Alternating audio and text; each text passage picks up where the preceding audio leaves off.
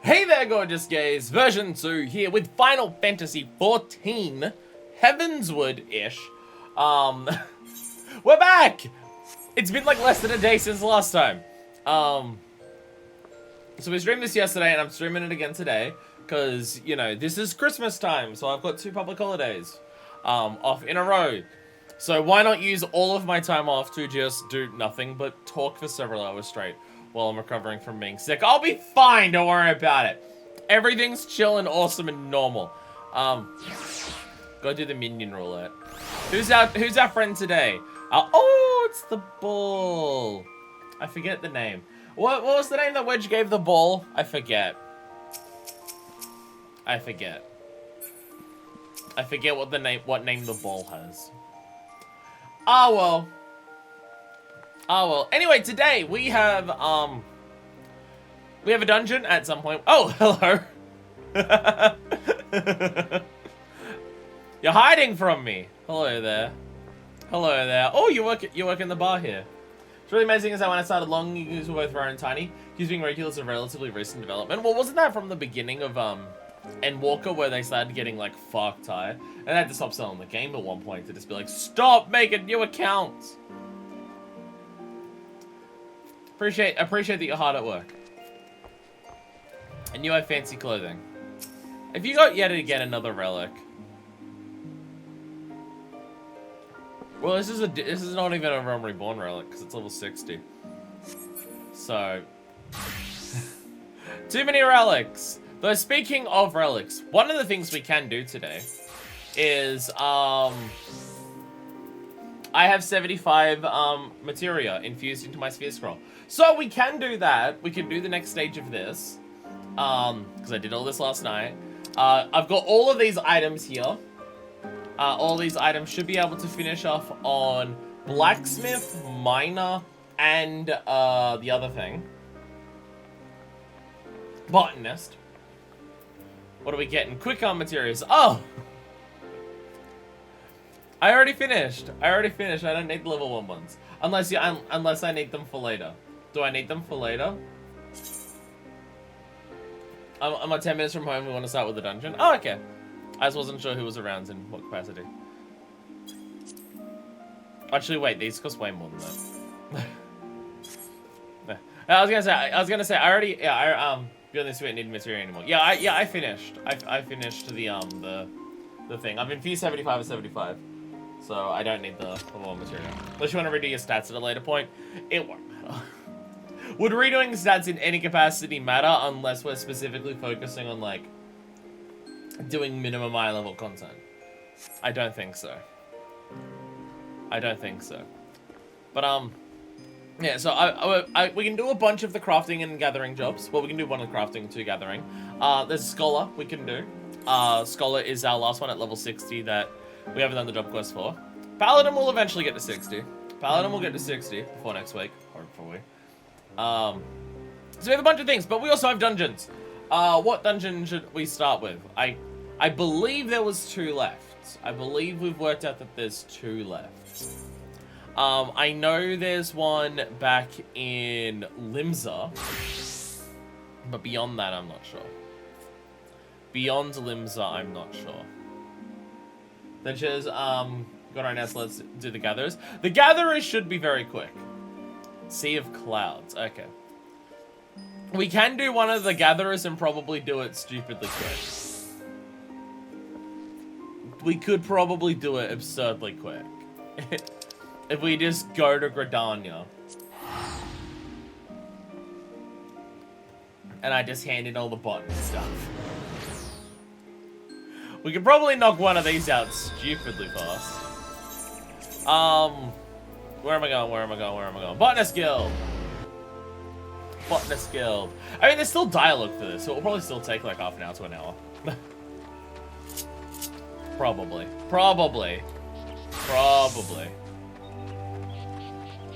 Hello! Hey, for future. Words hard. Hello! Hey, you were judging my wrapped skin gherkin, or whatever we made. Sap for smiles. For future wants to assign you a new task. Hello again, fuckfist. I'm told you've been putting your hatchet to good use. Well done. Yet, as I mentioned before, hacking away trees does not make you a botanist. You must also strive to deepen your understanding of nature. I say this in the knowledge that you have done just that. Whether you realize or not, you have the air of a woman who is at ease with the world around her. I do believe you are ready for your next task. Carpenter Guildmaster was also the judging. Oh, nice. Nice. I'll argue to go to Treespeak and harvest 10 pots worth of maple sap. Once you have enough, pray deliver the sap to Sicily. She'll be pleased to receive it. Off you go now, fuckfist. Damn! It was hard work to gather it all, but wait, where's... Oh, you're at the front.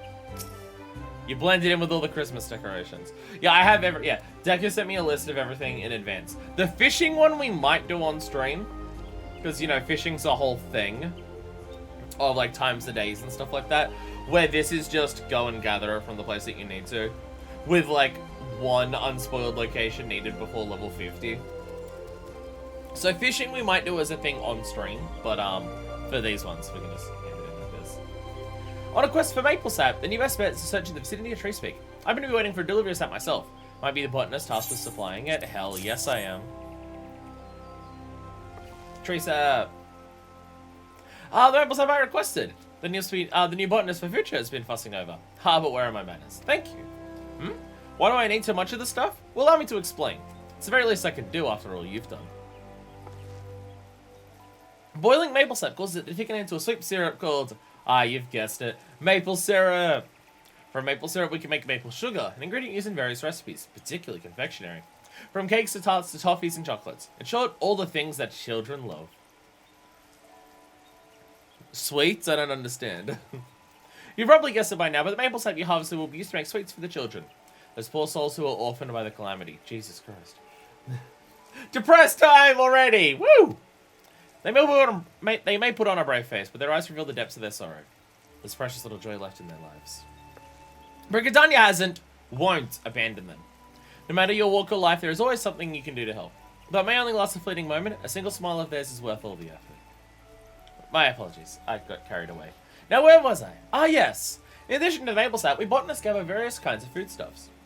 As such, we work quite closely with culinarians, those disciples of the hand who excel at cooking, on a different island. We're also on good terms with woodworkers and weavers, as both are reliant upon us to supply the lumber and fibre they need for their respective crafts. As botanists, it behooves us to learn what manner of materials are used in crafting, as there's no better way to do so than firsthand. If you have an interest, you might consider dabbling in one of the disciples out there. We literally did the leatherworker stuff yesterday.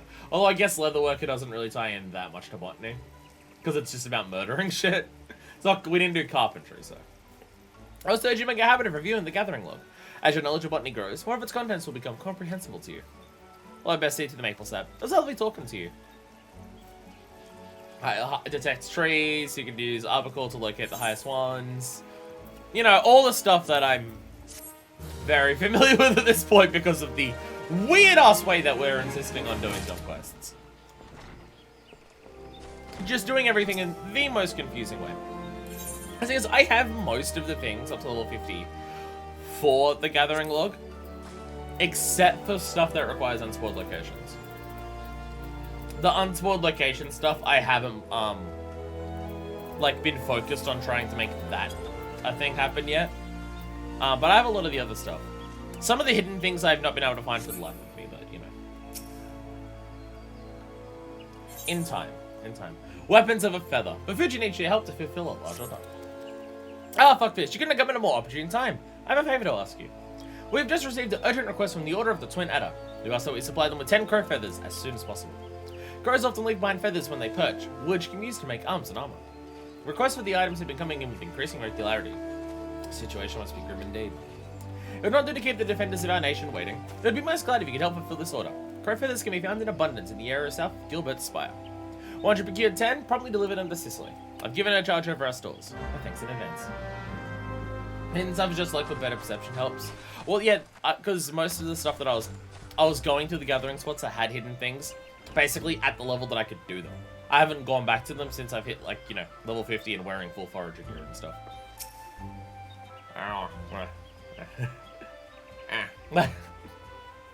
The mint that was in my mouth got, like, stuck sideways and stabbing into my my gums. Yeah, but that's that again. My thanks, friend. And in case you've forgotten, the crow feathers can be found in the area south of Gilded Spire. I've already got the... Yeah, this is gonna be rap. The crow feathers. You have my thanks. Doubtless you already know this from for future, but it's the Order of Twin Adder that requested the feathers. If I heard it true, then they're in the midst of preparing for a war against the Exile. The crow feathers are needed to make arms and armor. Feathered harpoons, plum to crooks, and the like. It's a fine feeling being able to do our part to aid those men and women who defend our nation. But to need such a large stockpile of feathers gives me pause to imagine the bloodshed that lies ahead. Will the 12s ever know true peace? Fuck you, Allagons! Let's just take this moment to say fuck Allagons. But there I go again with my wistful ramblings. Feel free to ignore me. I mean, the Allagons are not the only reason that there's unrest in the 12s, but for this specific reason, fuck you, Allagons. Now, before I forget, for future, ask me to give you something on her behalf. A scythe. The scythe is what we call a secondary tool. Using your offhand allows you to harvest from lush vegetation, in addition to the mature trees you already know so well. That... I'm doing fine. I'm doing great. That for future is seen fit to make you this gift is proof positive of your progress. You're no longer a novice, my friend. I dare say you're ready to try your hand at fieldcraft leaves. Perhaps even take on Grand Company work. But first I recommend you head into the wood and find some lush vegetation to try the new scythe on. Off you go now, and come back when you're ready to take on another task for the guild. Again, it's a little funny doing all of this at level 50. But it's fine, don't worry about it. Also, is it just me? Or is Fuckfist so adorable in her little gatherer's outfit? I don't know what it is about this, but just like the idea that like Fuckfist is normally like powerful, badass warrior, goes out fighting everything. But when she's relaxing and stuff, she's just like, I'm gonna put on my little coat and have all my little tools and I'm gonna go out and gather stuff. I don't know. I love the idea of it. Haste makes waste. The future is troubled and needs your help to solve a problem. Badass warrior had a nice camping trip. My dear Fuckfist, you are looking ever more a botanist. I do believe you are ready to take on further responsibilities for the guilds. Guilds such as ours exist only by virtue of the cooperation of their members. Each individual must set an example for the rest of the collective if the rest of the collective is to thrive. The time has come for you to set just such an example. Words hard. A matter has arisen, the handling of which I would entrust wholly to you. You may deal with it as you see fit, providing you see the problem solved. The matter in question concerns a valued client of ours, the merchant Outcast. It would appear one of our number has done something to upset him. Pray seek out the merchant at the Ebony Stalls and inquire after the reason for his ire. Oh, and use your words well, lest you add fuel to the fire. People are upsetty spaghetti. People are upsetty spaghetti. Uh-oh. Uh-oh. Let's check it out.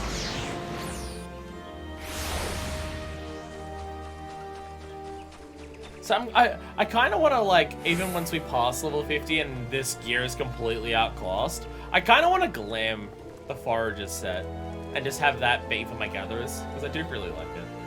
There are bonus titles for gathering in the 3R regions called Desert Reaper, Forest Reaper, and Meadows Reaper. People started really working on those when the Reaper job got announced. Absolutely. The future sent you, did she? Good. Not a man of mince words, so forgive me if I seem blunt. You know what a Majoram is? But of course you do. You're a bleeding botanist! It's a very common ingredient in alchemy, isn't it? Very common. Now, correct me if I'm wrong, but aren't you botanists supposed to be the experts at harvesting stuff such? Yes, you are. Strange in that the expert who brought me the last batch of fresh Majoram didn't so much harvest the poor plants as dismember them. Why the leaves were so torn up I couldn't recognize what they were at first. Needless to say, they're next to useless. Then thanks to your herb hacking colleague, I have no Majoram to make my concoctions. Which is why I inquired at your guild, and be told you were out of supplies. And here we are. Now, if it ain't too much trouble, I'd be obliged if you could bring me 10 sprigs of fresh Majoram. And I'd please like them whole, as opposed to the fine bleeding puree your bush butchering colleague delivered. Truth be told, I don't care much about your happy friend. What I do care about is not keeping my customers waiting for their medicine. In short, hurry. There's also just the Reaper for 500 fieldcraft leaves. Ooh, definitely need that one. For the love of the gods, be gentle with the plants, will you? I shouldn't have to say it, but after the last bloke, I'm not taking any chances. Did you get the Majoram? Herb said to go around Matron's leaf, though I hardly need to tell a botanist this. Do hurry, keeping dozens of customers waiting. I already got it. The Majoram! And such fine specimens. I'm sorry I gave you such a hard time, friend. Thanks to you, I can get back to making echo drops. Do you know of echo drops? They're an alchemical concoction that restores voice to silent lips, will allow the imbiber to cast spells again. Conjurers and thaumaturges never leave home without a bottle or 3. But I must say again, these are some of the finest specimens of marjoram I've seen, and they're none the worse for the picking. It's clear you know your way around a plot. As for your colleague with the heavy hand, I'm certain your guild will deal with him appropriately. Thanks again, and send my regards for the future.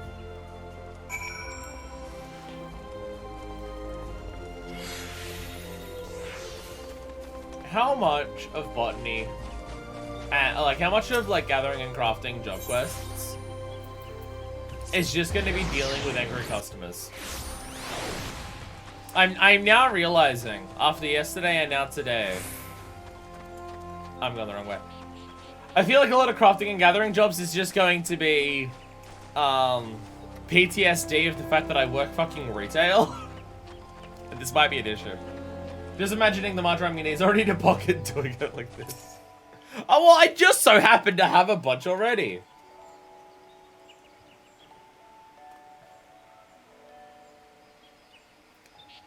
The quest after actually have less to do with your original guilds and more to do with doing jobs on commission in other regions. Oh, awesome! Actual retail. Fuck yeah. Ah, there you are. Thank you for a job well done. There's no need to report the details. I've already heard all I need to know. It is my belief that the botanist in question had not but personal gain in mind when he so hurriedly harvested a marjoram. In his haste to complete the task and claim its reward, he damaged the herbs and rendered them useless. Such greed brings shame to our guild, and I will not tolerate it. The offender's name shall be struck from our roll. As I told you when you first came to us, a botanist nurtures the natural environment to the mutual benefit of man and wood. He who thinks only of his own benefit has no respect for nature, is unfit to call himself one of us. Of course, you hardly need reminding of this. Something tells me you shall never give me cause to worry.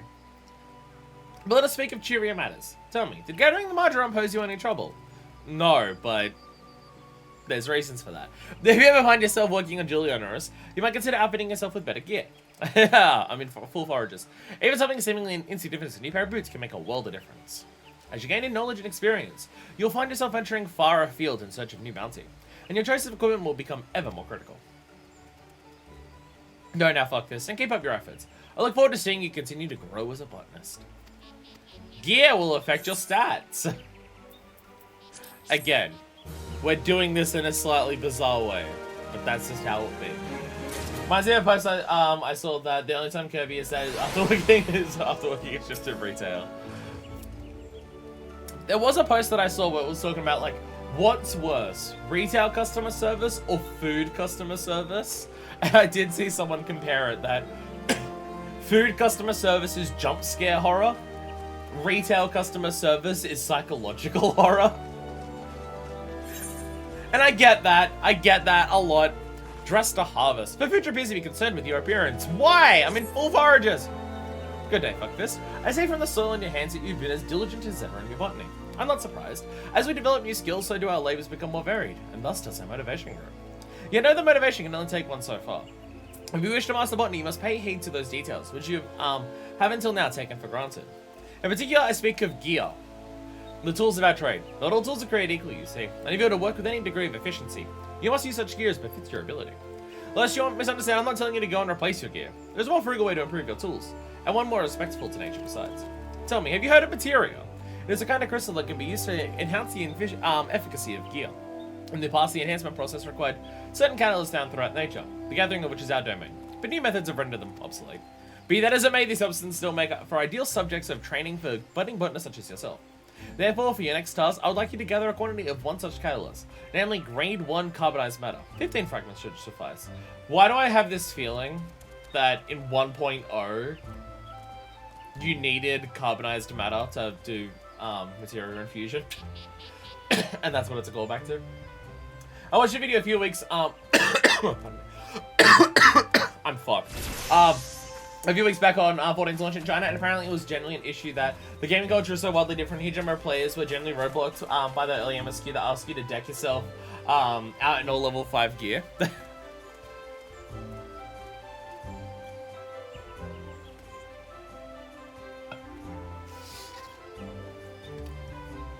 Why? Because they didn't because they had gear that was stronger than that, or because of the new gear? Hey, Domino, doing the gathering quest I see. Probably said long parents will eat soon. Hope you enjoy the holidays despite work in retail. Well, I go back tomorrow. So, you know, talking will go so well after doing two of these ones. But thank you for joining, Domino. Enjoy your Starlight Festival. History story time. Back in the day, you need to use carbonized materia as material glue with high levels of materia. Now it's all gone and only grade 1 is needed, and only for this and the mining quest. Okay. Although research of the area surrounding airport will prove fruitful, Hamlet lies in western Lanosha, upon the Isle of Vilbrand. Once you have gathered the requisite amount, pray present the carbonized matter to Sandra. He will teach you the basics of material. Ah. I'm gonna run out of these mints so fucking quickly. Lozenges, whatever you want to call them. Hey, Sandra. The future sent you to learn about materia, you say. Very well, bring me 15 fragments of grade 1 carbonized matter, and we'll talk. Don't need it. Seems the future has high hopes for you. Very well, let us speak of materia. The art of crafting materials is yet new to Eorzea. It was born of our shores for a goblin scholar named Mutamix a few years ago. So Mutamix brought it, so materia in Eorzea started from Mutamix. Okay. I knew he was like one of the big people, and I didn't realize he literally brought the concept to Eorzea.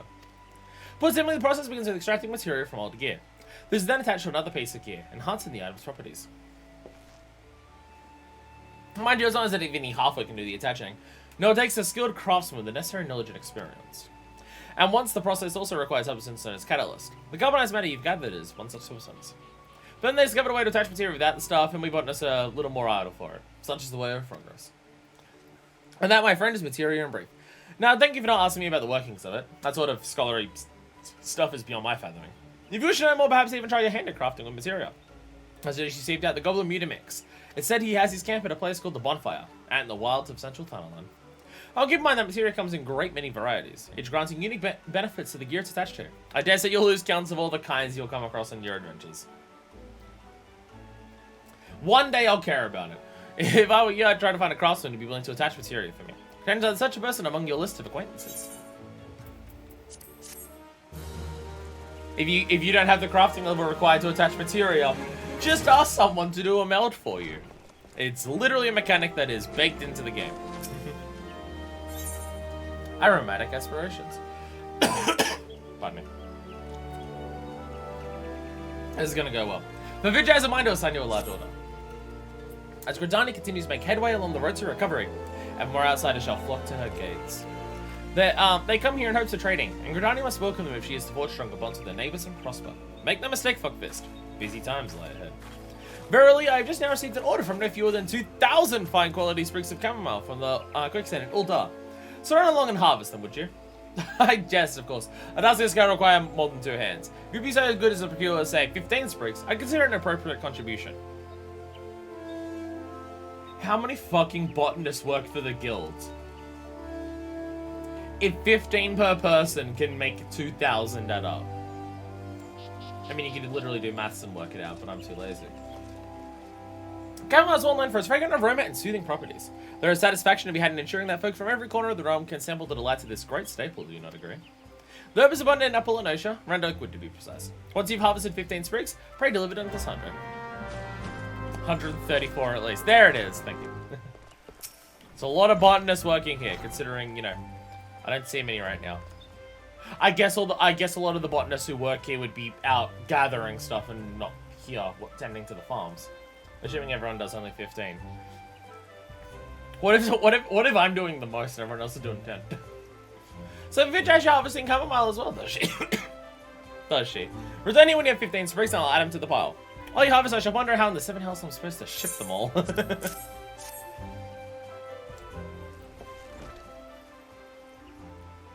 13, 14, 15! I have precisely 15 sprigs of chamomile. My thanks, friend. I'm pretty sure I got more than that, but yeah, I'll keep the extras for myself. Ah, that distinct aroma. Nothing like chamomile tea to calm the nerves. It's a perfect way to end the day, I reckon. What about the dank kush that the Varth have? Apparently that works pretty well at calming you down, based on the job quest, on the tribe quest you do for it. Now all I have to do is wait for your fellow harvesters to bring the rest, pack up the lot, and drag it all to the airship landing. So that I'll have to earn a cup or two of tea when that's done. But I suspect it will be the very last thing I fancy. I don't know if a future mention, but this batch is bound for Uldar. It would seem the lords and ladies there have developed a taste for chamomile tea. Developed a taste, I said. But like as not they drink it just to impress their neighbours. What surprised me, one bit of each cup was served on a golden saucer. Isn't that a place where you play games? Or are you making a pun? Ah, there I go again, sprout my old prejudices. It's a bad Gridanian habit, I know. Sorry that I'm a racist. Gridanian habit. Sooner or later I have to get rid of it. Don't want to visiting Uldan to splash hot tea in my face now, do I? Sorry I'm a racist. It's just our culture. We're trying to get it out.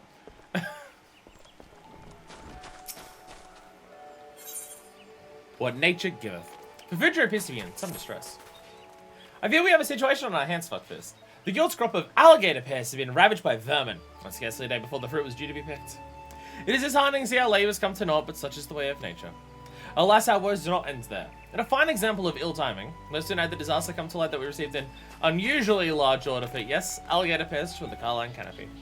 Yet all hope is not lost. But the fruit also grows in the wild. We need but find enough to fill the order. 15 to be precise. Our man Solio is charged with keeping track of such produce as may be harvested in the 12-Wood. He spends most of his days around Bent March Meadows at this time of year. If there are alligator pears out there, he'll know where to find them. Pray seek him out, fuckfist, and do as he directs. I already have them! I already have them! God damn it! Damn it! Sorry I'm a racist out on it, but it very God demands it.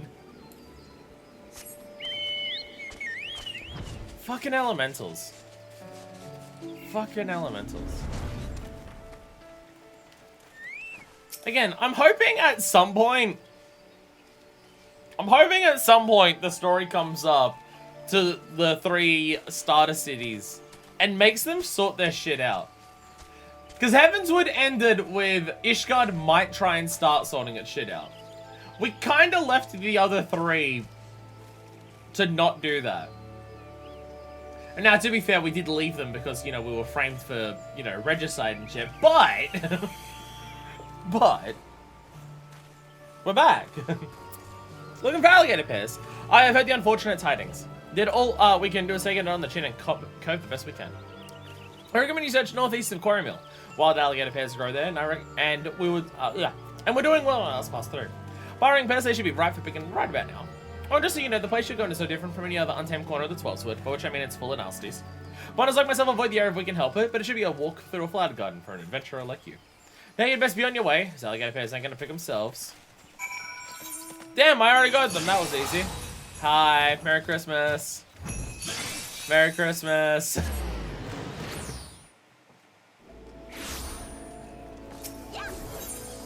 Merry Christmas. Spinning your gunblade around.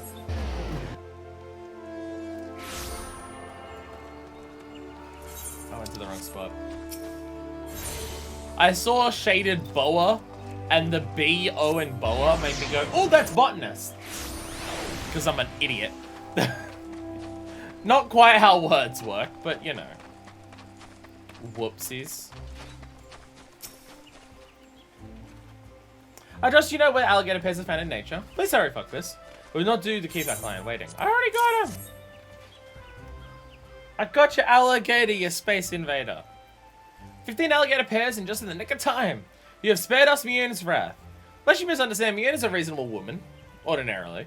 It is just that much rest upon the fruit's availability. Alligator pears are to form the centerpiece of a new dish of hers, you see. A hearty salad which she has been promoting feverishly to adventurers far and wide. Snow eel pie. Mione would not be best pleased had her plans gone awry. But owing to your efforts, she can keep her promise, and we good our reputation. My profoundest thanks, Fuckfist. I trust you've learned a valuable lesson from this episode, namely that we must not take nature's bounty for granted. As I taught you when you first came to us, nature is an unsentimental creature. She may provide it for our every need today, only to take it all away on the morrow. Those who would walk the path of botany must come to terms with this fact, and the sooner the better. For should your labours prove fruitless, and they frequently shall, no amount of brooding will avail you. At such times, one must remember that it is all for the seeming cruelty. Nature is not our enemy. She simply is. If you would become intimate with her and partake of her bounty, you must learn to accept her unconditionally. Nah. She's gonna invent guacamole? Fuck yeah! Fuck yeah. Fuck yeah. Go Mother Mio. It's something that I appreciate. I mean, like, story-wise at least. Gameplay-wise and MMO aspects, it always goes against it. But I do appreciate how consistent this game is with its themes. In terms of just, like, community, accepting people, all coming together to help things, sustainability and stuff like that. Like, those themes are so consistent across every part of this game that it becomes nigh impossible to ignore them. Well, I mean, like, obviously we're in Gridania, and that's, like, Gridania's whole thing with its Wellswood and everything like that, but it does come up in other places as well. But the idea, like, I don't know, just, game is good, what am I, game is good. I don't know how to say it beyond that. A feast, to say the least. If a venturer is in need of an adventurous helping hand. Ah, fuck fist, you couldn't have come at a better time. A dear old friend of mine has found herself in a predicament, and is in dire need of a botanist aid. Normally I would not trouble you with requests of such a personal nature. This task, however, should serve you nicely in your training. A contingent of the God's Quiver has just returned victorious from a hard-fought battle with the Exile, and my culinarian friend Yanni has been tasked with overseeing a feast befitting the occasion. Unfortunately, she is suffering an untimely shortage of a key ingredient. I ask you to harvest 20 laurel leaves, which can be found amidst the lush vegetation to the northeast of Little Alaminco in southern Thanalan. Then bring them to me for inspection. Easy done. Easy done. I already got them. Imagine if I didn't gather these ahead of time. Ow. And we did actually spend that time teleporting between every location to do this. It would make this take 4 times as long. Let me see here. 19, 20. And nary a withered leaf among the lot. Nanny will be pleased as peas.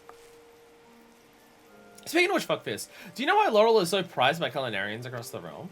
Not only does it boast a most pleasant aroma, deep yet not overpowering, the perfect descent to a savory stew or seasoning for a steak, but it is also known to stimulate the appetite. The brave men and women of the God's Quiver feast now, but it is only a matter of time before they are summoned back to the field of battle. Deliver the laurel to Yanni, that she might prepare a feast that will warm the hearts as well as sate their stomachs. Yanni! Yanni! I got you a bunch of leaves. Greetings, friend. You've been challenged the botanist to him for future entrust in my order for laurel. I sure am. So I see the word laurel and I just think of the laurel gobu that just has the thing around there. Well, I can see why Future is always singing your praises. These will be among the crispiest, most aromatic laurel leaves ever to grace my spice rack. Yanni / laurel. Is that a thing? Are you doing a thing? I'm not sure. Exiled raiding parties grow more relentless with each passing day. I fear that day will soon come we can no longer afford to feast our men as heartily as we do today. Still, Gridania's finest requires sustenance as much as they need their lances and bows. I am but a simple culinarian, but I will do what I can to support my countrymen, and yet there is only so much I can accomplish on my own. In any event, I am grateful for your aid. Pass on my thanks to Future, and let him know that I shall be calling upon your services again. Do you remember that dress thing from years ago when some people saw... Okay, that I remember, yes. That I remember. Whoops, I'm going the wrong way. I remember the dress. There was another similar thing where it was whispering a voice clip. Some people heard Yanni and others heard Laurel. Okay, that one I didn't see. Oh, okay. So the quest is just a reference to that. Get Yanni some Laurel. Okay. It's Final Fantasy XIV, of course. Of course, a quest involves a subtle and silly reference to something obscure that, like, maybe 2% of people will get. Of course, because they always do that. Yanni was overjoyed with your delivery. Thanks to you, she'll be able to prepare a feast befitting the triumphant occasion. And yet, truth be told, I take no pleasure in martial victories. Every day we continue to water the soil with blood, I fear we lose something of what we once were. There was a time when Gridania and Ixal alike lived in harmony with nature, and with each other. Is there no other way to resolve our differences than with lance and arrow? Forgive me, fuckfist. I do not mean to burden you with my troubles. It's alright, I did a bunch of crafting for a bunch of Ixal, and I'm friends with them. So, you know. What's the quest say? I read it. Crisis of Faith. Vigil wears a pensive mien. Oh, good evening, Fuckfist. Forgive me if I seem a bit pensive. I am having a pensive mien right now. If you must know, the thoughts that our harvest are contributing to the war effort has been weighing heavily on my heart. What I truly wish is to be an agent of peace. What can a humble botanist do? In the meanwhile, another order has come from Yanni, this time for zucchini in large quantities. No, I'm afraid our homegrown harvest simply will not suffice. Fortunately, they're said to grow wild in abundance in the Lenosha region. I also could travel to eastern Lenosha and harvest 20 of the finest zucchini you can find from the area south of Raincatcher Gully. When you are through, bring them here to me. Easy done. Raincatcher Gully zucchini. What resplendent zucchini! That's not true, it's a zucchini. None of them are resplendent. I have no idea such succulent specimens could be found in the wild. Truly a testament to the splendor of nature, is it not? The zucchini plant is quite sensitive to humidity. One would never see them grow so large and luscious here in the 12th wood. Furthermore, they are quick to ripen and quicker to rot, meaning that timing is of the essence. And yet, perfectly ripe zucchini is truly a thing of beauty. Sweet enough to be savoured raw, its skin retains a pleasantly firm texture even when stewed. I suppose Yanni means to prepare a wholesome and hearty feast for our soldiers. I know, I should take pride in serving our nation this way, but I've troubled you enough. Take your harvest to Yanni with my blessing. Also, sup. Hello. Hi. Hello. Like the latter half of each crafting questline, the latter half of the gathering quest used to require high quality crafting. Once they remove high quality crafting, they just bumped up the number of the quantity required. Yanni's in a different spot now. Yeah, so now I just I noticed that in the list that that Deku sent me. Oh, you're inside. There you are. You're moving around, Yanni. You're confusing me. Yeah, it's just like you need 5, 10, 15, 20. Hey, Mikey. A welcome hive is coughing immediately on you. But Victor assured me my 20 zucchini were on their way. Maybe the one who took the order. I sure am. Wow, what a remarkable zucchini! Again, not a thing. I've seen the likes of these in quite some time. Not seen the likes of these in quite some time. At the risk of sounding boastful, I dare say that makes for extra ratatouille, which happens to be the tastiest gradania has ever seen. Ratatouille's a dish that holds a special place in my heart. It was the first recipe I learned, you see. Taught to me by none other than Pafucha's own mother. My father was a traveling merchant, and our family moved over when I was young. I had few friends until we moved here to Gradania, where I befriended Pafucha. Hours I would spend by her side as she rooted through her garden. After sunset, we would go inside, where her mother would whip up a ratatouille that truly warms both body and soul. Ah, to relive those days. Wait a minute, I have an idea. Just hatch an eggs in Violet. One day I'll play Pokemon. I have it now, by the way. I own Pokemon Scarlet now. So Pokemon Scarlet LP, coming at some point. I just don't know when. Probably when we finish Fire Emblem. This is the ratatouille that inspired me to pursue the culinarian's path from such a young age. Do take a bolt of her future. It seems she could use something to pick up her spirits these days. Have a nice bowl of food to distract yourself from the fact that you're helping do a war. I thank you for delivering the zucchini to Yanni. I suppose she is already slaving over a hot stove, preparing a stew that will give our warriors the stamina to fight yet another. What's that? Yanni has something for me. Special ratatouille, just like the future's own Ma used to make. Why this? This is my mother's ratatouille. I always knew that Yanni loved this recipe. I had no idea she had learned to reproduce it at such succulent perfection. Ah, it's bringing me back to the old days. Yes, things were so much simpler then. Now the ratatouille that once warmed our hearts after hours spent frolicking in the garden serves to light a fire in the bellies of those who march off to war. Will things never again be as they were? No! She got even more nostalgic for time when fight wars weren't happening. Hey, I leveled up! Da-da-da! Botanist in a bind. Reason of elements of a future feeling increasingly unsure of herself. Fuckfist, I trust you. Not only is a botanist born, she shares my dream of bringing peace to the forest that shelters us. The order that's been just commissioned from us mistletoe in staggering quantities. Happy Christmas! You need to search in the vicinity of Camp Dragonhead in the central highlands of Kefis. The gear... It's gonna go so well today. The geared properties of mistletoe make it a vital ingredient for many salves and medicines. I can't help but fear that our guild has once more been drawn into serving this fruitless war effort. Forgiving for being a hopeless idealist, fuckfist. Could you visit the Adness and inquire with Lieutenant Gavin as to the nature of his request? I'll not refuse his order. You may assure him of that. I simply wish to know.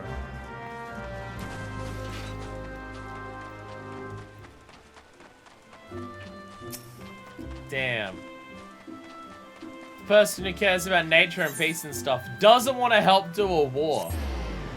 Understandable. I say as the literal fucking warrior of light.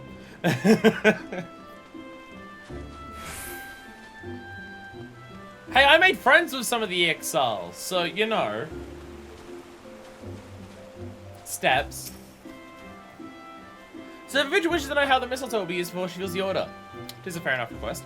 I've not intended to deceive you nor her. The mistletoe will be used to prepare medicines for the battles ahead. It's as simple as that. This will not please the pacifists like the future, I know. But what can be done?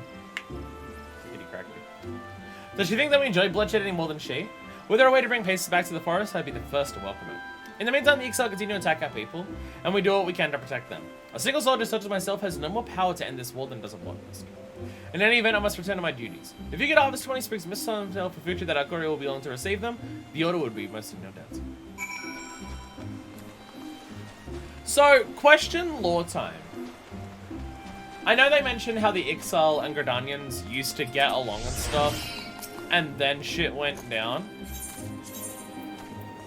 Can you, like, point to a moment in Eorzean history where the Gallian Empire started their campaign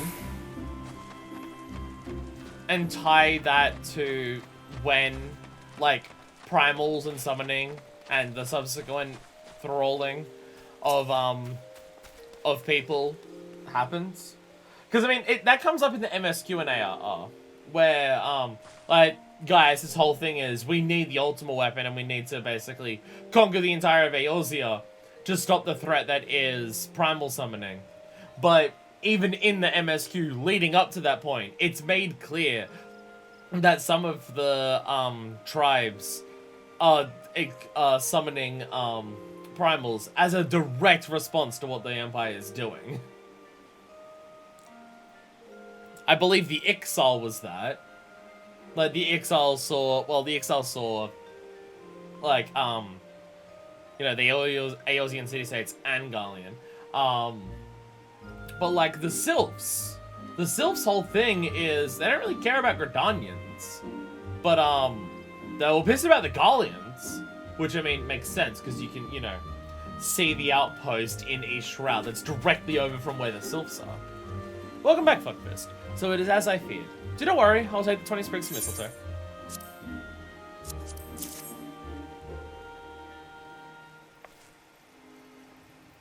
Thank you. You have served the guild well once more, and so the unending cycle of bloodshed goes on. Needless to say, by no fault of your own. I bear no ill will to Lieutenant Gavin or his people. On the contrary, I have not but respect for his candor, not to mention his service to my homelands. Always heavy on my heart is a sentiment far more simple. Almost childish. I simply cannot bear to see the forest I love suffer any longer. War is inevitable, this I understand. But by aiding the war effort, we do not merely contribute to the suffering, we profit from it. No better than the parasitic mistletoe. We suck the life out of the trees that shelter us for our own personal gain. A parasite. Is that what our once proud guild has been reduced to? How can I in good conscience permit this to go on? Forgive me, Fuckfist. I'll be alone with my thoughts for a while. I'm hoping the end of this questline isn't telling her to get over it and help the war. I hope she has some form of solution. Seeds of Hope. Oh wow, I actually just get the wow. Okay, I didn't realize you just get the entire set for this. I actually just get the whole thing. Damn.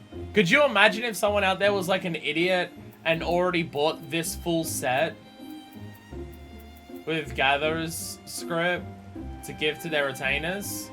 Options. Oh, true, I get one of them. I get one of them. And then I get the special weapon. She has reached her most difficult decision. Thinking I seemed a bit distant last time I spoke about this. Let me get straight to the point. I have not come to a decision easily, but I have come to tell to it all the same.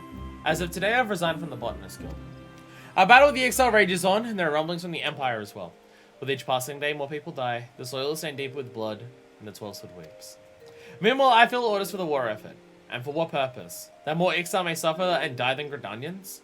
No, this is what it means to be a botanist in this day and age. I want no part of it. Yanni, Magnifica, bless her dear heart, has tried her best to convince me to stay. Still, I fear my heart is settled. My decision is mine alone. I'd pass no judgment on those who find meaning in their efforts here. Should you wish to continue to serve the guild, I am sure Yanni will have suitable tasks for you. Farewell, Fuckfist. I'm in a 12-sword ever shelter you. I mean, I still see the word Guildmaster above your head. Maybe an ever slight spoiler, but I do see the word Guildmaster still above her head. Oh, Fuckfist, so glad you're here. You spoke to Fufuchi, yes? Absolutely breaks my heart to see what's become of my old friend. Fufuchi and I have known each other since we were both knee-high to a funga, and I assure you her knowledge of Fufuchi is still knee-high to a funga, and I assure you her knowledge of and passion for the flora in this room is second to none. Skill would be absolutely lost without her guidance. Of course, I understand her worries. These are not easy times for a true seeker of peace and a friend to nature. And yet I cannot help but feel that her emotions cloud her better judgment. That she's not seeing the forest for the trees, if you will. Fufuchi's convinced herself that she's doing more harm than good to the natural world she so loves. Preposterous! Has she forgotten the countless trees she planted after the calamity, journeying far and wide to return lush verdure to our shattered realm? Someone must remind her of all she has accomplished, and the work that is still left to be done. You do appear in other cutscenes with other guildmasters. Sorry. I could tell that you don't quit. I'm sorry. So then I made contact with one of Future's former apprentices, a bonus by the name of Reuterloin, who now tends to a forest that Future herself led the planting of many years ago. My words as a friend I will not reach for Future now. Only fellow botanist who understands the depths of her worries can heal the wounds in her heart. I beg of you, Fuckfist. Speak with this Reuterloin and seek his counsel. Reuterloin tends to the forest surrounding the Timberlands Lodge in the central highlands of Gorthus. Please go quickly. Once the Future leaves that girl behind, I fear she shall never return. I think we've spoken to this character before. The name sounds familiar.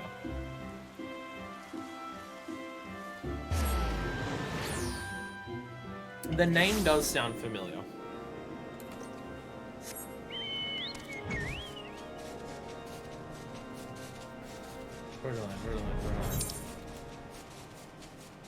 Oh! Yeah, okay, I know, yeah. I know. I believe during some of the Exile tribe quests you talked to him. Yeah. Yeah. You talk to this dude for some of the Exile tribe quests, because there's an Exile, that's here. And you talk to them, and then you also go over to here and talk to this dude for supplies. Yes. Also, there's a possibility you can during the MSQ when we're doing the House of Tom stuff, because that involved a lot of characters around here. Well met, Fuckfist. You ain't told me to expect you. I am Reuterloin, a humble botanist playing his trade in these bleak lands. Botany is not simply my livelihood, I consider it my true calling. A calling I never would discover were not for Future's guidance. Needless to say, I was devastated to hear the news. All hope is not lost, however, as I have hit upon an idea. Tell me, Fuckfist, are you familiar with the spruce tree? I do not blame you if you are known as a rare sight these days. As Future would tell it in the years before the calamity, vast forests of spruce would stretch for miles and miles. What spruce trees you see today are the result of Future's efforts to bring the flora of ages past back to Eorzea. Perhaps seeing that her work is born for it will convince her not to abandon her life as a botanist. Knowing Future as I do, the gesture would mean most to her. Spruce are harvested by the hand of an apprentice close to her heart. Your hand, Fuckfist. Before you set off, be forewarned. Spruce is still rare to these parts, and not easily discerned. Only one with knowledge of the truth of forests could hope to identify such trees, and only then after straining the eyes from the break of dawn. If your eyes are true, friend, you'll come upon mature trees unlike any you've seen before. Harvest them from them 3 spruce logs and bring them to me. Oh, wow. It actually just straight up tells you for this one, for the quest, hey, this is the unspoiled location. It's at this time. For this one, it'll tell you the time of day, which is at least something. But I do already have it because, you know, I was told about this ahead of time, so I already got them there. According to Encyclopedia Eorzea, the Elementals expelled the Exile from the Shroud before Gridania was even founded. And in fact, the Elementals getting pissed and kicking out the Exile was the inciting incident that inspired the hero and Ellison to try and make a pact to the Elementals in their stead. It was a few hundred years ago that they tried to force their way back in after getting sick of living in Kurthus. Oh, so this is like ancient history. Okay, so we're not talking about, like, recent times. Like, it was ages ago. So it was the Elementals! Of course it was the Elementals. Yeah, they got forced underground back in the day, and that's how, we got Gelmora. Wait, do you mean the Exiles, or do you mean the Ellison and here? I thought Gelmora was the Ellison and here civilization that was under the 12swood before they came to the surface. Yeah. Okay, so the Exile stuff is, like, that long ago as well, which, yeah, that shit was a while ago for that. We're gonna try and do 50 to 100 at some point as well. That is also something that is on our list. 100 to 200, maybe not. From my understanding, 100 to 200 is fucked hard. But 50 to 100 is story, so at some stage we'll have to do that. Yeah, Ella's not wanting to get exploded by the elementals. Goddamn elementals. Should do the good located in spirit trace, remember. Only one with knowledge of the truth of forest can see them. Activate the skill, otherwise it won't work. Activate the skill or it won't work. So Wikipedia notes that there's no 100% known reason for the elementals kicking them out. Running theories that the Ixal got overzealous in their looking include way more than the elementals wanted them to. I mean, that does make sense with what we know about the Ixal, where the Ixal will log absolutely everything to try and make it back to the world of Ayatlan. I mean, that's half of the fates that exist in North Shroud for Ixal are, hey, Ixal are doing a bunch of logging. They've got like an entire clearing for it. Go fuck with it. So.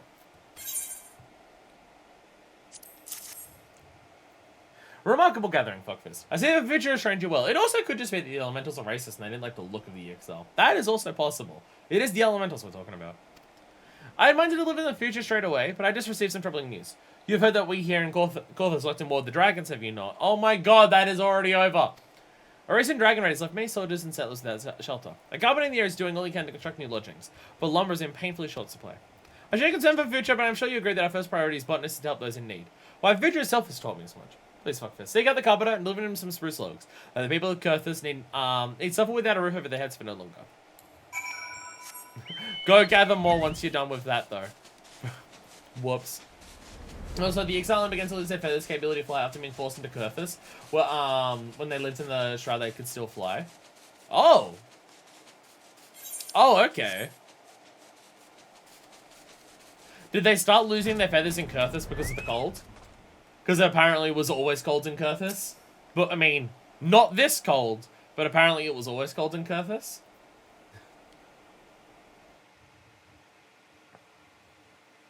I mean, just because they can fly does not mean they can reach Ayotlan. That's really fucking far away. Like, that is well and truly in the sky. Our airship struggled to get there. I mean, there was also a giant magic lock we had to undo. That would also get in the way. But, you know. Yes. On the off chance that you're either blind or stupid, I'm a busy man.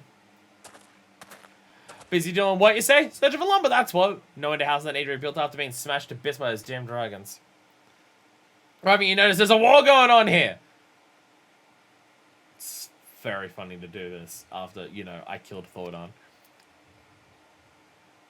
Look, I don't mean to be rude, but I know time for chit-chat. Take a look around. These ain't hospitable lands. Without shelter, people will die. I'm trying to help you! I'm trying to give you logs. Damn it all. Is there not a single sturdy log left in all the highlands? Why, this is... I've never seen wood like this. Where in the name of the 12 did you find this? Do you think that lumber of this quality could be found on these lands?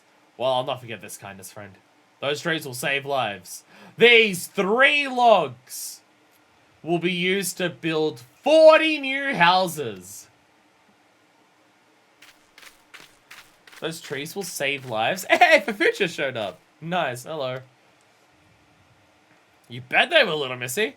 Speaking of which, whom do I have the pleasure of addressing? My name matters not. I'm just a humble botanist, and nothing more.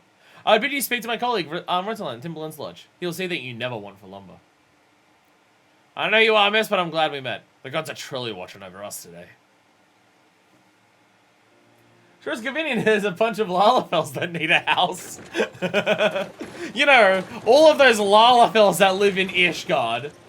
All of them. Shall we go for a walk, Fuckfist? Fuckfist having to walk much, much slower because one of her steps is the equivalent of about 15 for Fuchs. When Nanny suggested I travel to Kurthus, I had not the slightest idea what she had in mind. The moment I laid eyes on this forest, I remembered. This was your intent, was it not, Fuckfist? You, Yanni, and Rotalin? Your gentle concern for my faltering heart is not lost for me. Nor is the meaning of this forest. The trees themselves speak volumes. The seeds, the art of botany, the love and reverence for nature that we brought to Ishgard have taken root in the lands and the hearts of people, and grown strong. Strong indeed. As strong as majestic spruces that once more grace these snow-swept highlands. Spruces that would now provide shelter and comfort to those who have been ravaged by war. Like the Twelveswood, this forest has suffered greatly in times of strife. And yet, this forest has strength. A strength that it has harbored since time immemorial, and one it shares with us.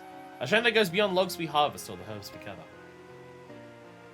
I must never forget the lessons I have learned here today. On the contrary, I must share what I have discovered here, that I hope might take root again in the hearts of our countrymen.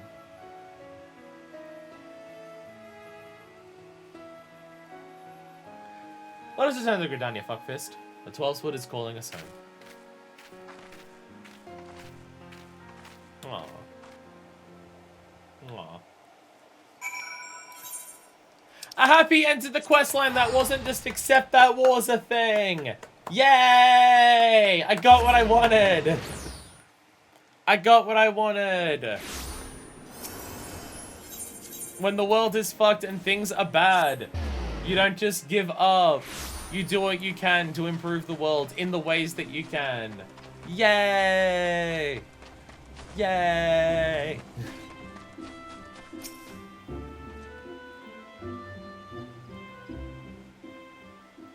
Do you hear, fuckfist? The leaves whisper to us, welcoming us home. To think I almost turned my back on them forever. The battle rages on, and the forest will not go unscathed. Gridania and Ixal hack away at innocent branches and uproot flowers and shrubs for their own self-seeking causes. The sadness, the powerlessness is at times too great to bear. And yet, if I were to walk away, who would tend to the wounded forest in my stead? It is only so much that a lone botanist can accomplish. And yet, every seed that is planted, every tree that takes root brings us one step closer to a future where we may live in harmony with the forest. In my pain and frustration, my eyes have been blinded to this truth. Thanks to you, Yanni, and Rodoloi, I see again. Rest easy, fuckfist. I'll remain here at the Growery. How could I not? The title's above my head. It's kind of stuck there.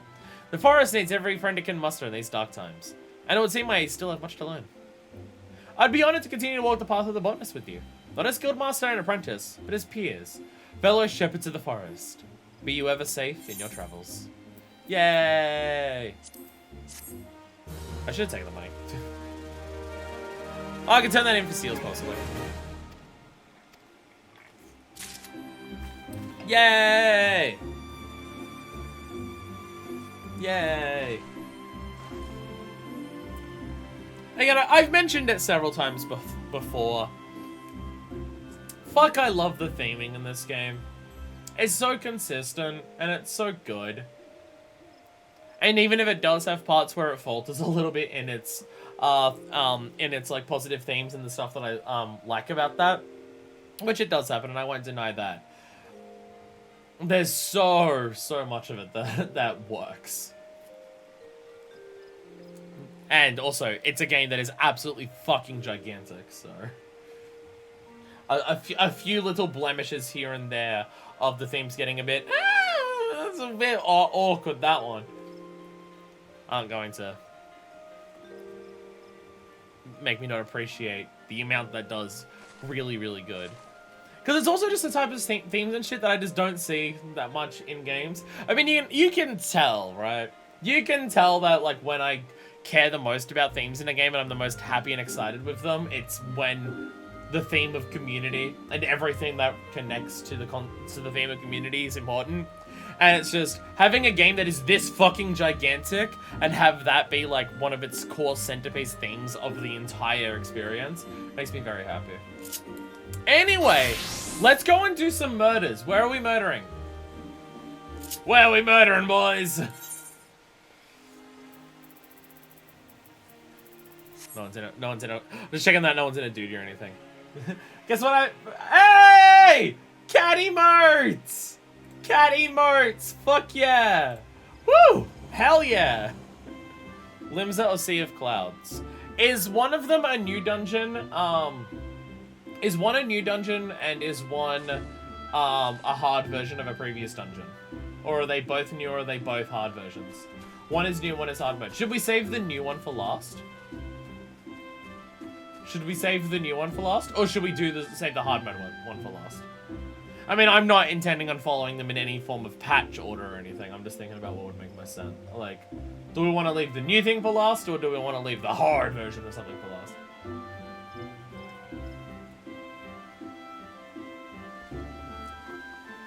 I mean, I assume if it's Vanda, it would be brand new, because we haven't been to the Sea of Clouds. I don't think we've done a single dungeon there. Oh, no, well, we've done dungeons in the Sea of Clouds, if you're counting as this law. We're gonna do hard mode now, which would be off to Limsa. To Limsa! To Limsa! Does that mean it's a pirate dungeon? Brave of you to be that scantily clad, considering it's snowing. Impressive. Impressive. I believe this one is out the front of Afcastle. I believe I've seen a blue quest running past here, so I'm assuming it's this. Hey, bye. Is it this one? Is it Trikerite? I've seen this blue. I haven't actually checked if it's a dungeon. It is! Because it's serious. Things are getting serious. Trikerite has some worrying news concerning Faro Sirius. Oh god, Faro Sirius. Faro Sirius 50 is not easy. Mainly because the entire thing explodes with cancer, but you know. Captain Badass Pirate Bitch! Perfect timing as always. We're in need of your talents to deal with some trouble brewing over in the Azaramba. Seems a pack of kobolds made a grab for Faro Sirius. So this work on the restoration barely made it out alive. Kobolds? Wait, kobolds? Why kobolds after it? Master Commander, not playing take back the tower. Master Mimi Do advised on how things stand on the ground. And when they asked him for his opinion, he get going on about some adventurer from long past that helped him drive off a siren from the same spot. Now, no disrespect to the old fella, but I don't have the firmest grasp of what happened when. So I couldn't help wondering if maybe, his era was, Euro was none other than your fine self. You've been a siren slayer and all. So what do you say? Willing to lend us or relighting the beacon? I knew we could count on you. One of our stormflies is making the final preparations at the airship landing right now. Tell her Trikerite sent you and she'll give you the particulars. The pirate accent is so aggressively strong with some characters, and it's hilarious. It is so funny. Just how intense it gets in some characters. Are we actually going to get to speak to Mimidoa again? Do we get to chat to Mimidoa? Captain Badass Pirate Bitch, we're honored to have you with us. The situation is developing even as we speak, but I'll do my best to explain what we know. According to Master Mimidoa, he and his fellow smiths barely escaped with their lives when the kobolds began scattering bombs around the lighthouse's foundations. He believes the beastmen intend to blow Faro Sirius to pieces, thus disrupting most vital supply route to and from Western Laodicea. Oh, that makes sense. Okay. I was about to say it's kobolds. Why would they care about taking Faro Sirius? There's nothing to mine there. But no, they're planning to blow it up to just fuck with people. Fair. Needless to say, they cannot be permitted to succeed. Must act swiftly before wrecks begin to pile up around our port. That's where you come in. Kobolds have sealed up the grand entrance, so we propose you to take to the top of the tower, by airship. Once you proceed inside and see to the bombs, along with any kobolds you encounter. Ah, we're doing it like we did some. Oh, we're going in from the top and going down. There's a very important blue spell to learn here. If you want to run it as blue now, we can rerun it as blue later to learn the spell. I do not trust myself in any capacity to start a dungeon as blue mage. I don't have any form of like good loadout or hotbar setup for blue mage, so for a first run through, I'll pass. I gotta like look up the stuff for blue magery that is just, hey, this is the good shit. Hey, random question, when you say a very important one, is that important spell etheric mimicry? I just noticed that that Pi has the sword there, and I'm now thinking, I don't know if I have etheric mimic. It is indeed. Okay. Okay. I'm thinking, what could be important? Oh, Pi has a sword there. It's probably etheric mimicry. The Master will then bring up the rear and skew area. Before we said, I must stress the need for caution. Master Mimido expects that the kobolds are bent upon destroying Faro Sirius. They'll have more than a handful of flaming voids at their disposal. One opportune explosion could set the restoration back by moons, if not years. You know as well as I do how volatile bombs can be. If we're to save the beacon, we best leave soon. Faro Sirius hard now accessible. Bam. Do we really need to have yet another entrance up in this landing ship where there's already a bunch of other entrances, like, just flashing everywhere here. I can be any class of blue, get even blue heal or blue tank. Etheric Mimicry. Fire Sirius hard. Fire Sirius, the pride of limbs of Laminza, is yet again in peril. The fine men and women of Naldik and Vermelis were restoring the interior when they were taken by surprise by a pack of kobolds and their explosive arsenal.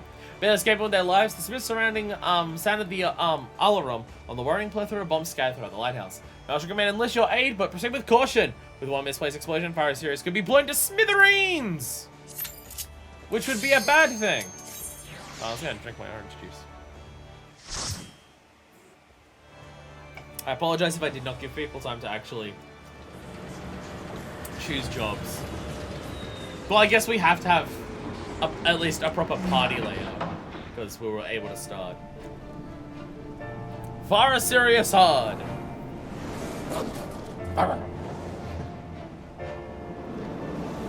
Welcome back to the Cancer Tower. How do they plan on fixing this place with the amount of crystals that are through the entire thing? Hey, look! That's where the boss fight was. Now with 95% more cancer! Awesome. And you can actually see, like, that's where we did this iron boss fight. Nice. Nice. Oh, I see. I'm not important enough to be dance partner? Okay. Just have the dance partner be the other DPS. See if I can. Corruption. Oh, okay. Okay. Not quite sure what was happening there, but alright.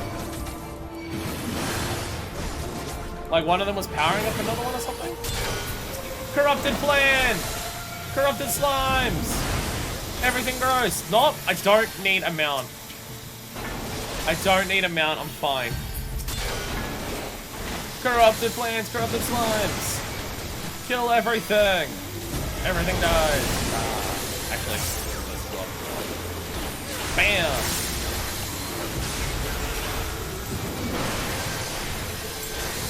Spin. That gas vent is very loud. Alright. After this, I'm gonna have to stop for a second to turn down the volume for myself and for the stream. Because, wow, there'd be a lot of sounds. Okay. Let me turn down the volume for you all. Let me turn down the volume a bit. I'm gonna have to turn down a fair bit for this one. But hopefully there's not too many of those vents that are just spitting out carcinogens. I think what I need is to set up a thing on my hotbars. Where do we actually go from here? I'm realizing I'm not seeing a pathway that actually goes through here.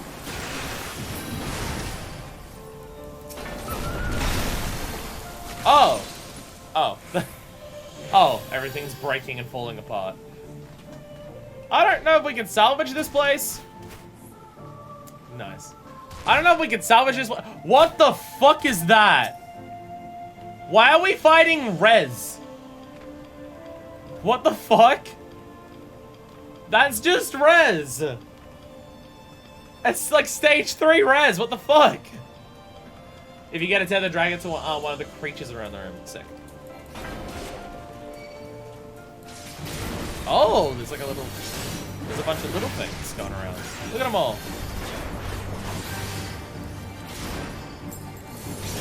So we're just gonna give the cancer to the other things instead. No cancer for us, but cancer for them. That seems mean. Oh, I got a tether. Oh, and okay, so like the tether sticks to it. Okay, I was thinking I'd have to like drag them all the way over. No, okay. Nice. Ah, poison. Gross. Come over this way a little bit. Thank you. Raw. Raw. Raw. Rah!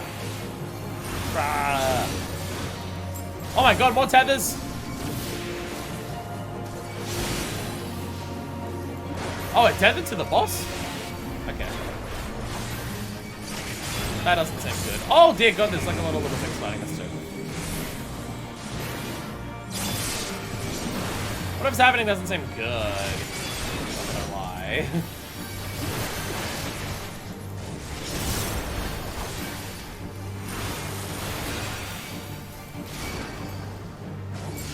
bunch of tethers keep going to the boss, and I don't know if it's because we're doing something wrong or if that's how it's meant to work. I have a lot of Volm stacks. No wonder I'm taking so much damage. Jesus Christ. Something's definitely gone wrong here.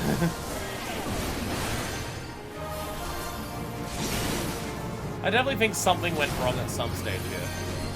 Did I not activate the sec? I swear sometimes when I go to activate skills, I do them way too rapidly, and then some of them don't actually prog. Like, it's still activating the previous one, that it doesn't read my input for activating some of them. Whoops. I can't tell whether that fight went wrong, or if that's how it's just meant to go. I mean, none of us died, but... The tethers make an ad, it's gotta be 1 in 7. So if you tethered the boss, that was rough. Okay. I mean, I tried to not tether the boss. I thought I tethered something else. But I apparently didn't. Aw, the bombs. Cockmaster salute, can't wait to get salute you water on the first try. Oh, this is also Cockmaster? Oh. Oh. Time bomb seems to... Okay, the time bomb is gonna... Okay.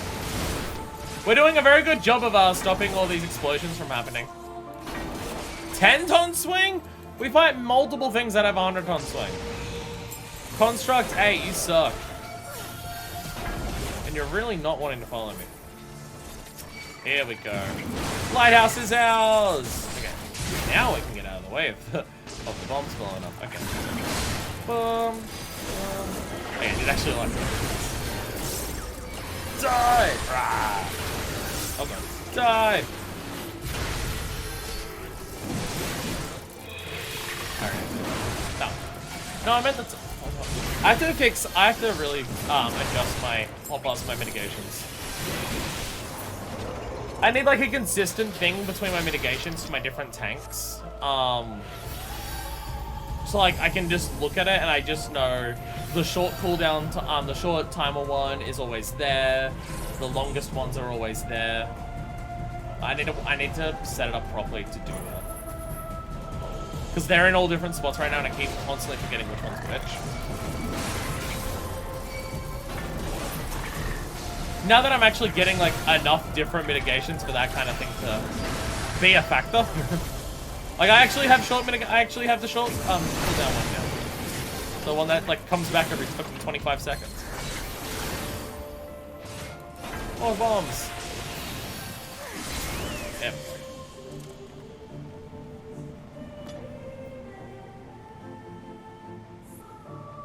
Music in this game is so good.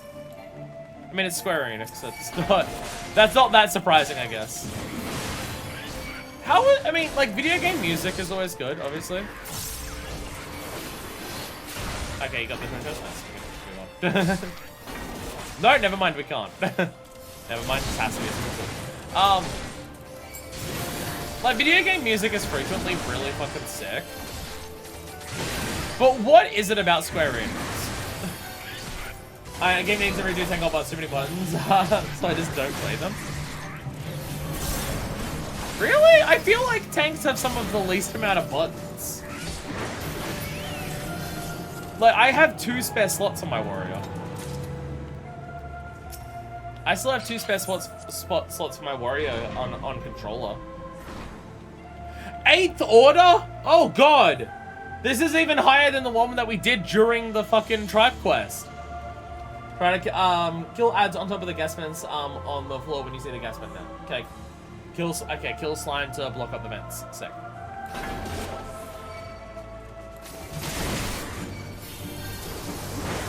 Yeah, it's even higher than that other trick. Oh. I wasn't sure what was happening then, and then I realized. Oh, I fucked up. Bro, they feel enchantment materializes into corrupted gel. Corrupted gel died very quickly. Whoops.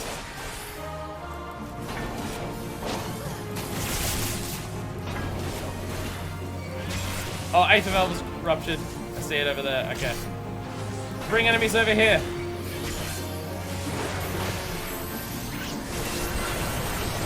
Oh dear God. What are you doing? I got stunned. No! No! No! I'm getting stun chained. I'm getting stun locked. Probably want to kill the alchemy if I had to guess. Seems to be powering up this brick. There we go.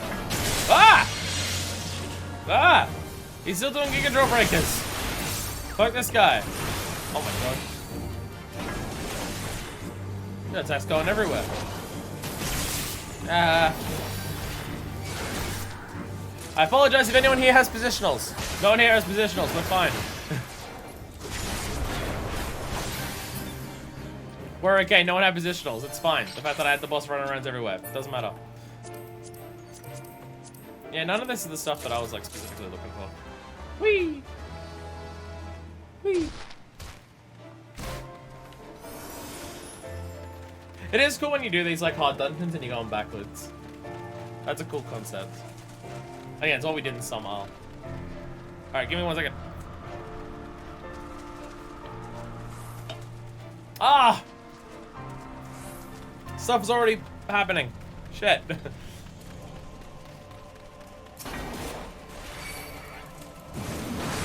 Stay back, don't interfere. Counterpoint.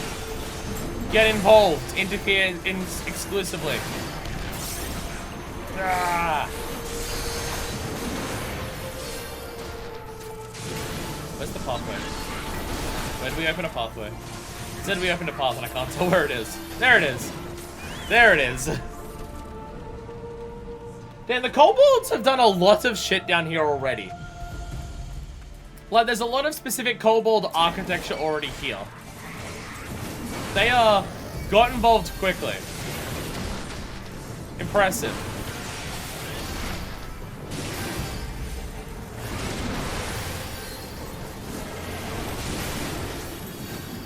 Once again, not sure where to go. We're in just dank caves and I can't actually tell which way is forward.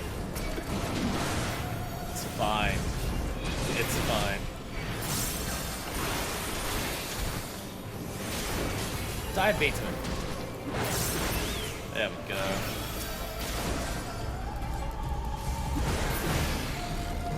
Is it this way? This way, there we go. There we go. I worked it out. I worked out where to go. I know where I'm going.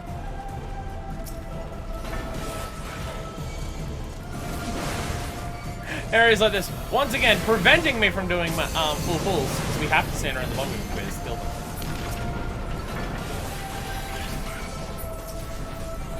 Probably don't want them to break down the walls. Wild guess. Probably not something we want to happen. How are you not dead yet?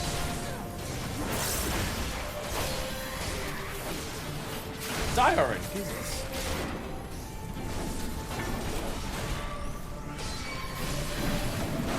Okay, this thing's killing other people. Where are they? Oh, you're over here. Okay.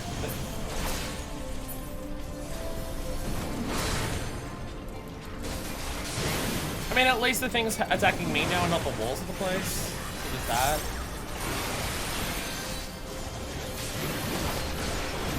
Oh.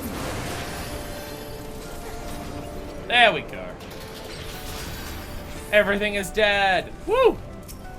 That was only mostly extremely messy. I know what I'm doing. I know what I'm doing. I know what I'm doing. I'm good at the video game that I've spent 1,000 hours in. I'm good at it. Shut up.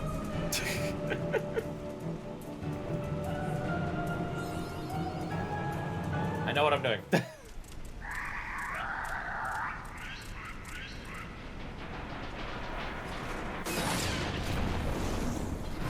Oh, I thought they were gonna explode the entire building straight away. No, they've just made a giant bomb. Okay. Progenitrix. Admittedly not a dungeon that comes up as many people's favorite. I mean, hard to do massive pulls because of how many standing still objects there are. So, you know.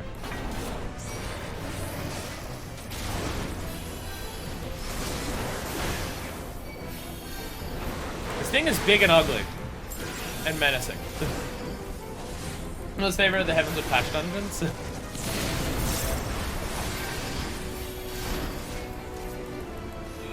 This thing seems like it's dying very quickly, which makes me think there's going to be a gimmick at some point.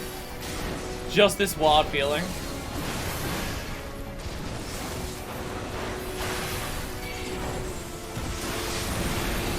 Mom mad!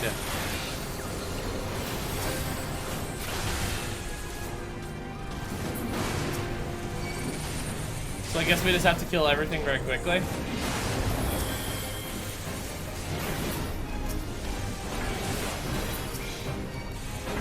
Just make sure everything's dead.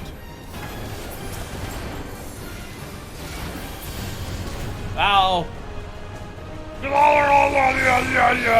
Ah! Oh my god! The ghost of the bomb! Progenitor! Jesus Christ, okay. Bomb is back! Bomb is back and bomb is pissed!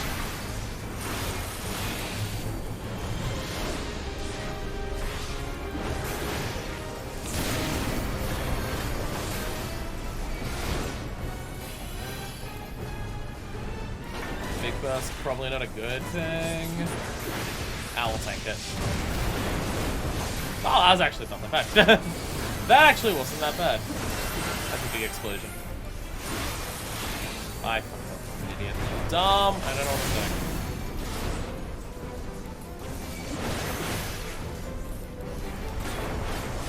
There we go. It's amazing how simple the burst window is for Warrior. And how often I still fuck it up.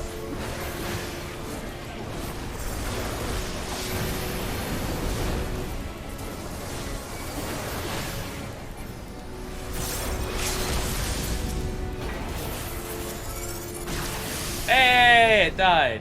Woo! We did it! Hopefully it doesn't come back to life but purple this time. Yay!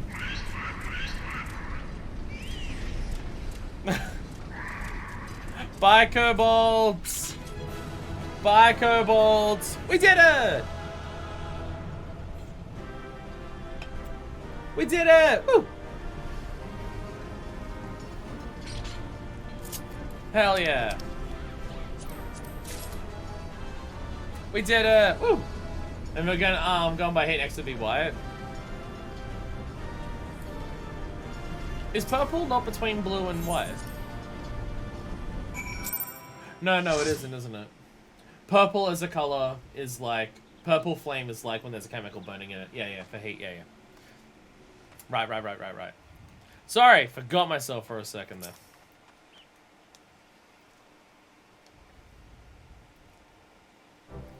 We did it! Captain Badass Pirate Bitch, you've returned! You got us worried for a moment there. We heard an awful rumbling coming from deep underground and feared the worst. My men had concluded preliminary sweep of the lighthouse and dismantled the remains of the bomb incubators. They dismantled it the way that I did it, as in hit it with a giant axe until it died. It would seem the basement have abandoned the tunnels directly beneath the tower. We have sent scouts in to pursue them, but the passages stretch farther than expected. Pardon the interruption! Hello.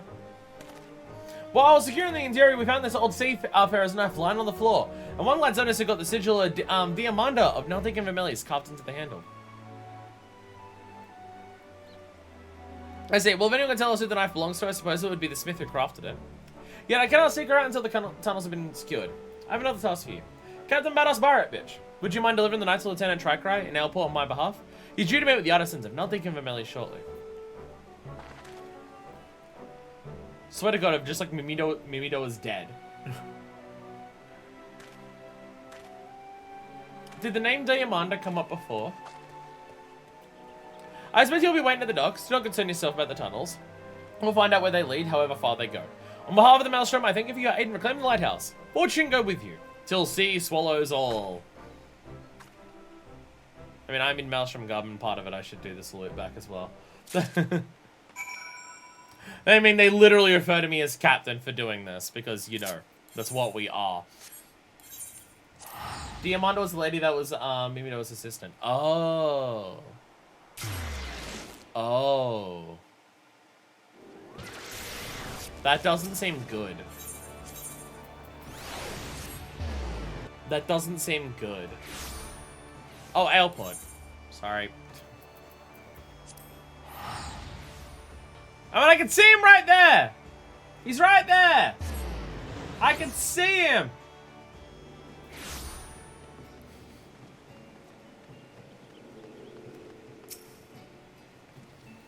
Captain Badass Pirate Bitch, I just heard the good news. By Limlane's blessed light, you did it. You saved Pharaoh Sirius. Ah yes, because the condition that it's in, I'd consider that saved. A rusted knife similar to those most commonly carried by sailors to cut rope. Tool is featureless save for the name Diamanda, crudely crafted into its husk.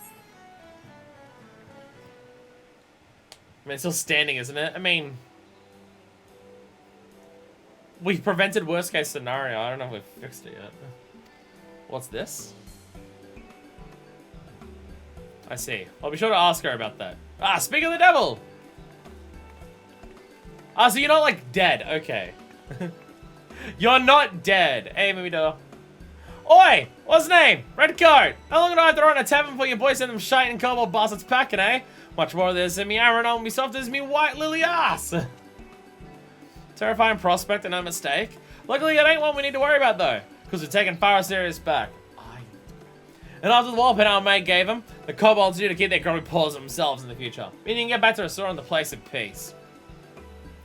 Yay! Celebratory cheers. Woo!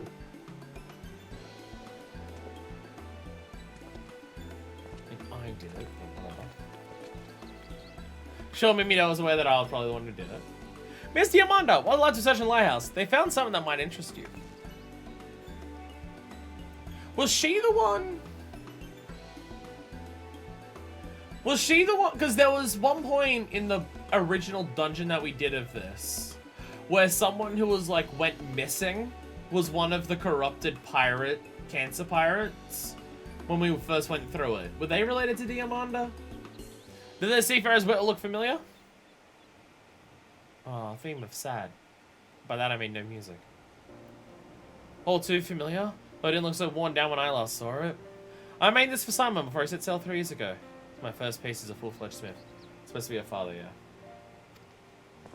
Simon! As in Captain Simon from Maelstrom Command? Yeah, because he was one of the bosses the first time we went through it. Which I guess we never told her about. The same, I never meant it to be a farewell present, but knowing he used it often, and kept it with him to the last, well, it means a lot. Master Mimidoa, I think that's a sign. Why else would my first piece be returned to me but to show off how far I've come? The scene makes me want to restore the lighthouse to its former glory even more. To make it into a place to honor the lost, rather than a place to grieve for him. Aye, alas, that's the way. There's things we all would sooner forget, but remembering them what makes us stronger. Wouldn't you agree, Initiate? Speaking of remembering, you remind me of someone. Someone about the eyes. Oh, aye! Yes, be an image of a lass that once helped me drive back the army of the undead. Alright, tough bugger she was. Like you, only taller. Hey! I haven't shrunk, what the fuck? Even if I know what happened to her, but looking at you, I'm guessing she's out down and squeezed out a few young'uns. Ah, brings a tear to me, I see you're carrying on the family tradition. It was a couple months ago. I'm obliged to see you, lass. I'm much obliged to you, lass. Much obliged. It was a couple months ago. Rogadins don't grow that quick. I can't thank you enough for saving the lighthouse. If it hadn't been for you, all of our hard work would have been for naught. As soon as way too please understand things like the passage of time. Fair. But I for one mean to make the most of this reprieve. I swear to you on my brother's memory. Brother. When we're finished with Pharaoh Sirius, it'll serve as more than just a guiding light to safe waters. It'll lead the souls of those lost at sea back to familiar shores.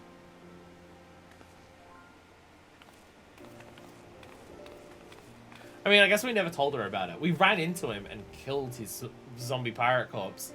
Cancer zombie pirate corpse, I should say. Last time we were there. I guess we just never mentioned it because it was a bit... Some folks see Pharaoh Sirius as a cursed reminder of the calamity, whilst it is a monument to Limsa's golden age. But I'll bet it means more to them than a pair everyone else in Lenosha put together. And someday they'll show the world how it looks to them. Like a beacon of hope. I realize I still ain't thanked you probably for giving us an hand with all this. Hardly need saying, I suppose, but the Maelstrom couldn't have done it without you. You can leave the rest to us, though. We'll see that this mess don't get disturbed again. Until next time, then, Captain Badass Pirate Bitch. I mean, like, I literally run around in a Maelstrom coat and hat at this point. Like, we did it!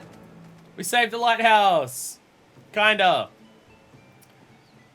It still has a tumor sticking out of it, but it's fine, I'm sure. Don't worry about it. It's chill. So, what next for our plans? There's 3 main things that I've got prepared, or 4 main things we can still do that I've got prepared. Wait, 3 or 4? 4. So we have Scholar Job Quest, Blacksmith Job Quest, Miner Job Quest, and Relic.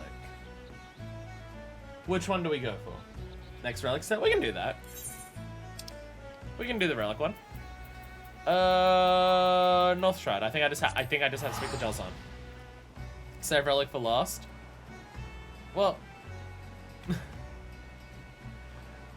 will we do anything for the rest of today that'll work on the Relic step? That will work on the next thing.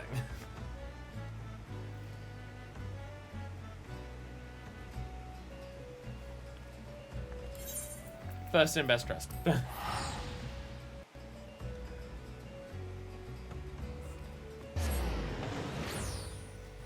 First in, best dressed. That's how the chat works. First person to yell a suggestion gets theirs.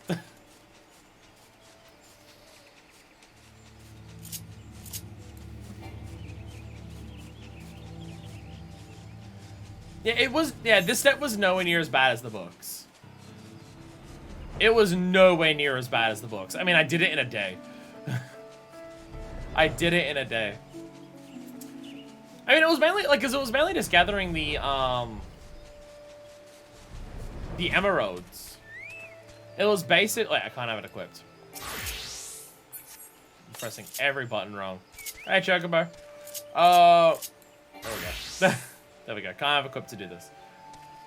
Yeah, it was basically just gathering the gemeralds, which you just buy 3 maps at a time, go and do them, come back. You get 5 per, so you didn't need that many. You only needed 15 maps. I had most of the poetics for it. And then I just spent like 300,000 on the market board getting all the material for it. And then it was done. Much simpler. Through my art, I shall transfer the sphere scroll light energy to your relic. Let me the object you wish enhance, and I shall see the deed done. Bravura Animus. Magnificent! Sphere scroll shines as the stars in the heavens. When your relic receives its power, it will be enhanced like so. I mean... I don't know what stats are good or bad. I just went for this, so I'm just going to go for it. And also, again, well and truly outdated content, so... As you will it, I shall finish the task that you and Herbetin have started. This will take but a moment. O mighty relic of Eld! Receive of this scroll the memories of toil and triumph. And with thy newfound light, illuminate this adventurer's path. It glows, but more. It is done. Take up your weapon anew, my friend, and bask in its radiance. The radiance of a newborn star. Woo! Reborn through the power of materia. Which have another relic weapon, you may do the sphere scroll thing again. And you can do it 10 times if you're nuts.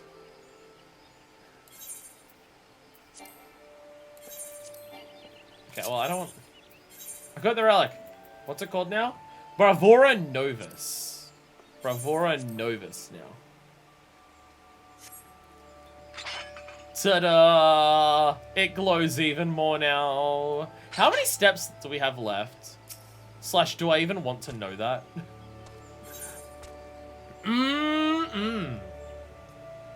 No mess, Novus. Zodiac Glass.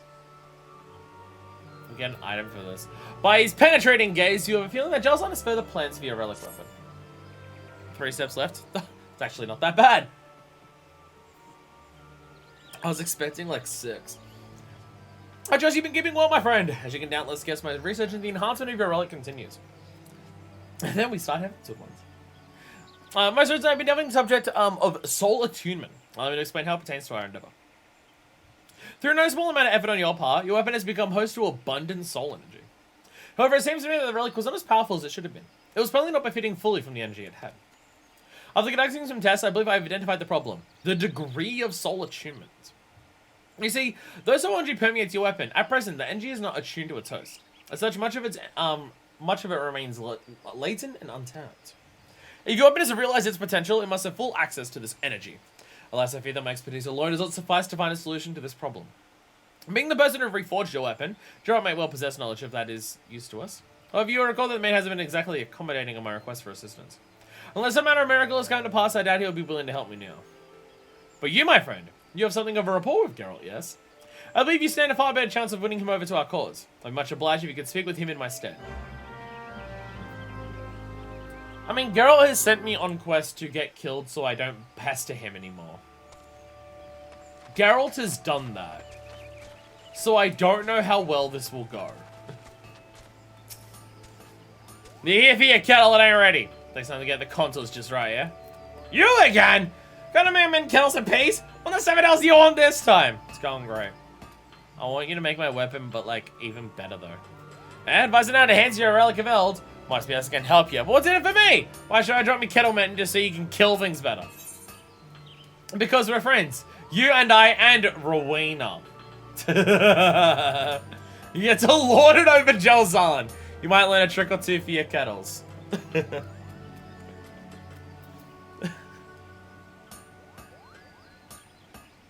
I love the emphasis on Rowena. You'll get to lord it over Jelzan. I like that though. Now that you mention it, putting that note on this place would certainly make me feel better about myself. Finally, hear what Jelzan has to say. You're going to tell him to get his ass over here. You put the fear of God in him or appeal to his ego. I'm going to appeal to his ego.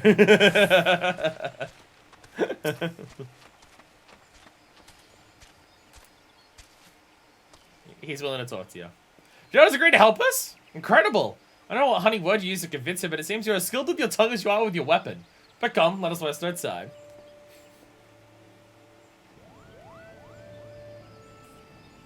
I mean, to be fair, we're terrified of Rowena. I'm told you've got questions for me, old man. I ain't got all day to be quick about it. Very well. As you are doubtless aware, with Huckfist's assistance, I have sought to recreate the mighty arms as wielded by the Zodiac Braves of Legend. Thus far, we have succeeded in this amount of glow. But what if it glue even more? So you're treating the relic's soul energy to its host, is that right? Precisely, Master Geralt. Have you any advice to give us regarding this endeavor? I reckon I do. You need to isolate the energy inside your relic from external influence. You see, soul energy naturally becomes attuned to its host through use. Problem is, being composed of aether, that energy's fickle as sin. It gets easily distracted by forces outside the host. For attunement to happen, you need to get rid of them pesky outside forces. You can do this by making your weapon aether tight. Bugger if I know how, though. You'll have to work that bit out yourself. Anyway, once your weapon's aether tight, you just need to use it as usual, run around and kill things with it. Over time, the energy ought to become one with its host. After that, I imagine you'll need to undo the aether tightness, while the newfound power remains sealed. Isolation, but of course! This is far simpler, more elegant a solution than I dare to imagine. Now, I believe I can readily prepare a glaze that will render the relic impossible to aether. However, when we know that sufficient attunement has been achieved, and the glaze is ready to be removed. You know the Markons from Sharlayan? They use newfangled goggles would allow the wearer to see traces of aether. We can make something similar, I reckon. Or I could ask one of my several friends from Sharlayan who literally own them. Mind you, we don't need nothing as sophisticated. Magnifying glass filled with lens, what crafted from aether-sensitive material to serve our needs. Ah yes, by blending finely ground crystals with glass, it should be possible to create such lenses you describe. A truly inspired idea. You are a genius, Master Geralt. Praise are nice and all, but it won't slake a man's thirst. If you want to show your admiration, do it with a drink. But of course, my friend, for your invaluable assistance, I should distill for you a fiery liquor the likes of which you have never tasted. Oh, now you're talking! You ain't half bad, old man!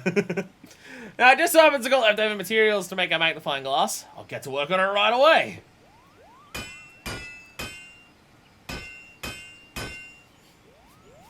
Gotta love the idea that one of the best blacksmiths in the realm is a dude who's permanently shit-faced and dead. Wait, alchemy can make booze? I love you! It's ready. With this, you'll be able to check soul attunement levels at a glance. Gerald is a simple man, even if he's a genius smith. I call it the Zodiac Glass! See that you put it to good use, yeah? Your skills are beyond compare, Master Gerald. For my part, I shall prepare the coat for Fuckfist Relic Cannon. When your preparations in order, come and see me, and we shall make your weapon aether tight. I take my leave of you.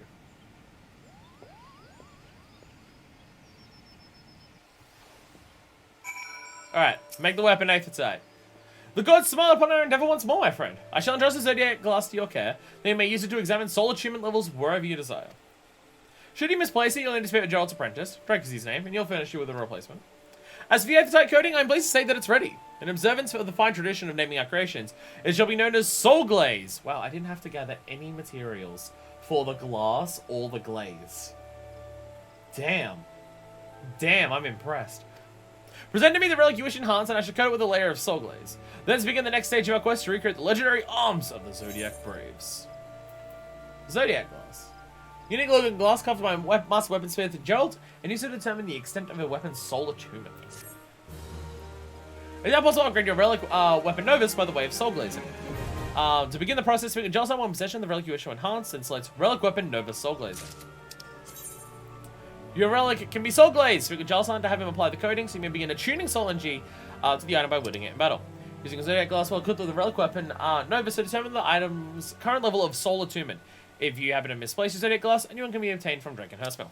Participating in certain duties will accelerate the rate which soul attunement is achieved. Inquire with our adventurers as to which activities best yield the results. Work together as a community and work out what duties to do.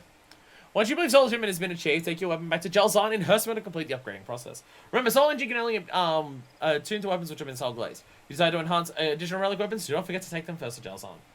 So we get to grind out light, everyone's favorite part. Why is it, oh, this step rules is everyone's response to everything that we do. There's a shit ton of duties with the weapon equipped. Work together, except that no one is doing AR relics anymore, so that doesn't really work. Wherefore, oh, that was it. Okay. There's a lot of things here. Okay, so Nova's soul glazing. What's enhancement and modification? What is this? I mean, I gotta soul glaze my weapon first. Soul glaze my Bravura Novus. Without further ado, I shall apply soul glaze to your weapon. Not a spot shall be left uncoated. Yes, I should do it. The relic is now completely FFXIV. As if you get another sphere scroll and want to change the stats.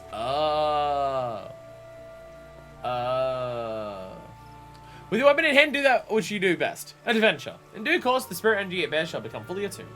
Completing certain activities will increase your soul glazed relic weapon will increase its soul attunement level.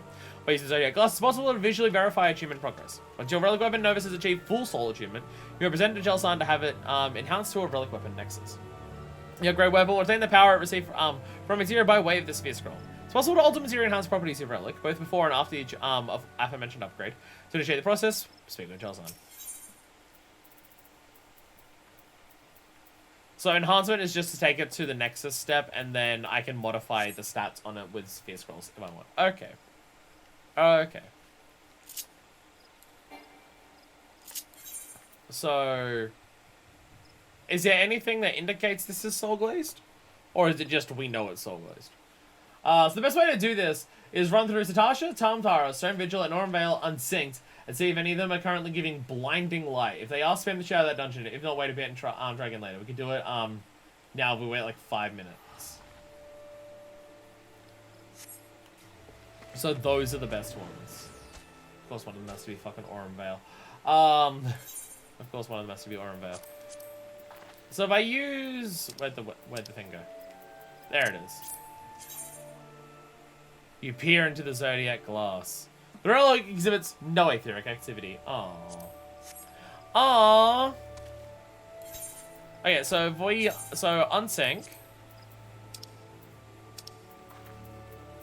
Uncheck the Fire Sirius.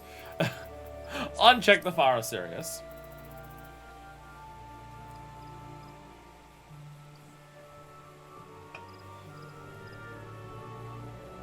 Set basic blues and figure out which AI dungeon is currently given the most points and run it unsynced repeatedly to grind out points. So do we have to complete it to know whether it's giving out the most points? Or when you go into the dungeon, will it come up with a pop-up? Oh my god! Blinding light! So which is it? Satasha's, Tamtara, Stone Vigil, and Aurum. Okay. You have to complete it to see it? Awesome. Awesome. So if we just like go Satasha... and we just run it as fast as possible.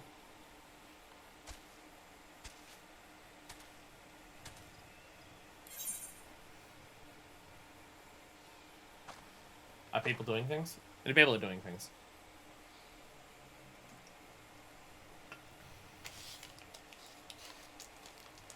I mean, I guess we could... How... Okay, when you say spam the shit out of it... When you say spam the shit out of it, how many times are you talking? Let's wait a bit for the next bonus period. Oh, is it every hour it changes or something? Like, it changes on the hour? Like that, do you mean? Is that what happens? Those horror fasting give brilliant light, 48. Well, if they're on bonus time, they'll give blinding light, 96, you need 2,000. 2,000? 2,000?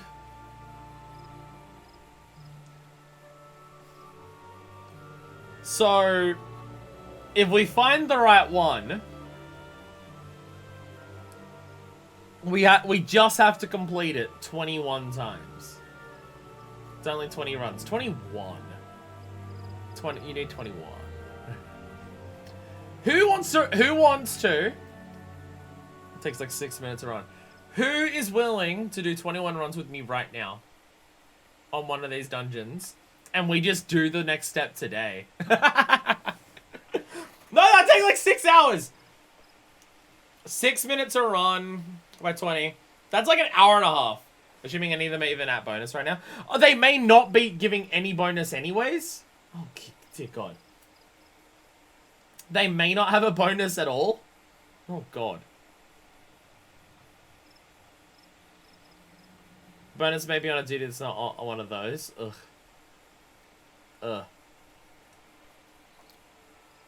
They're just the ones that are the fastest to run. Okay. Okay. Any other duty, but those four are the only ones worth it. Okay. Okay. Do the other ones, even on bonus, just give out way less? Is that what it is? It needs to be able to get track of it ourselves, but yeah, no one does ARR relics, so no one keeps track of it. I want to give the absolute most light crystal tower rates, but they take ages, yeah. Yeah, those take a long ass time, so won't bother with that. Won't bother with that. Okay, we've hit 11, so we can dive into one of them. Hopefully it's Satasha straight away. That'd be nice.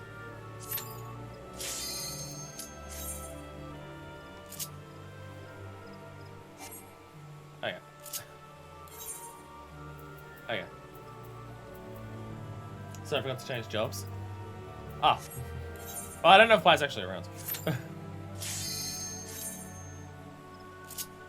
I mean, we're doing it unsynced. Yeah, I don't know if Pi's actually here. Stuff like Fatals, normal trials of feeble, light for 8. So yeah, let's do the one that gives like 90. As opposed to the one that gives 8. That's probably a good idea. I have to gently kick Pi out. Sorry, Pi.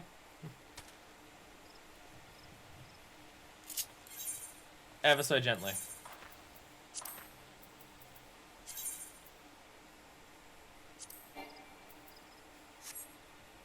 Have to wait for it to fail. Sorry, just... Alright, Satasha, here we go.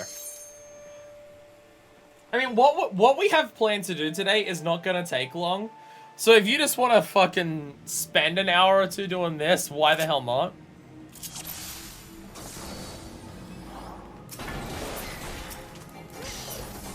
Look at my glowy weapon. I'm glad I remembered to have the right weapon equipped. I did remember to have the right weapon equipped. So at least there's that. I actually have the... How do people use glowy weapons? I don't know, it's just like... Like, yeah, they look fancy because they glow and everything, but I don't know, I just feel like it looks silly. Like, it's not my aesthetic in any capacity, and I'm aware of that. But I don't know, I just think the glow looks silly.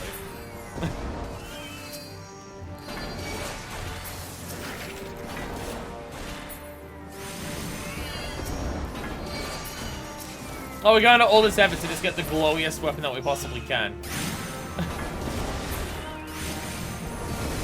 Just so I can get to like so I can color it of like the second final step where it won't be glowing.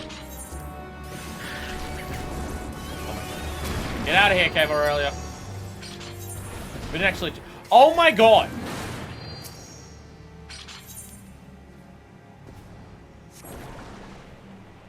No, I got poisoned.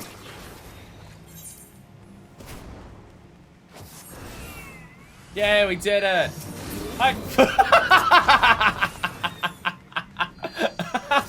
Wow. Wow, that was fast. You got that like the fucking millisecond that it spawned. Holy shit.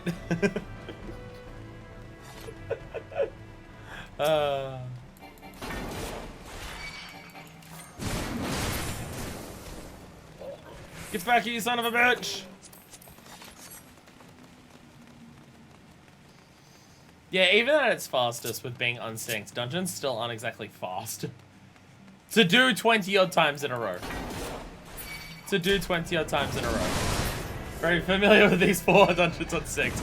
I imagine so. Did anyone pick up the key? Shit. Oh, thank you. That's why I hope it's not this one. Because this one requires so many keys and shit. It requires interacting with the switches. And definitely, since you can just totally pull the whole dungeon in Orenvale's the fastest. Oh yeah, yeah, Orenvale would definitely be the quickest. Because there's nothing to interact with in Orenvale. And if you're unsynced and over-leveled to shit, you don't have to worry about any of the debuffs or anything, so you don't have to interact with stuff during the fights. I mean, they'll also die before they can, like, infect you with, gold bile or burrs or anything like that, so. What are the other ones? Tamtara. Tamtara does stop you a lot. Because of all the, things you have to kill before things will, like, open up the way. And what was the other one? I already forgot. Let me scroll back. Stone Vigil. Oh god, not Stone Vigil. I mean, Stone Vigil doesn't... Yeah, you can pull a fair bit of Stone Vigil, I guess. This would be the slowest one because of the amount of interactables. Even if things are very low leveled, at our level, we kill everything in one hit no matter what. I mean... Bravura Novus emits a brilliant light. Is that it? Is it this? Did we just get it? Is that what it says? It emits a brilliant light. Oh, is it something different?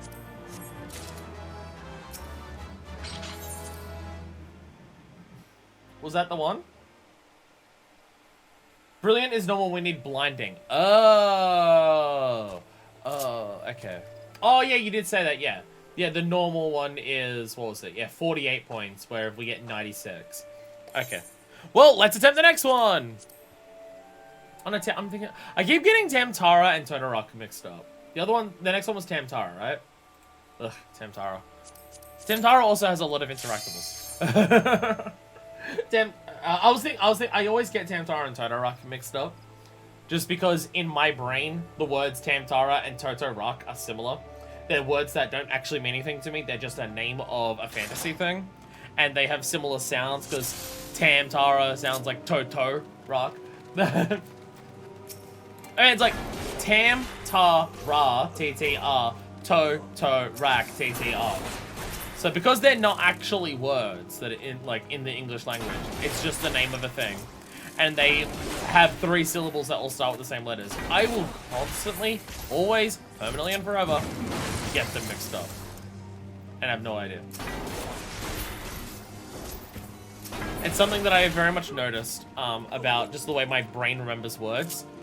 If things have the same syllable, like, if things start with the same letters on the same syllables, I will get the words mixed up.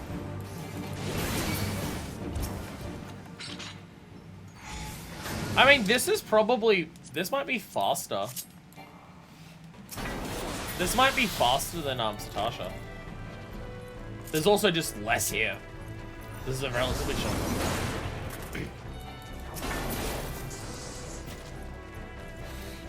Like each section runs through a very, very small amount.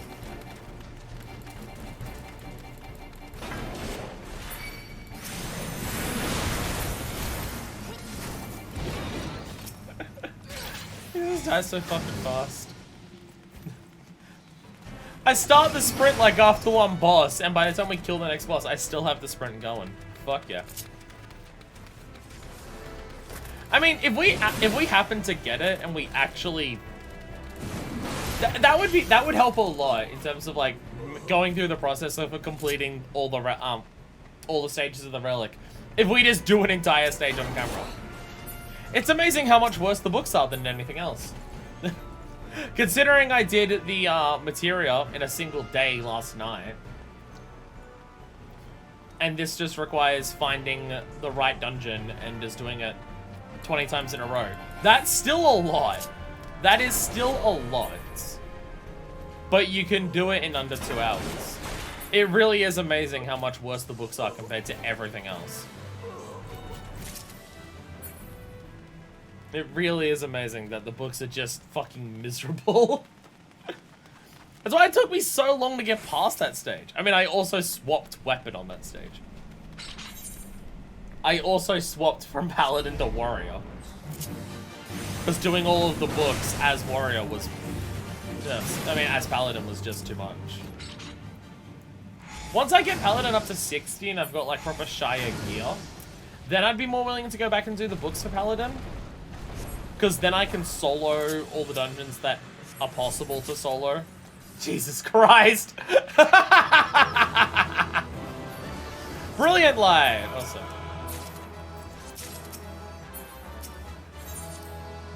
Fucking dies before we even step into the arena. So, brilliant light again. Okay. Brilliant light. We're not gonna get it, are we? What was the next one? Stone Vigil and, it's Stone Vigil and Aurum Vale, the only other two, right? Hopefully it's on one of these. Hopefully it's on one of these. See, this is why we had to do this early. Because then we have time to actually just spam the entire thing. Okay, we've only been gone for 2 hours. And we've already got like 2 of the 5 things planned to be done today done. We have time. We have time to waste on this. We have time to waste.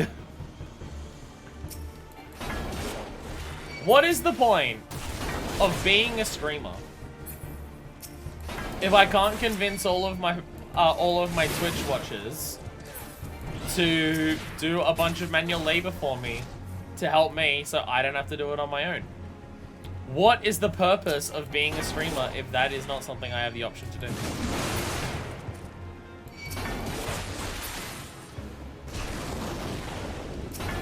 I will say,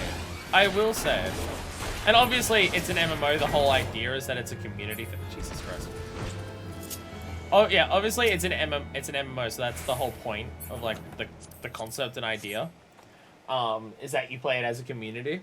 There are so many aspects to this game that I'm so glad that I've been streaming the game. Because there's so many mechanics and straight up content and things that I would definitely miss if I was playing on my own. I mean, again, it would require looking up online to find all of the things. Or talking to people and being like part of an FC and asking them like content and stuff to do that's fun. And obviously you could do all of that. But being able to just be like, I'm playing and people are physically watching what I'm doing, because it's on camera, makes it a process where I can actually like understand all the things to do in the game and have mechanics explained to me, and be able to take in as much of this game as I possibly can. So I very much appreciate that I've been able to do this experience on stream, and that people have been so willing to baby me through so much stuff to help explain things, so I know what to do. Can we? Okay, I'm not going to attack this thing. Have a level 90 person kill it in one shot. Good. I was worried if I attacked it. Brilliant line. Awesome. I was worried if I attacked it first, I wouldn't kill it in one shot, and it would immediately start a phase of it doing its flying stuff and taking time. That's also something that's worrying about Stone Vigil, because of how that final boss just just has moments where you just have to fucking wait. And to the Oran Veil. And hopefully one of them gives us blind. Hopefully this one gives us blinding. I mean, if we don't get blinding from this...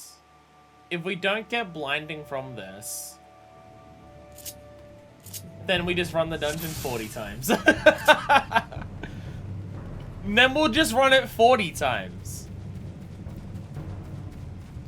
I imagine, even if other ones did have bonuses, if other ones give out less naturally, if their bonuses are also less,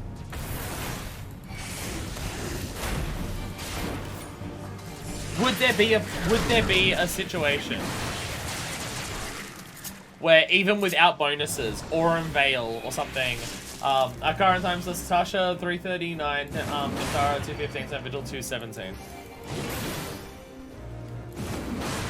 I mean, including loading time and stuff, if you're looking at 3 minutes, that's not that long. Or it might take so long to get to the next bonus time. That is also true. Also, hello, bye. I apologize for really geeking you out of the party. Whoops. No wonder I'm doing the wrong things. It is still Christmas Day / day after Christmas Day. So I imagine there are, like, people are still doing Christmas-themed events. Jesus Christ. Is that having dinner? Yeah. Yeah, I figured it was something. Well, it's not. But yeah, if other ones, even with the bonus, give out less, even without the bonus, this may still be faster than the other ones. Tacos? Nice. Mexican food is so fucking good, right? It's so fucking good. So my thing is, I don't, like, no Mexican food would be, like, amongst my, like, top 3 favorite foods. But if I had to go for a culture overall across all of their foods, that's my favorite, I think I would go Mexican. Unless you want to count chili con carne as Mexican. Though the way I make it is probably not Mexican in any capacity, so. Because my favorite food is chili. So I guess that could work. I guess that could count. I know there's like a whole bunch of different ways of doing chili con carne. And obviously, like, the name is, you know, a Spanish name and stuff like that. And also, even... Brilliant Light. Awesome. 227. How was Stone Vigil the fastest? Don't eat the fruit. Stone Vigil was actually faster. And also, none of them gave out bonuses. Balls! I'll continue my food rant. What to do that? So, okay. Genuine question. None of them give bonuses. So Vigil is basically just a straight line. That's fair. Hey, sup? Food rant time. Fuck yeah. How willing are people here to sit here for however long it takes to do those runs? I mean, with loading times, it's like 3 minutes a pop. Are people willing to do that so we can do an entire another step? I've got nothing going on for the night.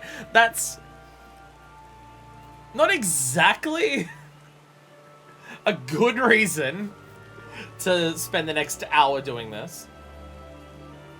I mean, just imagine, like, we would get the relic done so much faster if we just do another entire step today. Otherwise, we have to wait until the next stream, which is a week away. Oranvale's already past our dungeon, already gives the second best default light, and so it's made it heaven. So, do we just want to do Oranvale, or do we want to do Stone Vigil?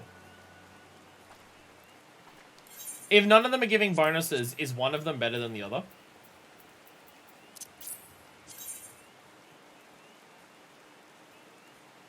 Still exhibits no aetheric activity. I mean, we'd have about 200 at this point, right? So all we did was about 10% of what we need to do. It really isn't that long. If no bonus, I'd say Stone Vigil would be better. Okay. To Stone Vigil! Yeah, so, yeah. Yeah, we're a little bit below 200 at this stage. We've done 4 of, like, the 41 or 42 that we'd need to do. 41.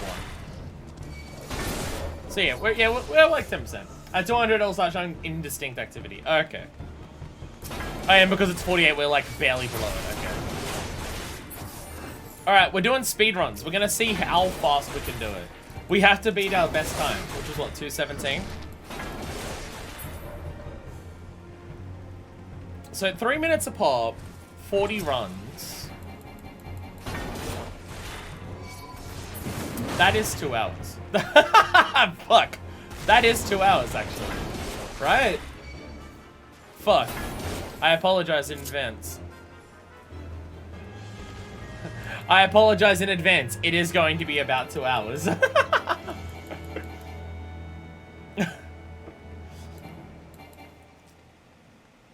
Good plans for the stream. We've done well. Sprint. Go! Run!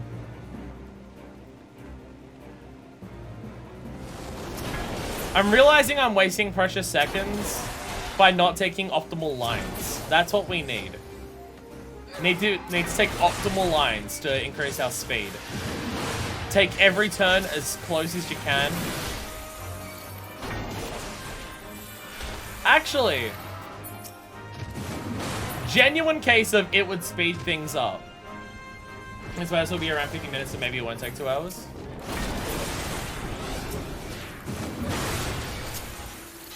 Wait, is the bonus every hour or 2 hours? Because we waited for the bonus as is. Was it every hour or 2 hours?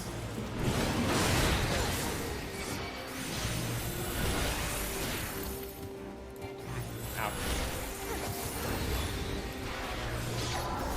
No, I was thinking something that may genuinely speed this up. Do any of you have like a level 90 range DPS? If any of you have a level 90 range DPS, we can make this even faster. 2:17, we actually got the same time. We got the same time.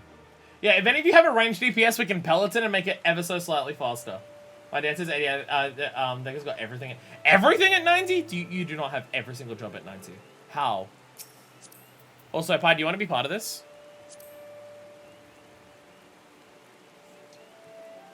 If you want, you can join. If not, we'll roll on our own. I genuinely don't know if extra people would make it faster. Check Deku's search info.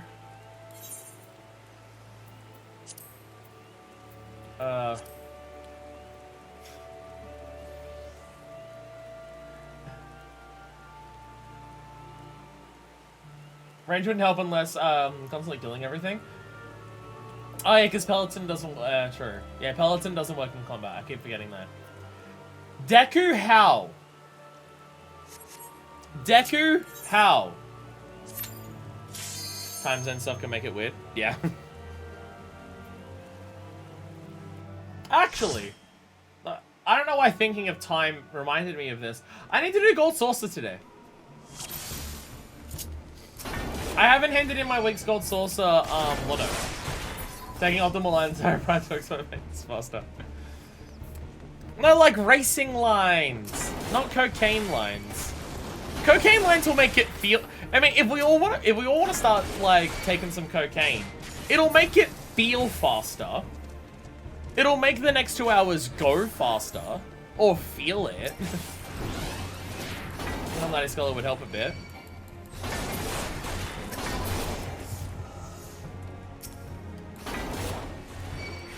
We've got to go as fast as possible.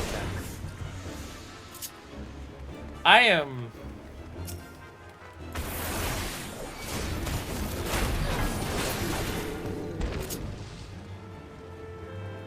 I am so sorry for dragging you all through this. I mean, people could just ditch the party and then they wouldn't have to do it. But I also don't know what level of I'm the streamer, so therefore I'm influencing people to make bad decisions. And they're willing to go along with those bad decisions because their streamer's doing it. I don't know how much of that applies currently, but you know. Scholar's 90 skill is a party-wide sprint / damage mitigation. Wait, what? Huh? Wait, what? A party-wide sprint? Like, you can use it during combat?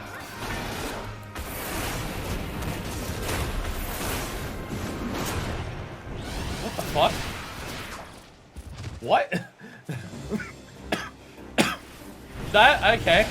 I did not realize that was a thing. That's interesting. Nice. Oh, that's why Deku's on Ninja, because you also run faster as Ninja. That makes sense. Because I'm just like, if Scholar's nice, I'm shocked that Deku isn't Scholar, because I believe Scholar is Deku's main class. But right, Ninja runs faster. 216! We cut it down by a second!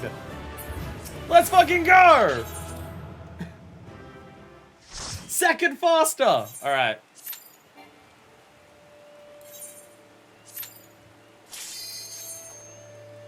The Yoshu, Ranchu, or whatever is also just instant dead. Oh, is that like the upgraded Assassinate? I think that's upgraded Assassinate. Alright. Alright, we can do this. 215, let's fucking go. I do like how if you go unsynced, the game will tell you your completion time.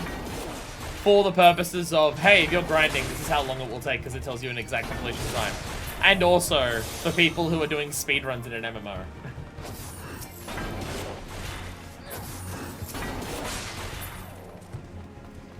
I gotta say, I love so many of the running animations with weapons out.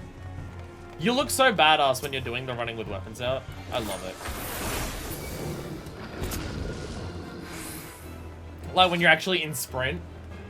Like just the way you're just fucking gunning it with your weapon out, just going, ah! I love it. Alright, I had my food rant. Yeah, generally one of the runs at GDQ. This one's Palace of the Dead Solo. That's amazing. That's amazing. I imagine it can't be the whole thing, right? Palace of the Dead Solo is like, it's not like 1 to 200 or anything, right? It's like 170 to 180. Fucking hell, that is still impressive. Would that be the first time that 14's been featured at GDQ?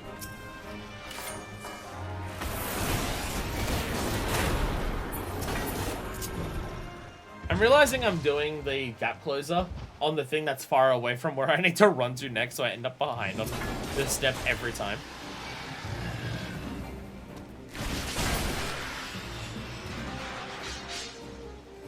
Ow. I remember seeing in a previous video there was ARR trials unsynced. Nice. Nice. Book it! Gun it! Rah.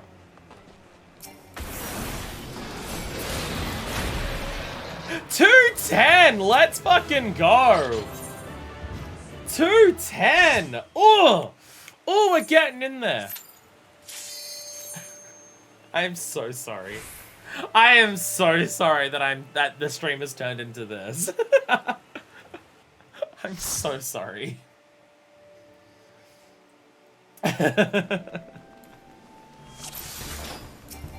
No, my food rant, chili.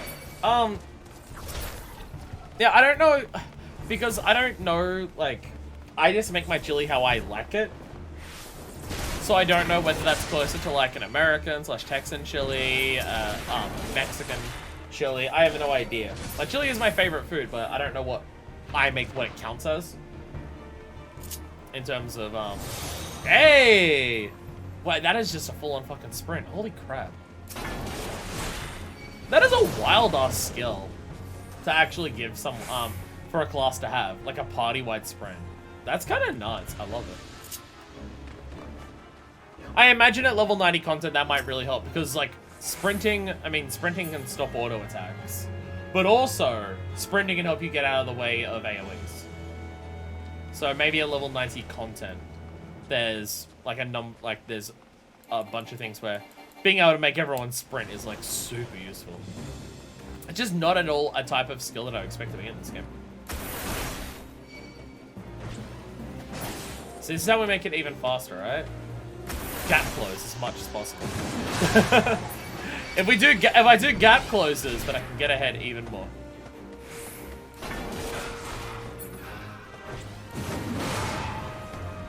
Nice. People want to impress when I was supposed to real, but it's one of those unflashy but useful kind of things. I guess it's not a type of skill I'd expect.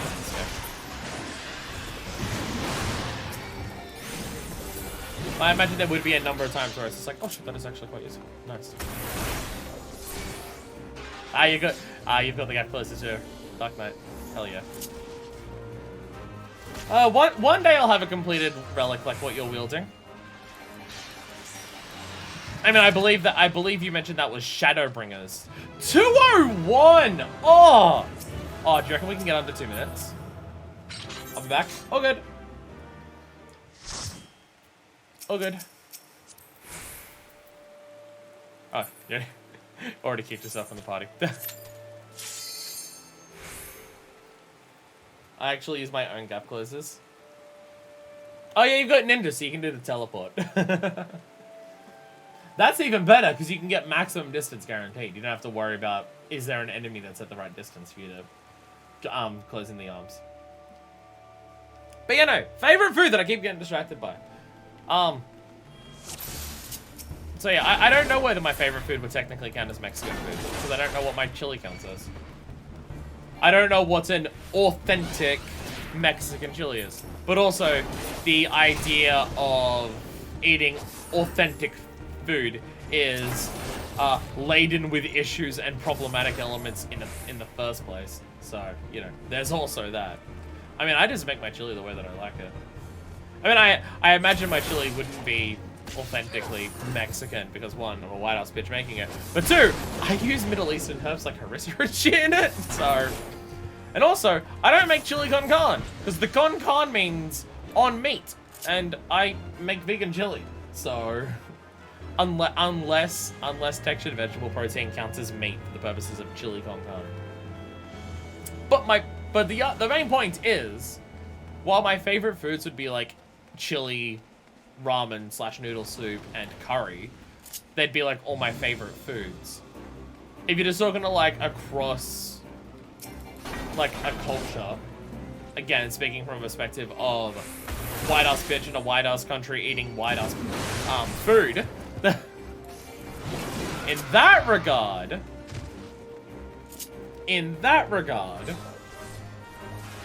my favorite, like, as a collective would be Mexican food.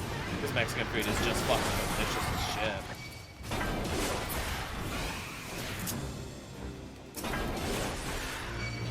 I like how I can see on the mini-map just how fucking far behind some enemies are. That is, like, still millions of miles away. Goddamn Ninja! Ninja's so fast! Holy crap! Ninja's so fast. Did I use a gap closer just then? Get the distance from the gap closer, but because the enemy died before I actually reached them, 207. Actually, we're not going to be 2 minutes right now without pipe because we don't have the Scholar Sprint. We don't have Scholar Sprint right now, so yeah. By the way, is anyone keeping track of how many times we've done this? Because I'm not. I'm not keeping track of how many times we've done this in any capacity, so. Should probably have it written down somewhere. You can always check the Zodiac glass, but that would take away precious seconds that we could spend running Stone Vigil. There'd be precious seconds taken away from our Stone Vigil runs.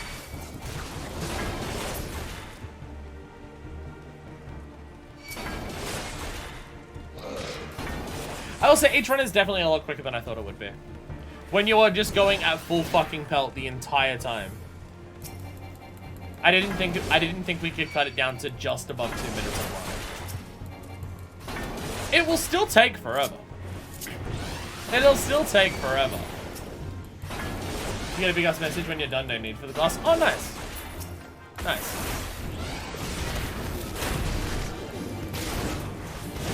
Yeah, I'm not as helpful. I'm not as helpful doing the fastness. Because I am using a level 50 weapon.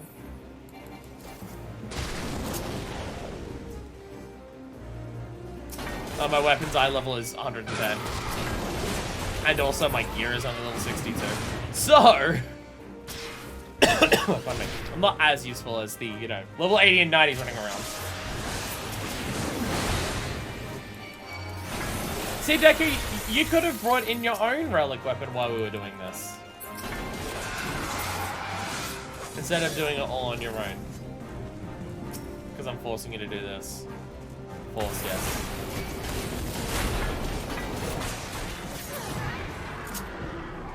It's good to be a Twitch streamer. Making everyone do this for me. Again, I feel mean. But also, you're here doing it. I can't physically force you to do that. I can just guilt trip you. So the YouTube audience who's watching this, how's your day going? The people watching this on YouTube, have you skipped ahead? If you're watching this on YouTube, I'll do the same trick that I did in the Punch-Out video. If you're watching this on YouTube and you're actually sitting through all of this and you're seeing this part of the video, leave a comment down below that says purple refrigerator. I haven't actually used the relics. This is the worst part of the relic grinds. Because it just guarantees to make you not as strong, yeah.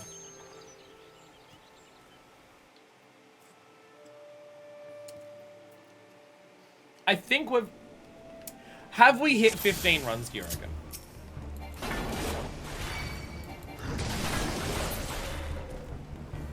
I feel like we have to be past 10 at least. I peer into the glass. Faint etheric activity. Yeah, I guess I can use items while we're running the dungeon.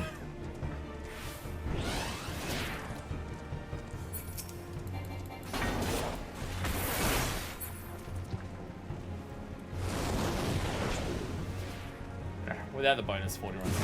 Faint is 400 to 599. Nice! Nice! Oh my god. Hell yeah.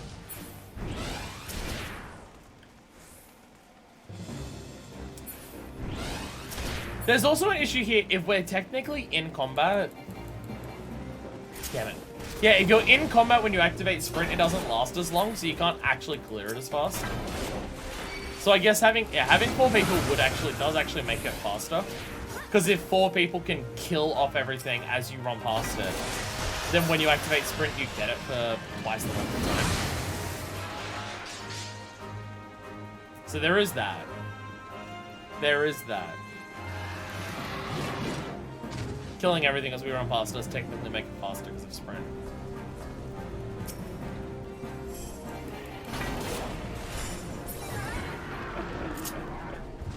Hey friends! What's up?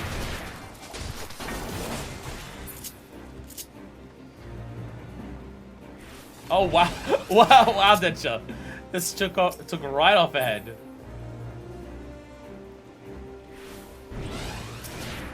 There's gotta be ways of like optimizing this to go as fast as fucking possible. No, I'm sure there's a bunch of little tips and tricks to just get through the whole thing as fast as physically possible. 211.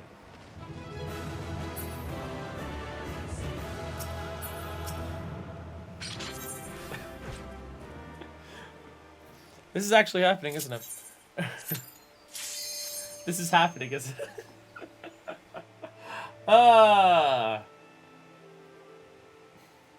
You know, yesterday we made so much progress. Like, we did so many fucking things yesterday.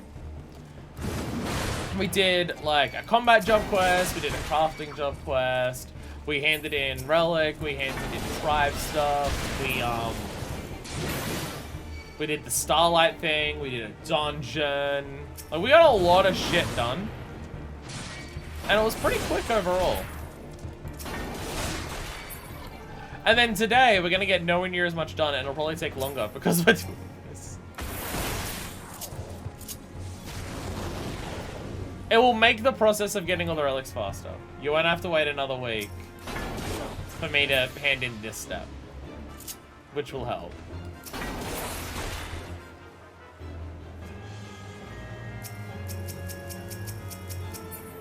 Can't even look onto the Travanian outflies that are following us. But they're still going to stop us from sprinting. Run!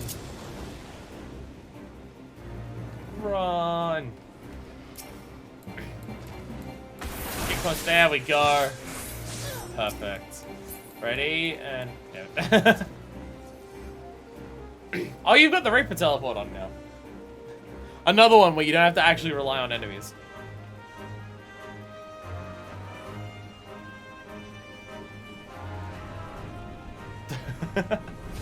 You got it! Do a ninja, you can catch up to us. Oh, wait, I can do this. Ready? Ready? When they spawn in. Ow! The tiniest. Wait, I can get around the corner too! Hiya! Ha! I got the door! I won that one! I won that one! I hit the door! Fuck yeah! I win! 202! Without the scholar spread. Oh!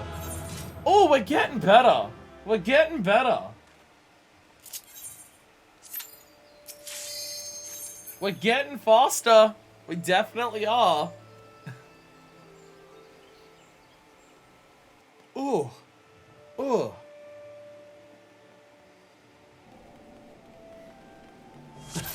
Just seeing all of us just at the moment. Managed to get in Shroud off there. Nice. You build up enough points to actually get that off. Impressive.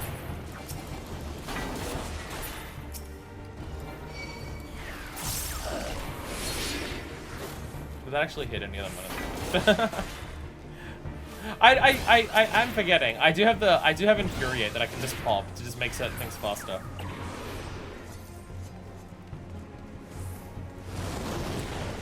Why don't I not? Alright, Infuriate can only work in combat, so technically okay, yeah. Jesus. Jesus. Can we get under 2 minutes? It's now a speedrun challenge, getting under 2 minutes. Everything is dead, so I might be able to get up to bigger sprint. Come on. Go, go, go, go, go. Before combat starts. Yes! 20 seconds.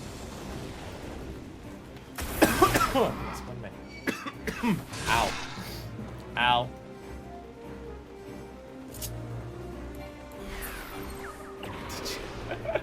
Keep getting the There's a dick right here. Use Infuriate. You're allowed to.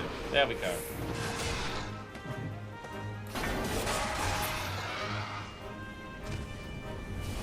Nice. Massive chaos! There we go. Oh, we're so getting faster. We're absolutely getting faster. Okay. Remember these things spawn in. Actually, I can no, it's faster around the corner. Zooming in on these ones is faster. Hiya!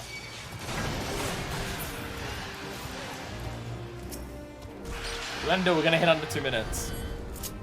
I don't even have my other sprint back yet.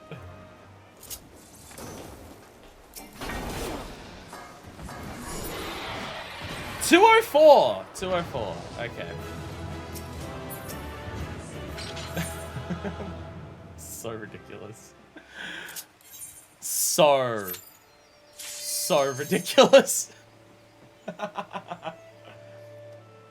Is this what everyone had in mind for today's stream?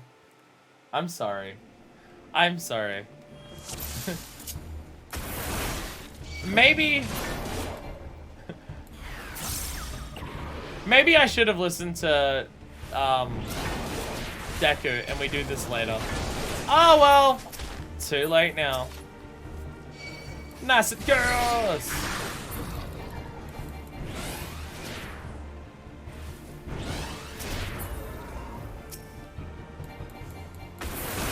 There we go.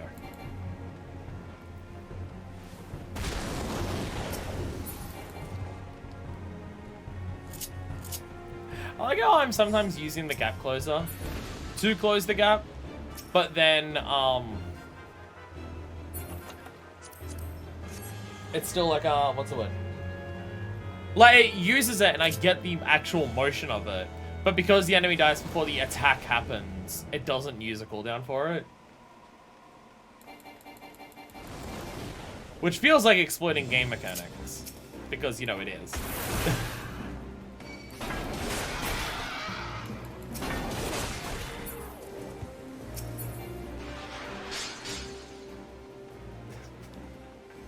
How is the Lala the fastest out of all of us?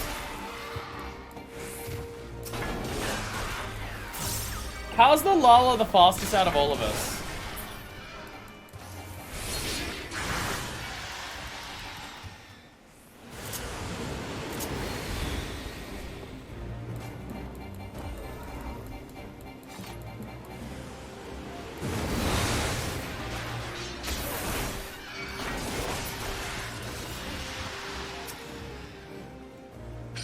As it possibly can. Because there's one gate we have to interact with.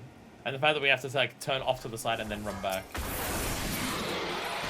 159! Let's fucking go! We did it! We fucking did it! We got under 2 minutes without Scholar. Let's fucking go! Naruto running. The idea that a Lala can run faster than a Rogadin because they hold their arms behind them. It just channels Aether better. It just channels Aether better or something. Oh, we got under 2 minutes. Fuck yeah, let's go. See, you can tell we're getting faster. Wasn't our first run of this like 2:17?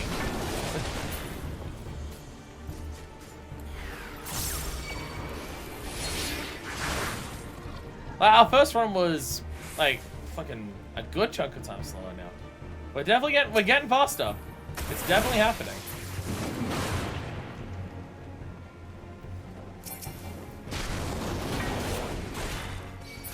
I don't know how much more better than 2 minutes we can do.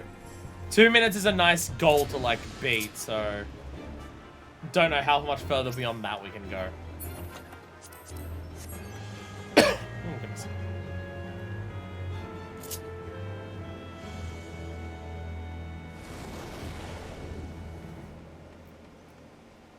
Okay, get another sprint off. Run! Closing the gap, there we go. Just gonna quickly use this. Slight etheric activity. Shit. So we're not past 600 yet. No, that was faint. So we're past faint and we're now at slight. Okay.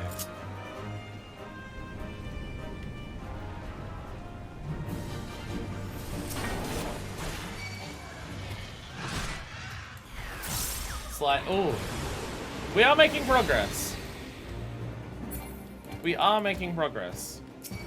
Ever so slight, but it is happening.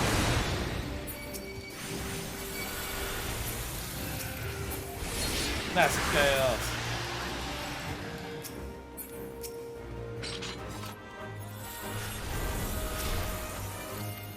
My question is, are we low in the 600s or higher in the 700s? Not the way I meant.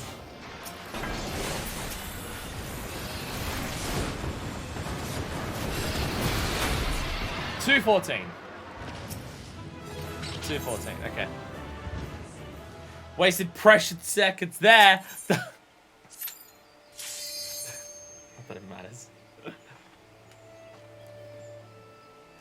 Gotta dump my inventory soon. We are getting a lot of bullshit from this, aren't we? We are getting a lot of crap from this. I mean, even just filling up our inventory with fucking triple triad gods. Yeah, I've got Blue Dragon, Cloud Darkness, Small, yeah.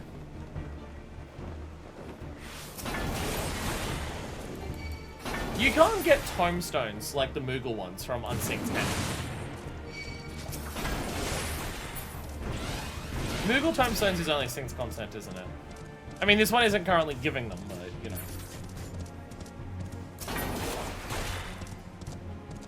Just thinking about how many more tomestones I want to get things there. are left for me to, like, worthwhile getting. I got the main thing from the Tombstone event so far, which is the Falcon mount. Because from my understanding, you actually can't get the Falcon mount currently in the game outside of that. It was, like, available for an event that doesn't exist anymore. And so the Falcon's only available whenever it comes back in, like, Tombstones. So I got that one. That's the most important one. I mean, there's also, like, the rare, like, the one that's only available for the one event that's, like, the 100 one, but it's a basic, like, necklace or something, and I don't care enough about it to grind out 100 tombstones for it. The main thing is the spotted fedora stuff, so I don't have to clear that one fate in Dravanian Forelands that you have to do, like, a million times for it. It's a fate chain of super rare fates, and you have to do the whole chain multiple times to get all of the materials you need for it. I think I only have to do the chain twice, but still. It's a rare spawning fate, and it's a chain of them. Like, what if Odin required several successful completions in a row to do it? So, you know. I'd rather do tombstones for that. That's the other main one. 206. 206.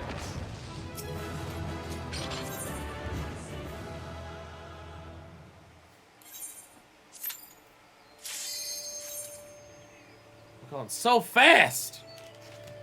We're going so fast. I swear we'll do other things today at some point. I swear at some point we'll do something that isn't this over and over again. Would have been nice if we could have gotten the bonus, so we have to do half as many runs. But, oh well. Has this progressed? Still slight. Falcon wasn't special, looking here, man, anything, but it really, hurt myself so that, they only did one of them and just put the Falcon in Vigil events. Okay. Okay. So it was a login event and people hated it. Well, they fucked up.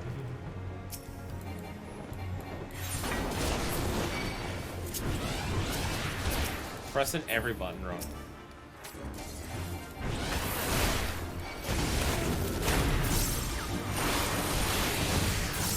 It requires several attacks for me to actually kill these things. Actually, just requires several attacks to get through it. Hey, a Peloton! Nice. Dancer. Are we human or are we dancer?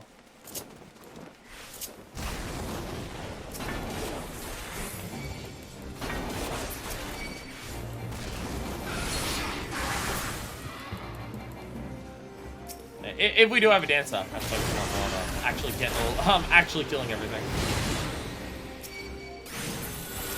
We can actually get those sick taste bugs.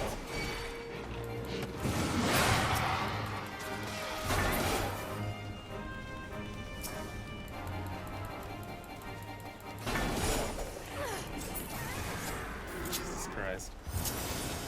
Just how fucking fast it does is hilarious.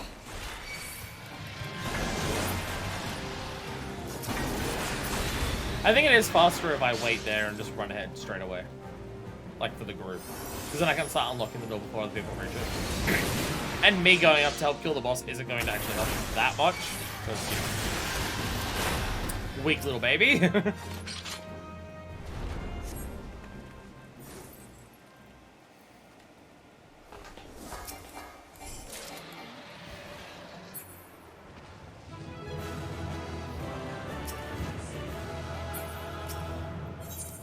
We did it! Again, I'm sorry. We're actually doing this, aren't we? We're almost halfway there. We're a third. We are a third of the way there. Was that time to grab a drink? That is probably a smart idea. I am out of liquid and my throat is fucked. I will say, maybe doing this today is a smart idea. Because I'm not reading characters' dialogue. Or reacting to a bunch of things by going, whoa, wacky and zany, screaming. I am talking a lot less while doing this. which, you know, is great for the entertainment value of the stream, that while we're literally just rerunning the same content over and over again, I'm talking less. Great entertainment value, definitely, I know. But, for how fucked my throat is, it is a smart idea. Would it be an idea? Would it be an idea? So this doesn't become the most tedious. Would we rather finish it all now? Or would we rather get to like 1,000, do something else for a bit, and then come back and do it later?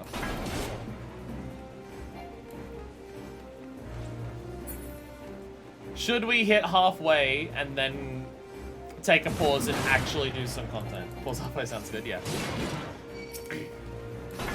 So we're not doing this for literally 2 hours straight.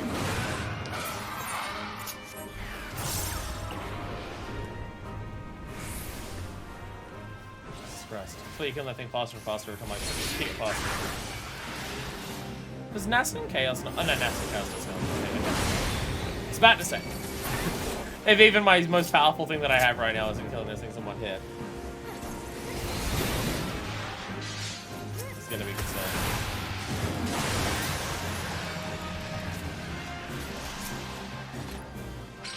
What does it say when we hit 1,000 for the description, so we know when we hit it? 208. Alright. Still stop for a second. Distinct. Alright. Still stop for a second. Because they just gotta grab a drink. What are we at? What are we at? Have we passed Slight? Modest! We're getting there. We are getting there. Alright. So probably another what?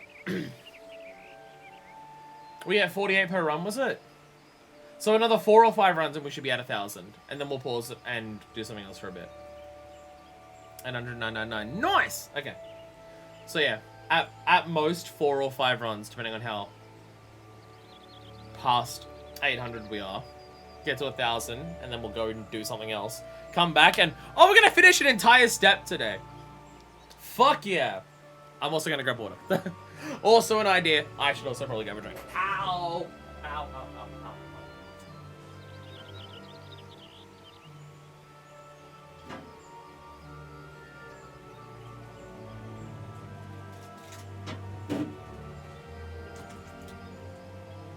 I am the world's most entertaining streamer.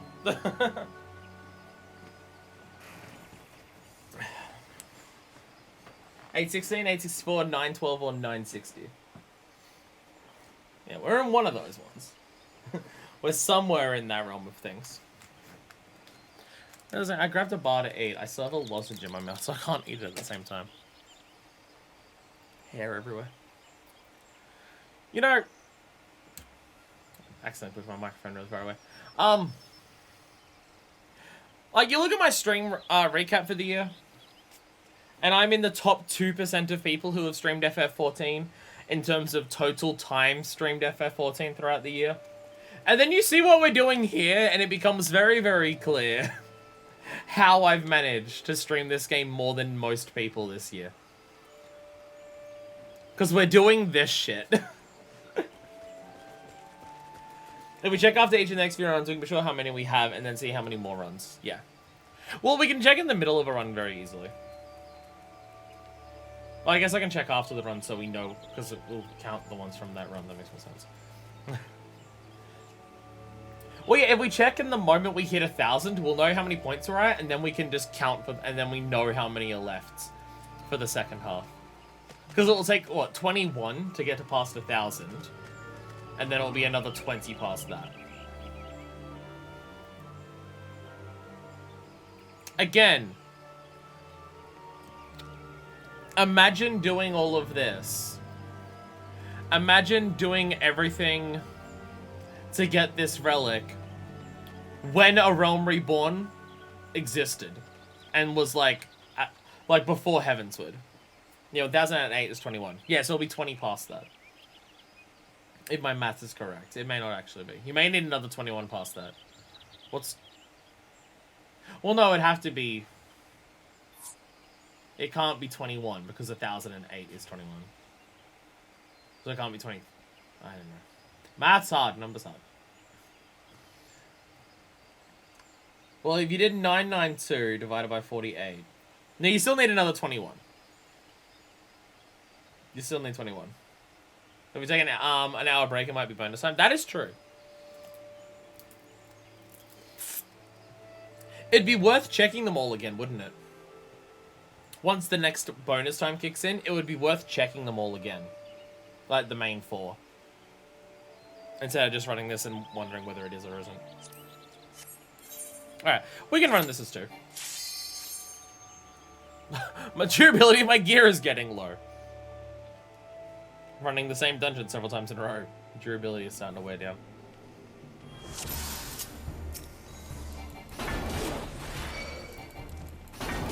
Got this.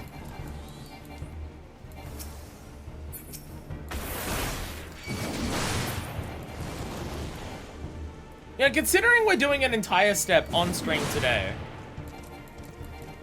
it may actually not be that long until I finish the Realm Reborn Relic. One of them. One of them. We'll at least finish the storyline. I'm not going to hold myself to doing what Deku has done and doing every relic. Doing a single relic per expansion, I'm fine with. I'm okay calling it at 1 relic per expansion.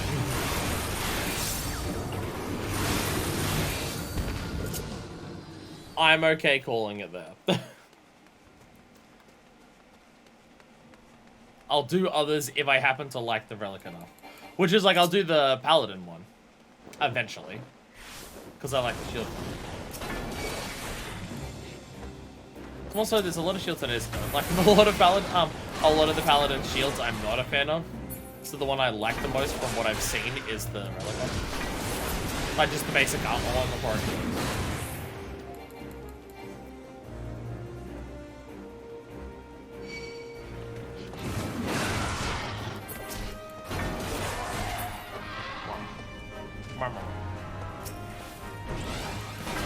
Attack!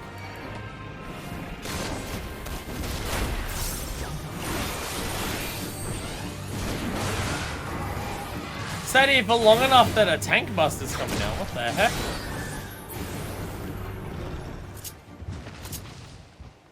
Hey, Phoenix!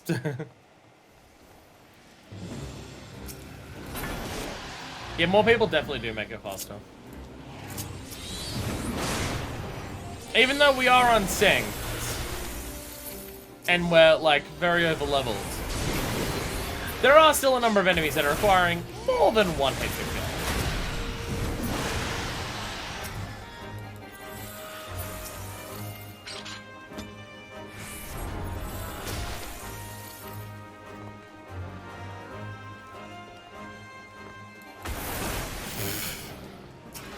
God, no! Oh, shit.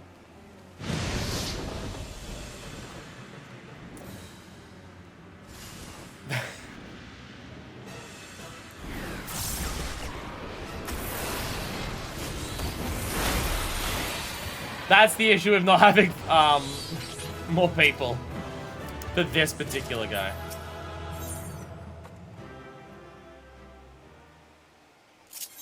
Alright, what do we hit? Modest. Still modest.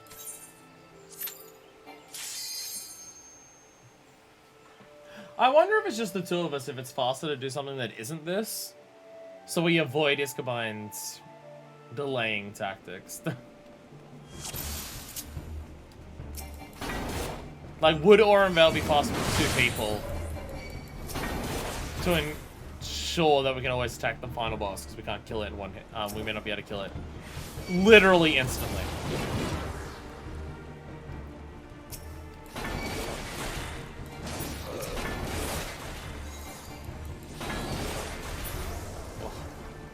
Neck is stiff and sore, and ow.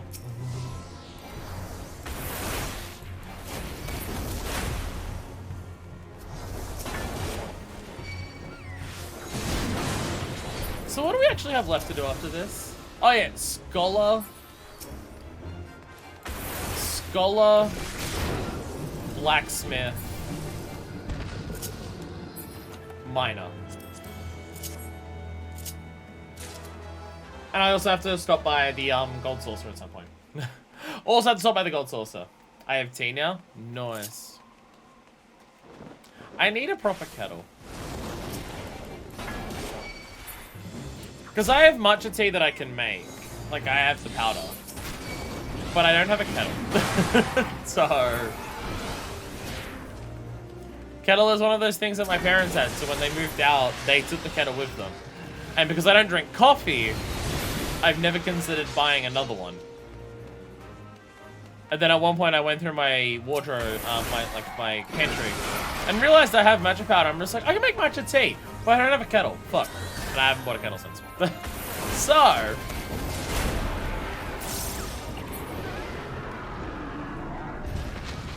at some point, I need to buy a kettle so I can make matcha tea.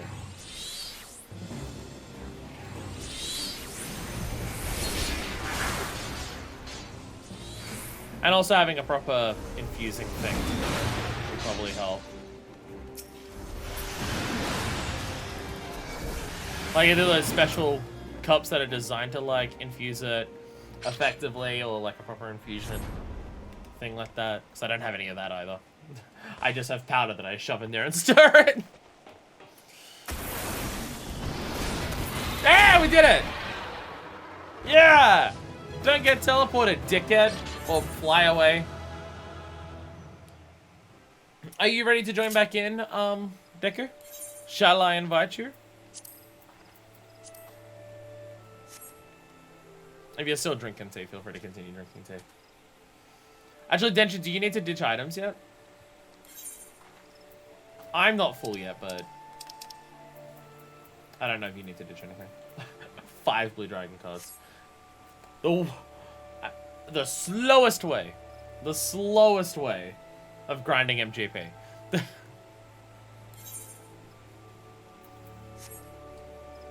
Might literally be faster to get MGP by playing the minigames that exist there. When does the reset happen? We're on the day of the reset. So I'm just thinking of the gold saucer thing. We're on the day of the reset. Oh, it's not until late at night, I believe. I believe it's not until late at night. I'm just like, I don't want to miss, like, the fashion report and Catspot thing. So we've got to do that at some point today. But I believe it's still a fair few hours away. It's not like, on the next hour, it'll change. I realized I didn't actually check this one. Be less than 7 hours. We'll have time, yeah. We're not going to be streaming for that long, so. Modest! Are we there? Shit, did we already hit it? Was Modest 1,000?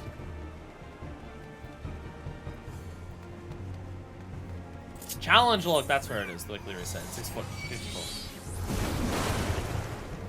Was Modest the one that was the one that we're already at? Or is Modest the... I can't remember. I don't remember. Oh no, Distinct's what we're looking for. We're looking for Distinct. Yeah. Distinct, yeah. We have been doing this for about... Jesus Christ. We have been doing this for about an hour. Again, overall, compared to other steps... this is probably the fastest one. It's kind of funny that as we get further in the relic, the steps get faster. That is kind of funny. Like, the earlier steps do definitely take longer. That is pretty funny.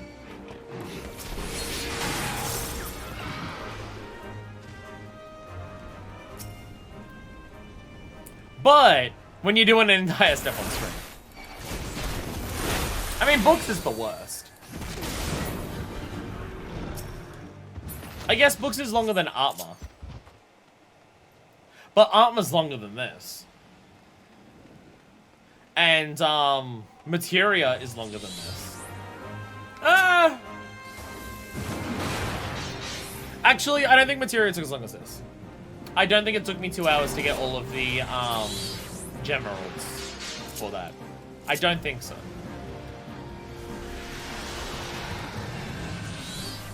I don't think it took me 2 hours to get all the gemeralds for that. But it did cost a lot more money. It did cost a lot more money.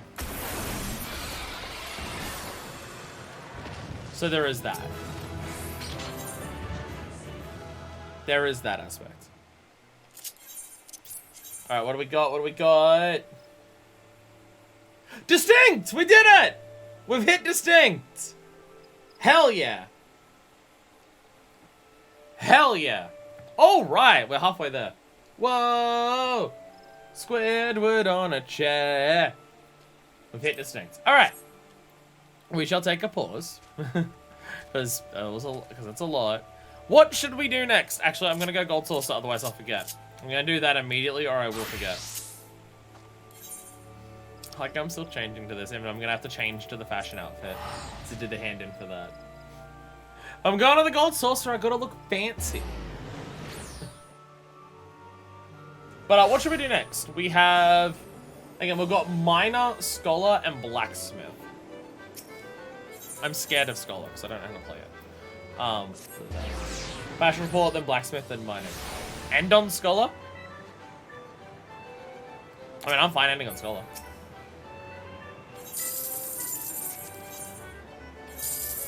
Oh, I forgot to do the thing. I forgot to do the thing.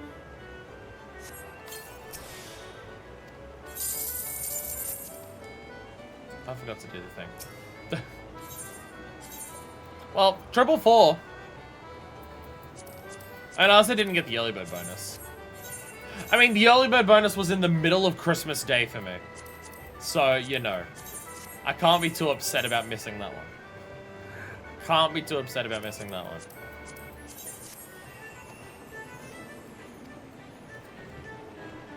Alright, so the fashion report. I mean, blacksmith, I mean, the mining one shouldn't take long because we have all the items for it. And, I mean, blacksmith shouldn't take that long either. I have all the items, so it's just, making them all. Fashion. Once again, pinnacle of fashion. Exactly what Master Rose wants, for some reason. For some reason, this is his pinnacle of fashion. I'm not gonna pretend to understand it, but, you know. I guess he's the master weaver, he knows what he's talking about.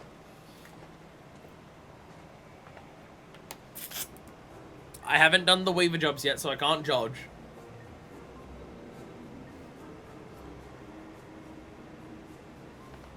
Yep. Pinnacle of fashion right here. Question is just how to even them out into 50 minutes. Oh yeah, because we're waiting on the time reset for the light thing. Right, well, yeah. Yeah, because when we hit 1 o'clock. 1 o'clock my time. There's that. Yeah, I forgot about that. Right. We're also waiting to see the time reset.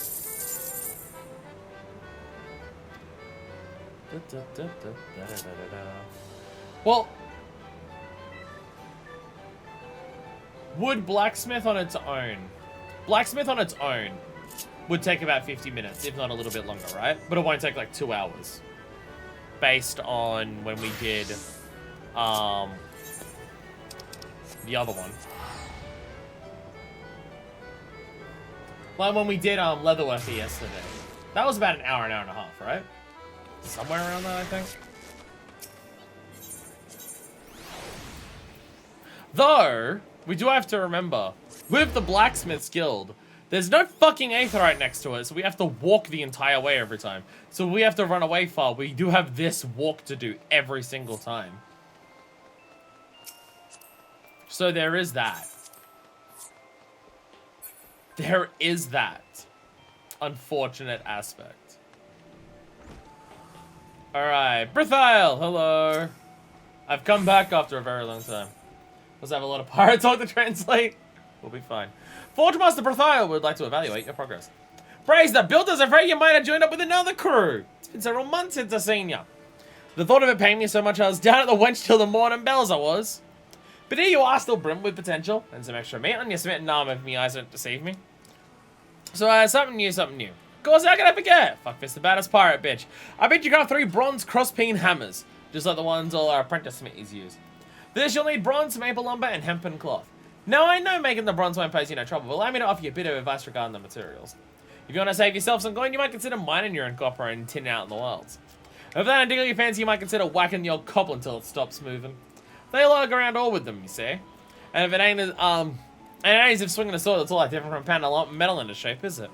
At the end of the day, though, how you go about getting the bits and pieces don't matter to me. I just want to see if you can make a decent hammer. Do what needs to be done, and come back when it's done. I was hanging out at the wench all day long. This is not normal for me, and anyone who says otherwise is not to be trusted. Alright, crossbeam hammer. Crossbeam hammer, right? Bronze crossbeam hammer. Where's the bronze crossbeam hammer? Bronze crossbeam hammer. There we go.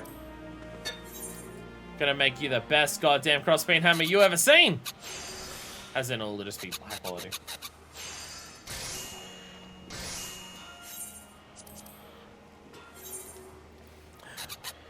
From memory, in terms of starting out, this was the dude who was the most impressed by our work, right? Like, you have someone like Jiva who's just like, I'm honestly impressed you managed to not cut off your own while making this. That makes you better than most. Congratulations.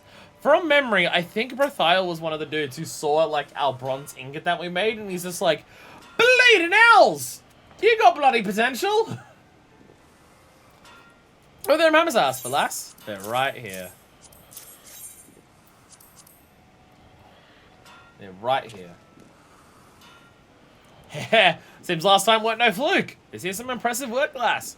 Now, Lemon might look at this and think you just stuck a piece of bronze on a maple stick, but you done a damn sight more than that, whether you know it or not.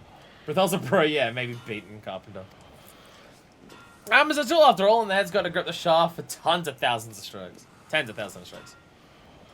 What's more, when I spit his pound a red hot piece of metal, her hammer takes up some of the eaten swells a touch. Which ain't a problem, unless it's poorly made piece of shite. Take it from me, lass. There's a few things more embarrassing than flinging a glowing hammerhead over your shoulder straight into eye in your apprentice. Even he did eventually get his sight back. But I reckon your hammers won't lead to any incidents like that. Enjoy it might be what you've done. Now, spare us the, both the don't rest on your laurel speech, if it's all the same to you. Say it the bleeding novice is best done with a drink in your hand, I find. But well done, any road. Here, you'll be needing this. No, I won't. Hammers suffice for simple submitting, but complex strokes call for a more delicate touch. Which is what, a file gives you. Use one alongside your hammer and you'll make a good, life a good deal easier, whatever you're crafting. Try spitting something simple. I guarantee you'll see the difference. And when you've done that, do it again. I want you to practice it until you can wield that file as well as your hammer. I thought you told me you're going to not give me that speech. Once you got the hang of it, come back here for another task. Grasp the shaft of your pain.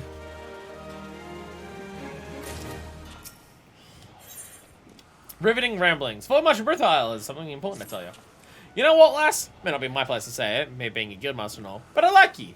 I really like you. Together is not we can't... What? Why are you making that face at me? Oh no, I didn't mean like that. You're the most promising people I've had in God knows how long as all. I was just waxing sentimental for a moment. Are you sure? Because I really do think you probably have a crush on me. I mean, look at her. You honestly can't tell me you don't get a bit emotional when you've been out the night before and... Ah, forget it. Been working hard, have you? I can tell. But there's just the beginning, lass. You see, the art of blacksmithing is deeper than the deepest ocean. And if you plan on getting to the bottom of it, you'll need to sink? No, that's not good. Alright, how about this? If you mean to sail for the faraway land of, smitten mastery, you mustn't try to make the journey in a dinghy. By the hell's of this, making me a dozen bronze rivets, lass. I think this dude needs to lay off the alcohol. Just a hunch. He may need to lay off the booze ever so slightly.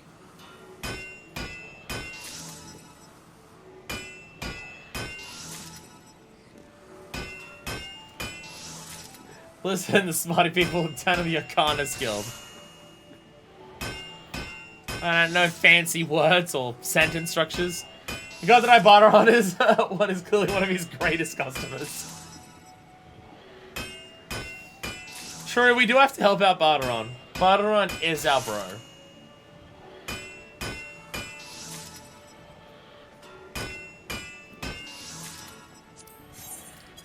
Brathal's helping him, keeping him in business.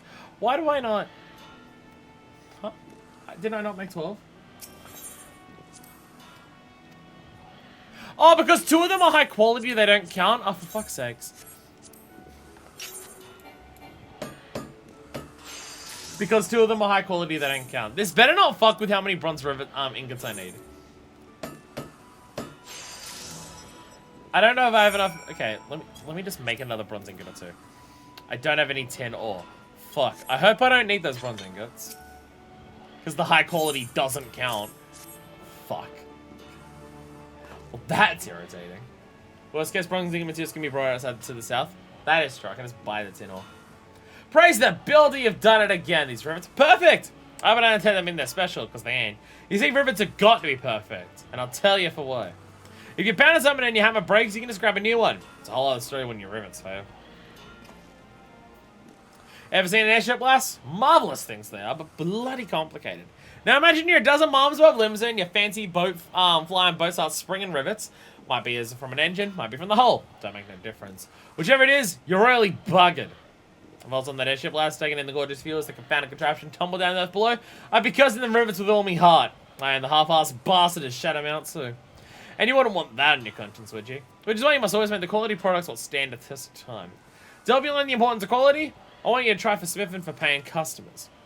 Start, but I have a word with Tomokri, down at the wench. She should be able to point you in the direction of a few Luminsons need their services of talented lass like yourself. Own your craft, earn some coin. Else have a drink while you're at it. The wench is always serving. Quick question. Is there a single bloody cur in the entirety of Limsa who's not a raging alcoholic? Why am I bothering answering a question that I know the answer to? Business of blacksmithing. Fortune honestly, Berthel seems upset. How's this something you can do to help? Ah, hell's not now last. Can I say I'm struggling with the matter of great import? Being full of martial and all drinking debauchery, so sure than answers breathing down my neck. We're a business, she says, and it's our job to ensure Naldic and Vermillion stays profitable of some such bollocks. To which I say, now look here, you greedy shrew. We're making a minute off our commission from the maelstrom, ain't we? Well, I may have said it true. Any road, the greedy shrew that starts yammering on about expanding into new bleeding markets. So we should be selling more to the tree folk in Gridania. Says I should be the one developing a plan of action. 7 hours last, I'm a smithy, not a merchant. Never even been to bleeding Gridania. But it gets worse, see? We need a man with connections, don't we? Someone who's gonna make arrangements with the tree folk. So then Answer goes and fires one. Right, clever bastard by the sound of it. It orders me to go and meeting. So I goes and meeting, only I find it's none other than bleeding Pfizer. And I see to bash me in teeth and talk to that piece of... Wait a minute. I know how to deal with this. You can talk to him. You'll Bob Rathal handle this ogre down nonsense, won't you? Gosh, you will. Go on then, chop chop.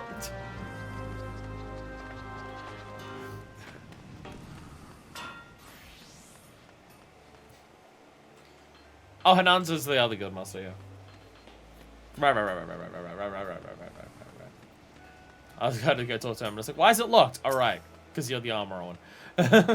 As well. I said that I need someone who doesn't sell a booze to be our business envoy to Gridania. And we only smell of orange juice. We don't have the coin to afford enough booze to satiate our habits. So I just smell of orange juice. Here on Mathal's behalf, you say? I might have guessed. Pah! Our Horson doesn't realize the trouble's easy then. Well, it's his neck. I'll work with you, Smith. I don't even keep my diction simple. Take instruction from that drunk, I will have dulled your wits. Now listen. Dealing with Gridanians is no different from dealing with anyone else. Everyone has needs. It's just a matter of identifying and fulfilling them. Anyone with half a brain, which discounts your mentor, knows that the firstborn do not want for wood or leather goods. You'd have more like selling brine to a fishback. What they do like is steel. Theirs is an insular, isolated nation, but has long sought to survive without relying over much on foreign trade. But the calamity changed all that.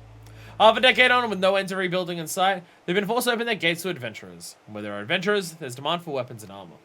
Quality weapons and armor, mind you. My Gridanian contacts would accept nothing less. I'll need some samples to show them. Bring me a Bond Spartha and a Spice Bronze Labrys for this purpose. Okay, we're into the next one. Okay. Bronze Labras. Spartha is probably somewhere there. Do you want a high quality one, or will that fuck me over?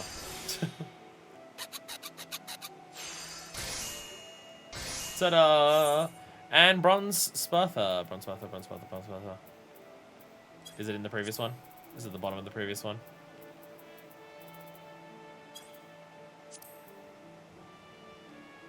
Am I blind? Is it in the next one? Bronze Spartha, it's on the next one. It's way higher than the other one. I found it. We're good.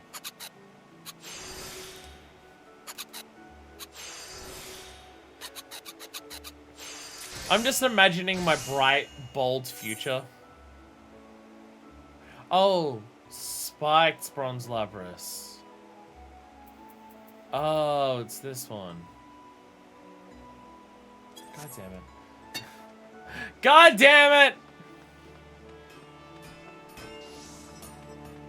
These two always arguing with each other.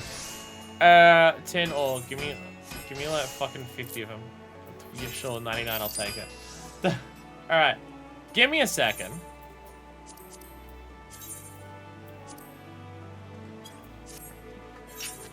I'm an idiot. I need to make some bring in once again.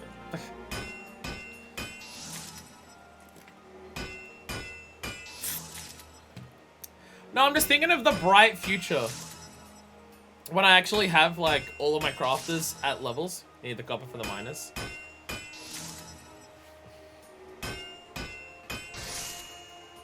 Yeah. I do, don't I? Buy a bunch of copper ore as well. I gathered it on my own. Look at how much copper ore I went out and mined. I mined so much of it. But no, just thinking about the bright future of just like actually having every crafter at like their high levels. And actually being at the point where you can be like a proper Omnicrafter. It's amazing how much, I mean, obviously it makes a lot of sense given what they are, but it's amazing how much all of the crafting and gathering just intertwines with each other so intensely. Like, if you want to make everything for all the different, why can't I not, there we go. If you want to make everything for all the different jobs, it really is just so much intermingling of all the crafting. It's just kind of impressive how much of it there is. So you just get to the future where you're just like, oh, I need anything, I can get it, and just be able to do that. But you still have to spend time to do that, so still market board, but still. No, you just need your retainers out for some of them. Bring me a bunch of other Spike Bronze Labras, till I have them in my hands with nothing more to discuss. I've got them right here. And they're high quality ones too. And they're high quality. Because you accept high quality gear. Here's a closer inspection. Inside, Smith. They're high quality, fuck you. You made these weapons? Must confess, the quality is good. Quite good. I thought you knew more than Brathal's errand girl, but it seems I was wrong. Only a true smith could have made these pieces. As I rather suspect you are aware, a poorly wrought weapon can cost a man his life. Be it brittle, prone to blunting, or unevenly weighted, every flaw will serve to hinder his owner on the battlefield. Not so this Spartha. Well tempered and perfectly balanced, is a weapon fit for a warrior. Else with blade like this, even I could probably best a beast or two. And this Labras is a work of art as well. Simple, solid, and more than capable of clipping a fish back into. If even a relative newcomer to the guild can produce work of this quality, then my contacts will have naught to worry about. The sample should convince them of that. Seems you've saved your mentor's job. You just leave the rest to me, Smith. There's nothing easier than selling an excellent product. It's not like the Leatherworkers Guild where we're told we're shit from the start and it takes us until, like, level 50 before we're competent. From the start of this one, we know what we're doing. We just have a natural inclination to be better at this. By the sweat of your brow. Forge Master Brathal has important news he'd like to share with you. Even a newcomer can do this. As long as they're level 50 and wearing super good armor. Then they're fine. Just last I was hoping to see. You're a bleeding godsend, you know that? You happy to hear that the tree folk were mightily impressed with them samples you made for that son of a whore? Even though sure I do admit I've done a good job.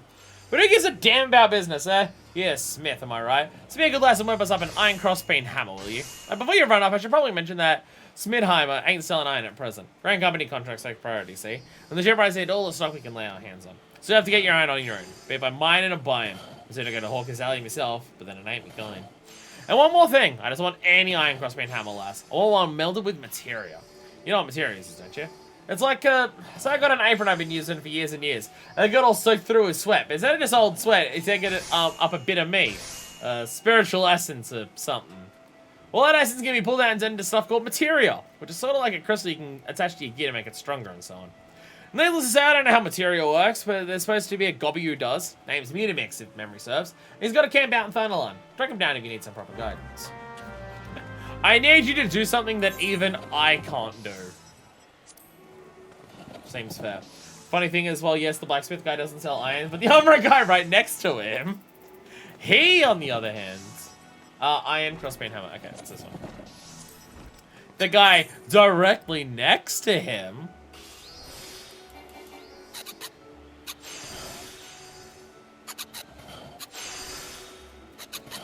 Look, we still have to question why armorer and blacksmith are separated jobs to begin with. if we start getting into the more complicated aspects of it all. Where'd that go? There it is. There it is. Iron crossbeam hammer. And now we melt. Savage aim materia? Sure. Sure. Savage, there we go. That's exactly what we need in there. Savage aim material on my blacksmith tool. Got the hammer for me yet? Don't forget that she needs a piece of materia stuck onto her as well. And a gun will do, by the way. Don't have to be from an apron. I'll try to not give you something coated in sweat. I don't mind them being different jobs in guilds and stuff, or why 2 stores is the bigger question.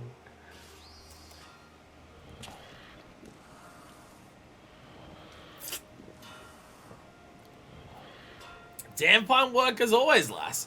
She's got good heft, this one. The kind you just don't get with bronze. You tire quicker, of course, but that's fell under the arm, not the tool. Even after you worked up a sweat, I reckon a cotton-wrapped grip would keep her firmly in your hands, where she belongs. It's common for Smees to make their own tools, you know. So a better way of getting just what you want, see? Assuming you're half decent. I, for one, have always made me own. Bugging me, though, I'm starting to wish I asked you for 2 of these so I can get one for myself. You really should let me buy you a drink sometime, lass. You've done a lot for me. I want you to think me ungrateful. But I'm wondering if we ought to put your skills on display more prominently. Really show our potential customers what the guild has to offer. No need to fret about that for the time being, though. You just keep hammering away, alright? Totally has a crush on us. Take it from me, lass. You do your best work when only concerns are a hammer in your hand and the vision in your head. By God's blessing be upon you.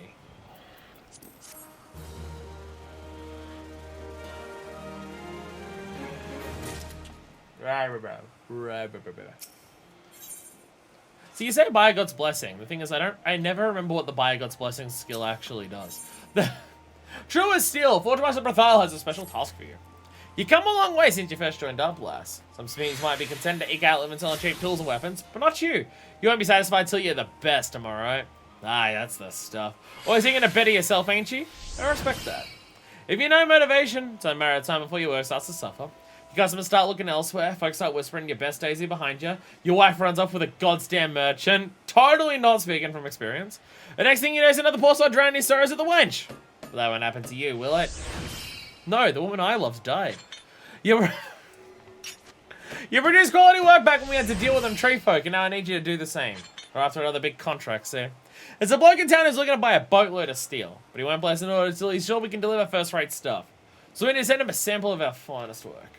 Now, it takes a lot of skill to forge a bar of high-quality steel, but you got all the ingredients, you're halfway there. Saying that, this will be a right pain in the ass. But I know you're up to the task, lass. When you made the thing, give it to that horse on merchant from before. Fires, alright. So you can deliver it to the client. And this one has to be high. Nope. High quality. High quality steel ingot. There we go. Do you reckon we can do it? I reckon we might. Really buckle down into it. We can manage it.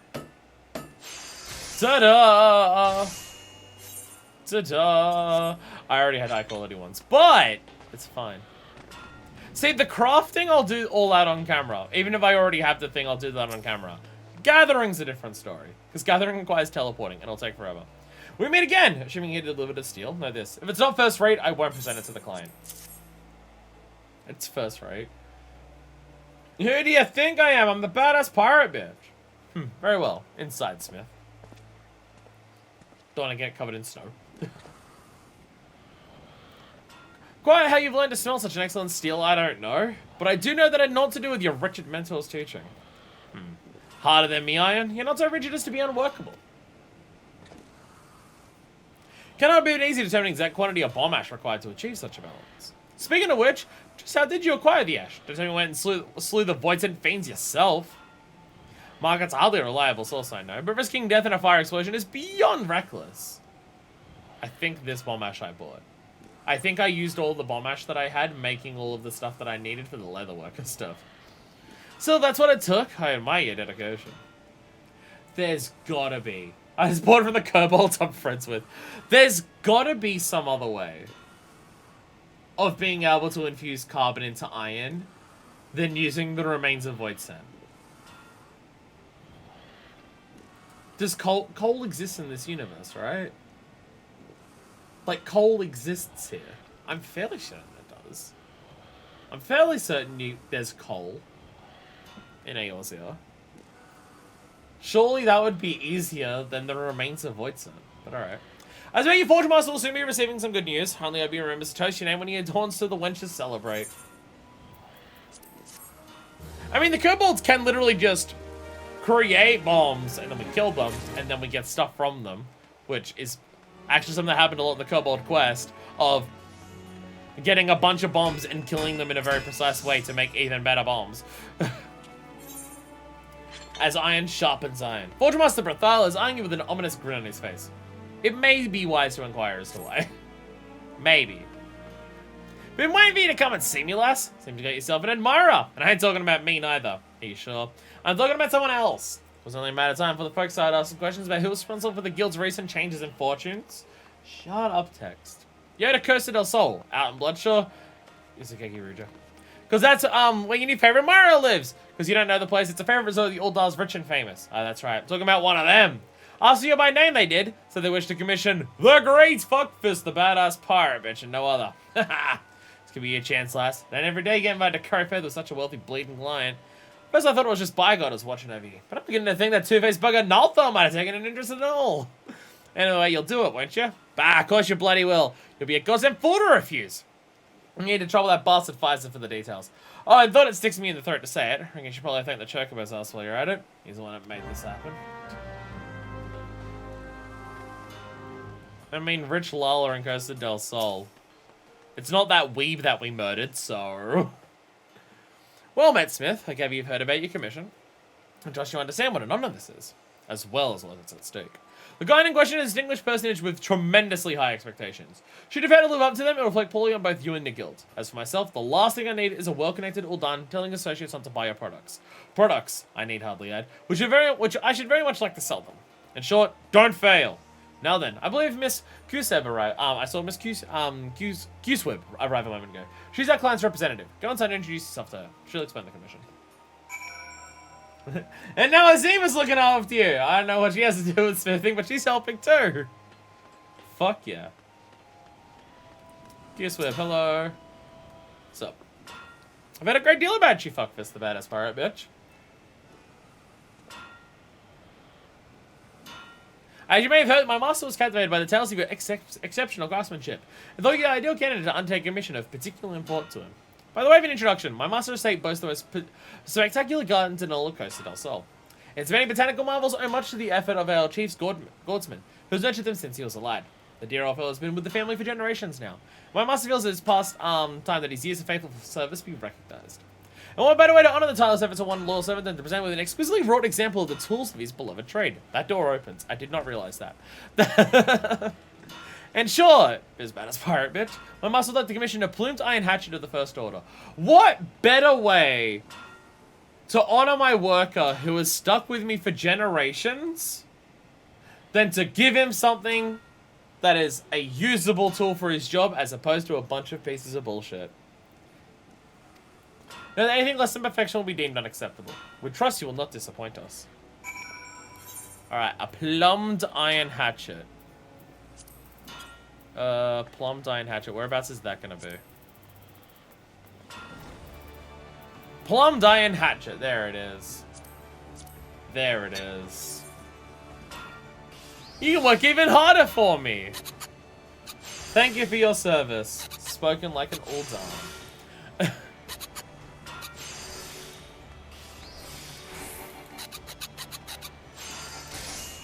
Yay! So many things in the craft. Can you tell, by the way, can you tell looking at my crafting log and all of the things that I have not made? Can you tell that I leveled up my crafters by repeatedly handing in guild leaves? Can you tell? Or leave quests, whichever one. Do you have the hatchet? I certainly do. It's fine, mine look the same. Not Deku's, though. Actually, I don't know if Deku's finished crafting logs or anything. I think so. I mean, Deku gave me a list of all the items you need to complete the crafting logs, so I'd assume so. My. Thought I'd count myself no expert in such matters, even though I'm sensible to Hatchet's quality. It is magnificent. Master Fice's words did not do you justice. You're a veritable prodigy, Madame. I'm just naturally better at blacksmithing than I am at leatherworking. Yeah, it is more of a work of art than a tool. When I run my fingers along its smooth leather grip and gaze on its flawless sparking blade, I find that I am moved. Seems a great shame to allow such a masterpiece to be used for mere gardening. But tools are made for a purpose. Mayhap as the blade dulls and the grip wears, it'll gain a different sort of beauty. Ah, but I'm beginning to sound like our chief groundsman. Such a gentle soul. I'm quite sure he'll see the artistry in your creation. Why it may even serve to inspire him in his own craft. You should be proud. On behalf of my lord, I thank you. Fuckfist the badass pirate bitch. Pray give my regards to Master Fizer. Oh yeah, Iron Heavens crafting looks are done, excluding furniture and flowers. Are they like a separate category of thing? Oh, you mean like the furnishing here? Like this stuff? You've done like all the fixtures and stuff as well? Like all of this shit too? Well, not up to level 90, but I don't even have the master recipes yet. There's so much crafting log stuff to do. I'll be a level 90 Omnicrafter who's created basically nothing. Where am I going? I'm going this way. That'll be what I do. So in the furniture log, it's its whole thing. Yeah, it's a whole thing. You certainly rose to the occasion, expertly done, Smith. And it seems Miss Q-Squib has marked you out as a crafter of outstanding skill. If your master agrees with their assessment, this may well be the first of many such commissions. You have every right to be proud. I suppose your mentor wants to know what's transpired. So your talents are truly wasted serving that fool. You may tell him I said so if you wish. You're a damn good smith, fuckfist. You can do better. Everyone says that about my mentors. Everyone says that about my mentors. And the really smart recipes don't get checks, so don't count for achievements or log progress. Well, that means I'm not making all those. Dear God, I'm glad they don't count. Oh, okay. Master recipes don't actually count. I mean, thank God for remembering the master recipe stuff's the thing where you have to like repeatedly hand in stuff for scripts to actually be able to make any of it, so thank God. Ah, there you are, lass. Well, tell us how it went then. Eh? He said that, did he? Cheeky sod. Talking like he knows what it means to be a smitty. There ain't no one that knows better than me. I've only ever wanted what's best for you. I just remember the day you first walked in here, you know? It was clear to me even then. It's that you got a will of iron. Something in your eyes, there was. Something that told me you'd give it all to your craft. Not for coin or for fame, but for the sake of making something good. Well, a little fame. A little fame. And that's just what I need around here. So don't let us down, fuckfist. Stick with us, and we'll do right by you. Oh, muscle memory. I don't have that yet. Set Fizer to stun.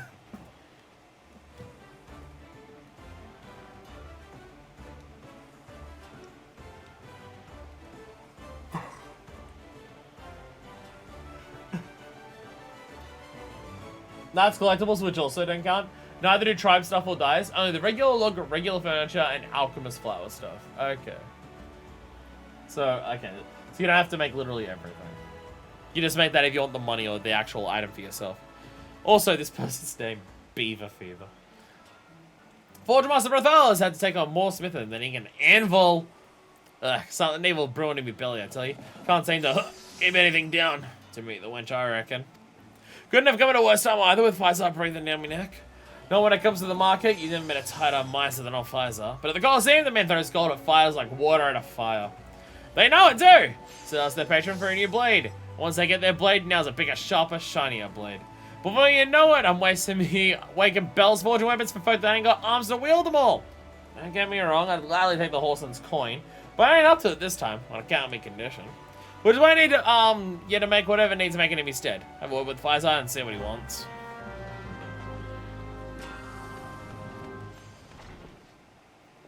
Sup, buddy? So Brothar sends you to me yet again. I am flattered he holds me in such esteem. As you may have heard, I had an eye for able warriors. You're without the proper arms and armaments, ability is for naught. Yet. Forge me one steel budge of equal parts splendor and might, and you and Brothar shall know the bounty of my generosity. But found me, fuckfist. I may be forced to reconsider my arrangement with Nuldic and Vermelis. You know that I'm good at this shit. There's no need to threaten me on every single step with your entire life will come crashing down around you if you fuck up. You know I'm good at this. You know I'm good at this. Bro. Bro. Bro.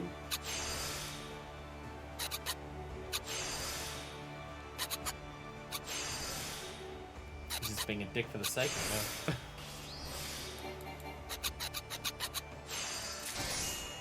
Man, it's nice to be so overleveled that I don't have to worry about any of these things in terms of crafting, and I just make it.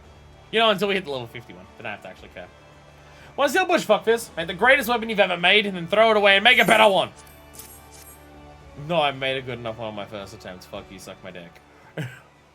You've come with my gift? Excellent. Let us have a look, shall we?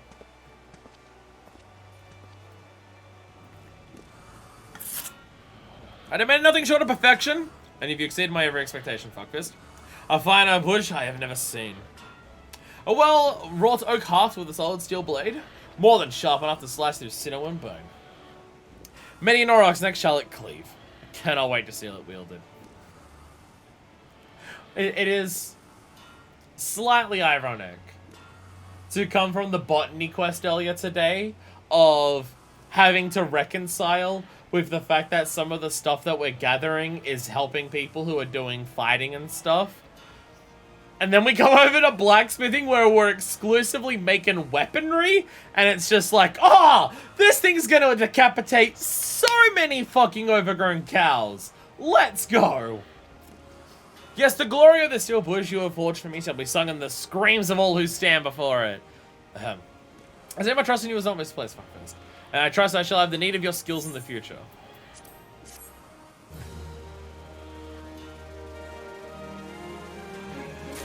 We're so good at... Yeah, I leveled up.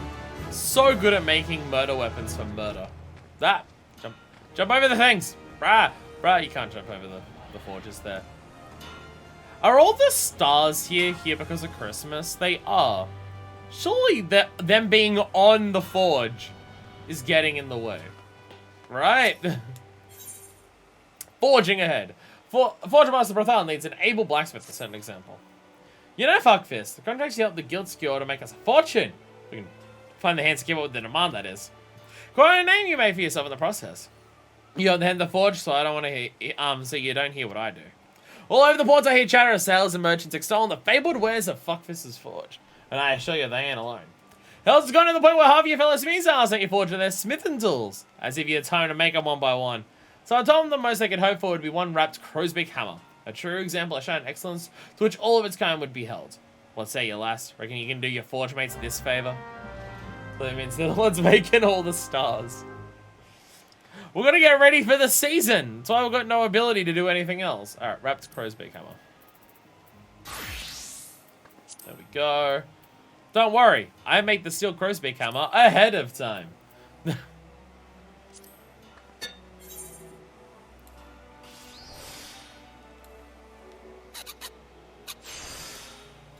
Yeah, we're now getting to the point where I have to actually pay attention and care. Unless I get an excellent on the condition, and then I don't have to worry about anything. Then life is really easy. Ta-da! Ta-da! Easy done. What's up? All my supposed to single wrap crow's beak hammer. Of the finest quality, of course, so I can show you fellas some easy how it's done. Here you go. Here you go. Fanciest fucking hammer you ever seen. I buy God's beard! Who'd have thought that the British tools of force could possess such beauty? Miss Claus evokes the elegance and ruthless efficiency of a golden beak plucking worms from the ground. And it's falsely counterbalanced asymmetrically by the face. Not my wildest fortune fantasies could ever envision laying hands or eyes on such a perfect hammer. Really is a different idea to the leatherworker one. Where every step of the way, we're making things that are passable at best until the final step. We come over to the blacksmith, and we really are like the best blacksmith that the guild has ever fucking had. Hells, I reckon it's too perfect to show to that lot. To look upon the Dorton Knights of such peak perfection would surely discourage even the boldest of modern blacksmiths. On the other hand, I ought to put those uppity smithies in their place, besides to be a crown of givers, have it hidden away from the world. With any luck, it'll serve as inspiration to your forge mates. Maybe even motivate one to follow in your footsteps.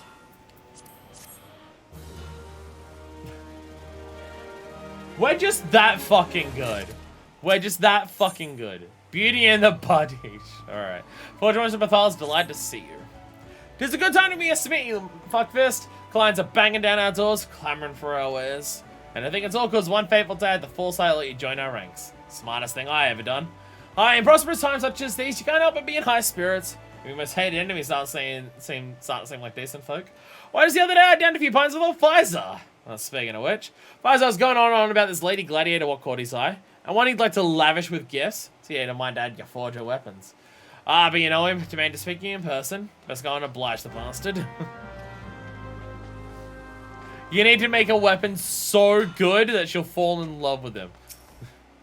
According to Encyclopedia, Brothal was pushed into the guildmaster position because everyone else hated the administrative work, and he drew the short straw. Because he seems to love the administrative part too. Fuck this, good of you to come. I knew no other whom I could call upon. Her name is Muriel. She is both muse and genius. A portrait of grace and beauty amid the carnage of war. Expertly versed in every technical discipline of combat. Muriel's more than a mere gladiator, she is an artist. If she is to paint the battlefield red, only the finest of instruments will suffice. Such instruments can only be created by the greatest of blacksmiths. Thus, I would ask of you a pair of cobalt knuckles, a buccaneer's bardiche, and a cobalt shamshir with which she might reign over the Colosseum like the goddess she is. I'll expect your workman is complete, though I have little reason to doubt your capabilities. I will not present to Muriel anything less than perfection. Possessed of a strong sense of duty, the Midlander has put his best foot forward in fulfilling his responsibilities with, more or less, a smile on his face. That doesn't seem like the Brothal I know. But, you know. Maybe when he's not completely and utterly entirely shit-faced, he's able to care about that part of the job too. Maybe. Question. What does Biogod's Blessing do? I keep forgetting. Increases quality, inner quiet, effect upon use. 100 plus 20% for each of your inner quiet stack up to a maximum of 300. Oh, that's what this is. That's what Biogod's Blessing is. It expends all your inner quiet stacks. Oh, so like if it's the last step you need, you can just burn all your inner quiet stacks to finish off the quality. Okay. The amount of smile is equal to the amount of blood alcohol level.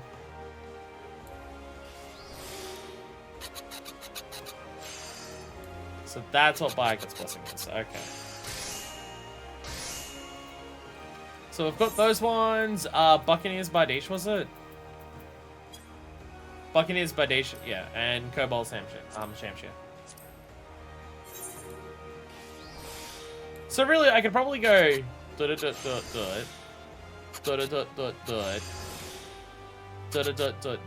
then if I look at this, yeah, that will currently do 240%, so 477. Okay. Which is still not actually enough for me to finish this. But, you know. You can have calculations up for math. Yeah, just leave that all there. Ta-da! Do a lot of the crafting skills just get, like, completely outpaced as you level up? Because there's still, like, Waste Not and Master's Mend. And I just never use those anymore. Is crafting a case of just as you get further on, stuff really will just be outclassed and you don't really use it anymore? What am I making? Cobalt sharpshooter. Which won't be there. Cobalt, cobalt, cobalt. Sharpshooter, there it is.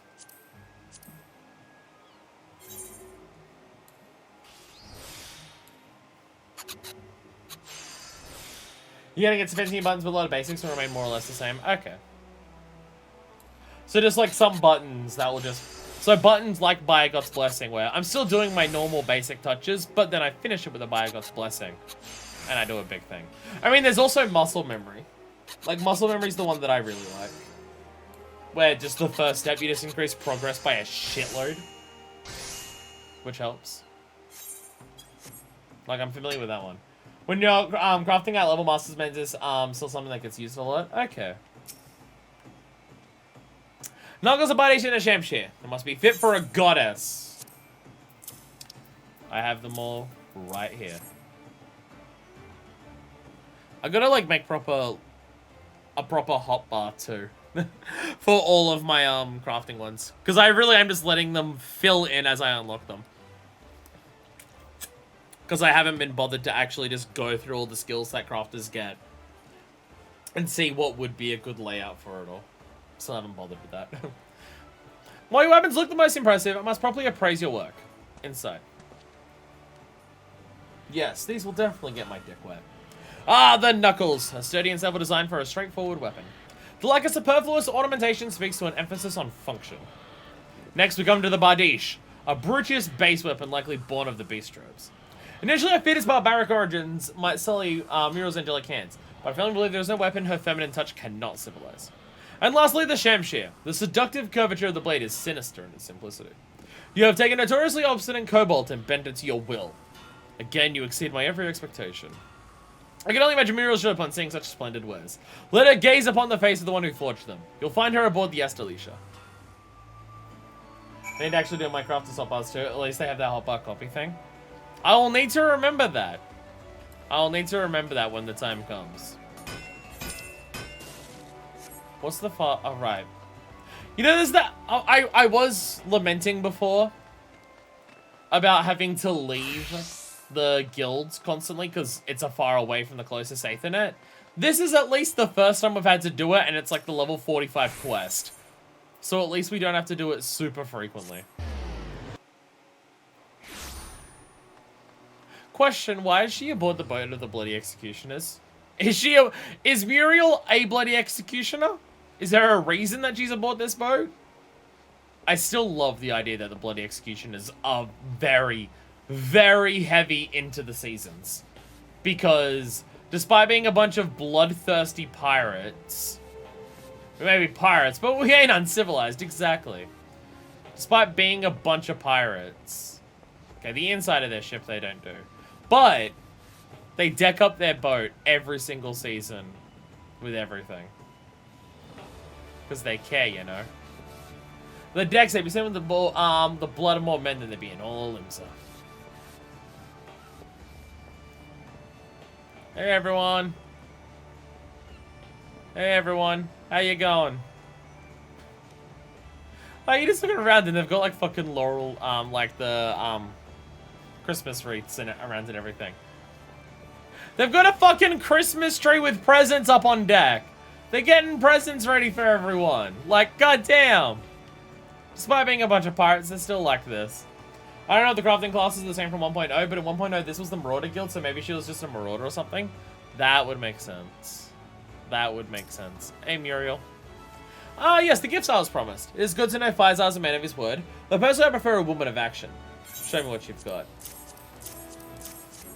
She's just gonna have a crush on us now. Most impressive indeed. I'm humbled. With your weapons in my grip, victory is all but assured. Faizar certainly possesses an eye for the finer things. Yet the eye that finds beauty interests me less than the hand that crafts it. The strong, skilled hands of an artisan like yourself. Gladiator and blacksmith make quite a pair, do we not? What is a weapon without a wielder, or a wielder without a weapon? We complete each other. Wow! Wow, she fell for us incredibly quickly. Wow! Wow! We handed her really good weapons and she's immediately just like, I want to go down on you. I gave Limsa lamented to see your wares at the old man's behest and found everything he promised and more. Know that in the heat of battle, as I clutch them tight in my hands, my thoughts will be of you. Wow. Wow. I think she likes us more than Brathiel does now. Holy shit. Is any surprise how to swing an axe? I've been looking to fight, for a fight to own my skills. Yeah, she's here to, yeah. She's here with the pirates to learn how to fight better. Yeah, so, that is the reason that she is here. And now we have to wander the long distance back to the guild.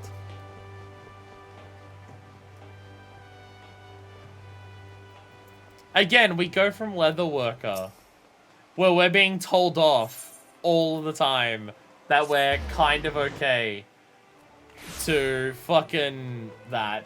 Damn girl, take a dip in the cold seawater real quick. I mean, like...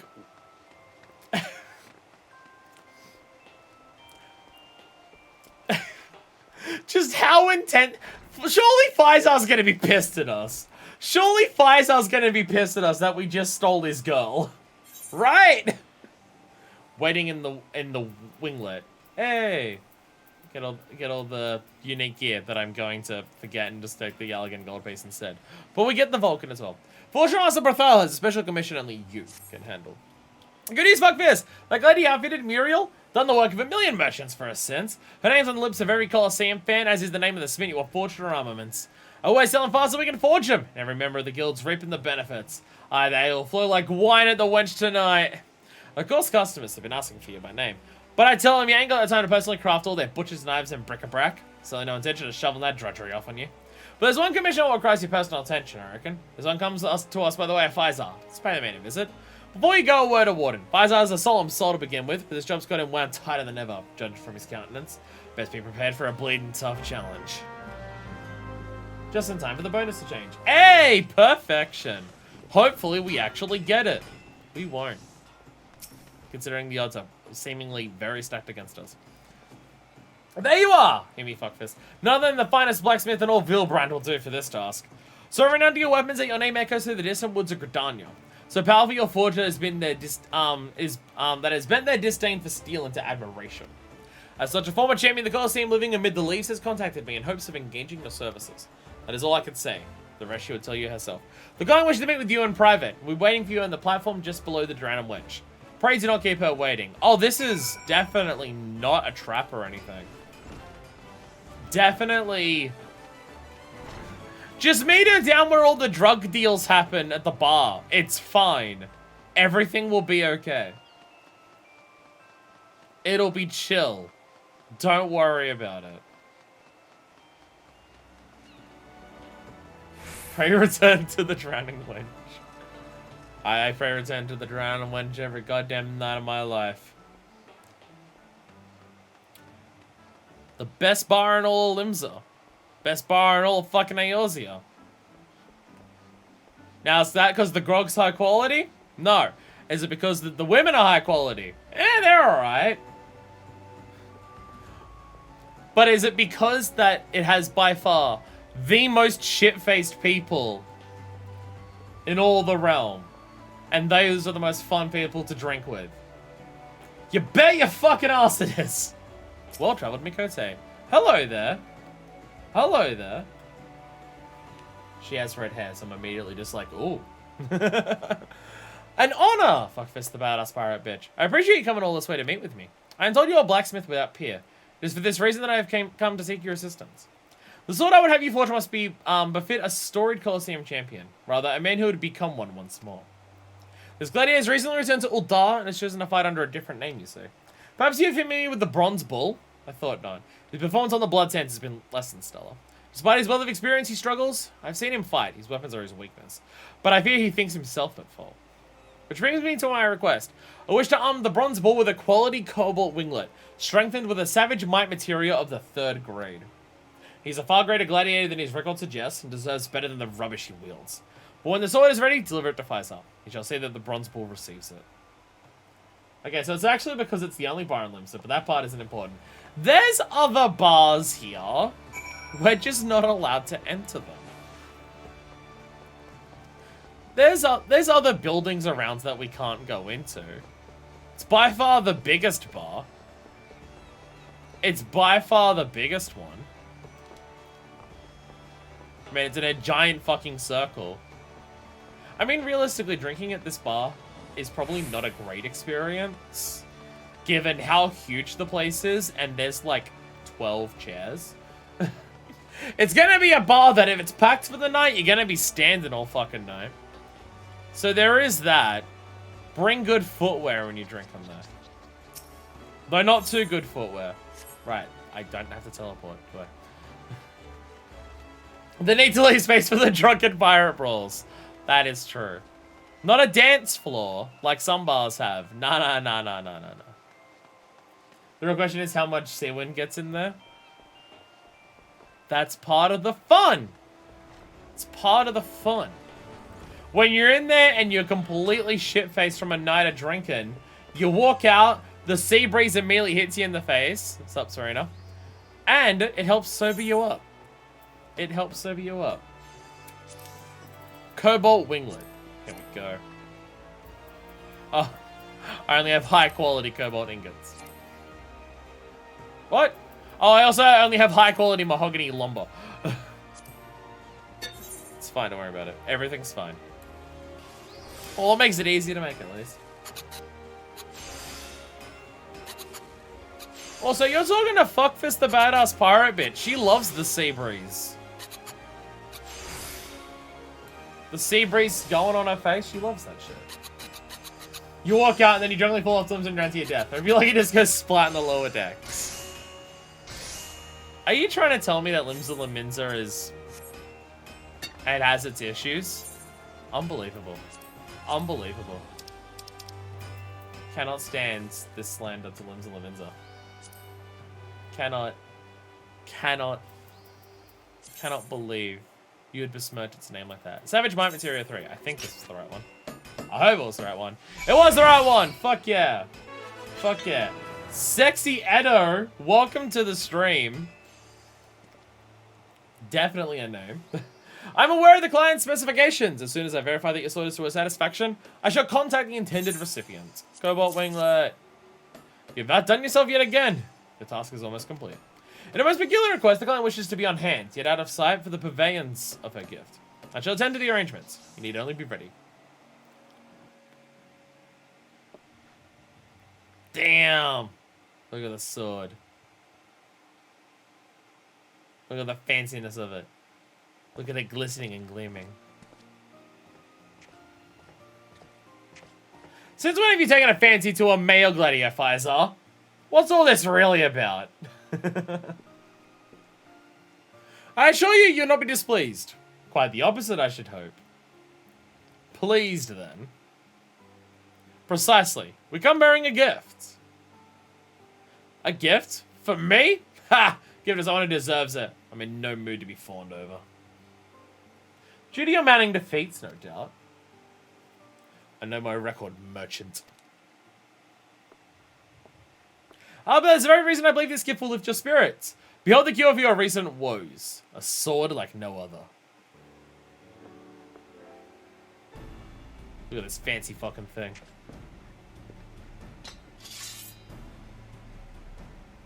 It made an unsheathing sound, despite the fact that he slightly lifted it off an anvil. This blade! I've never seen its equal.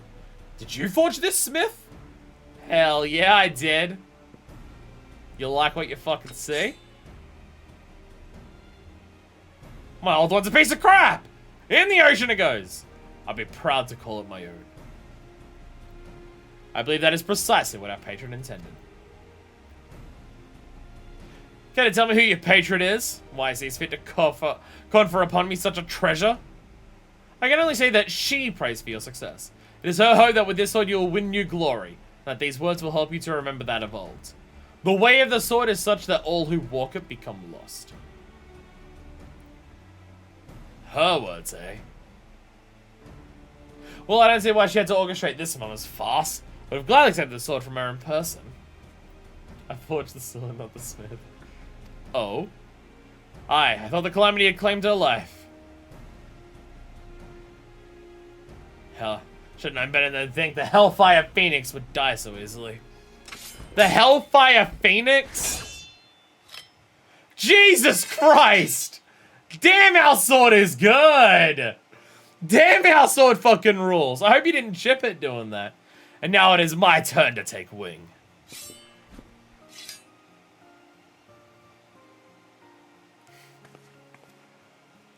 On my honor, I shall one day stand atop the Colosseum and do this sword justice.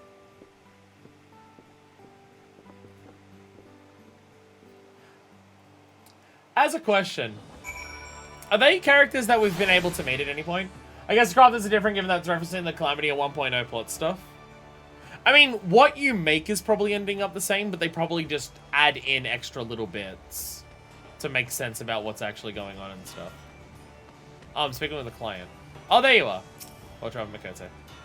Yeah, are the Hellfire Phoenix and the Bronze Bull, are they characters that like you interact with at any point during any of the Colosseum stuff? I don't remember who we did for Gladiator, like any of the characters from the Gladiator questline, I'm sorry. That was a long last time ago for me. Grindfire's no fool. I expect he knew I was present the moment his words left Firestar's lips. Why not give this sword in person? It is complicated. So I'll not involve myself directly in Colosseum affairs. Long ago I swore never to take up the sword or spear for sport. I've entrusted the Forge Master with your honorarium. Please accept it with my heartfelt thanks. That's at one point though, this is always here, these guys. Okay. Okay. They were in 1.0 at some point though, okay.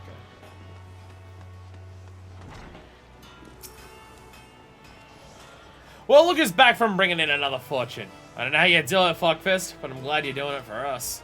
If you hadn't come along when you did and helped us turn things around with your quality smitten, are going to be another workless drunk drowning me sorrows at the wench. Instead, I'm happily employed, drunk celebrating me successes at the wench. You know, any loud that talk can put passion to a work, but to have it come at the other side and affect folk is true artistry. I made no mistake, lass, the impact of what you've done for the guilds will be felt for years to come. You're one of the best goddamn smithies I've had the pleasure of knowing, Fuckfist. There ain't nothing more to say than that.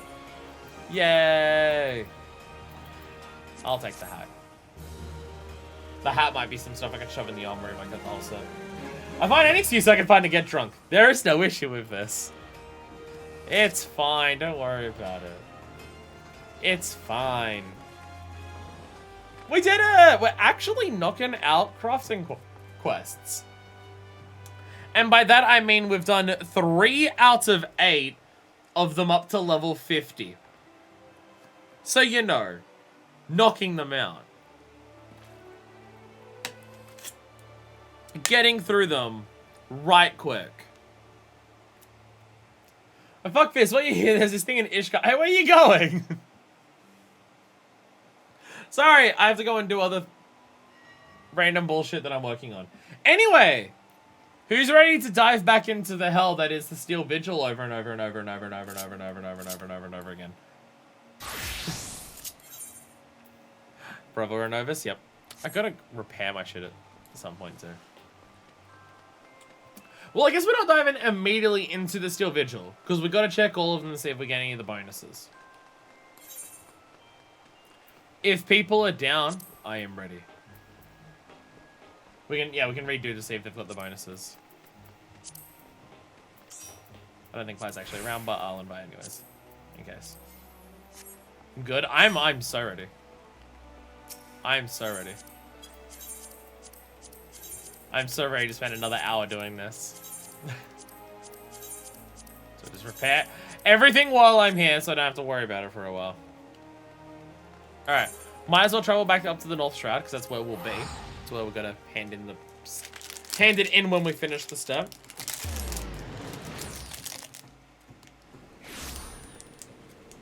Wow, somehow the muesli has basically fucking melted. Wow. Wow. Are you sneaking around? Are you getting up to Lala shenanigans again?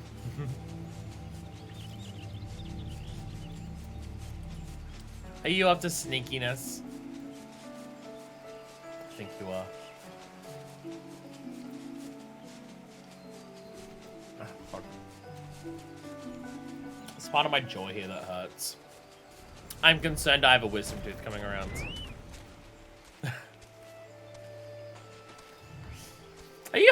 High skirt. Or dress. What are you doing there? What are you doing?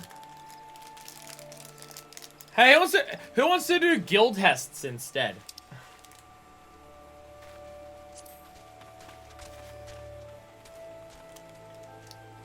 I may need this for a while. I just need to eat it quickly.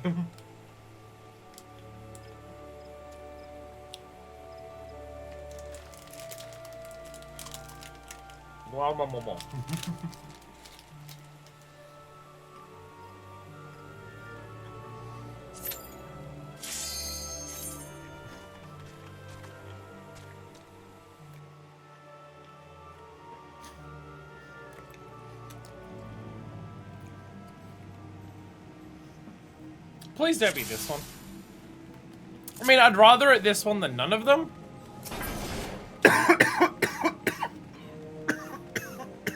Ow. But I'd really rather it not be this one. This is the most annoying one to do. Just because of the sheer amount of things you have to interact with.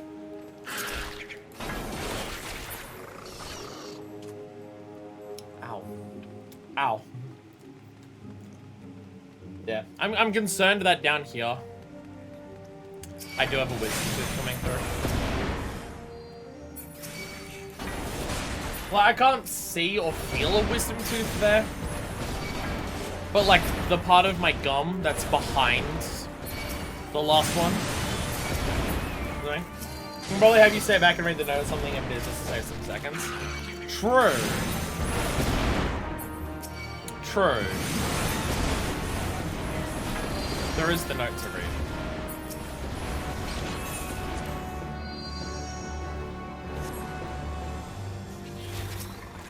And you do have to actually kill everything. Like to interact with those switches.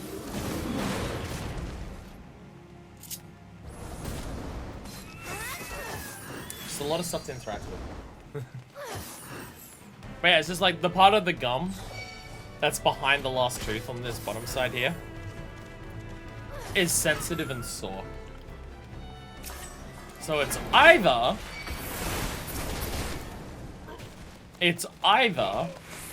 a wisdom tooth coming through, or my gums are infected. Which it could very easily be that. It could also be that.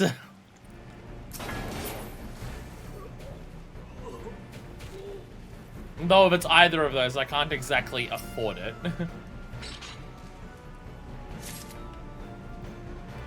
I mean, I don't live in the States, so, you know. Affording healthcare isn't anywhere near as much of a problem as it does for anyone who lives in America. But out of healthcare things in Australia, dentistry is the one that costs the most because it's not covered by any form of like federal scheme or anything. So if it is infected or it is a wisdom tooth, I kind of just have to live with it because there's nothing I can really do.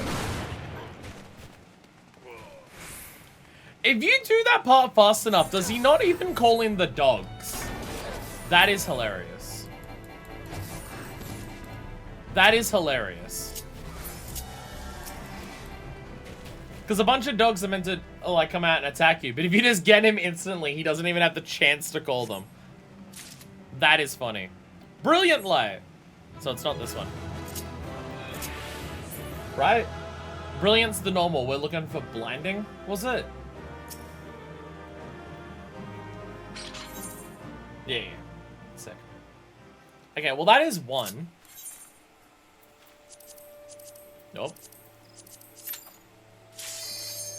That is 1 out of 21. I'll try to keep a count so we can get ready. I'll try. I sprinted too early. I wasted precious seconds.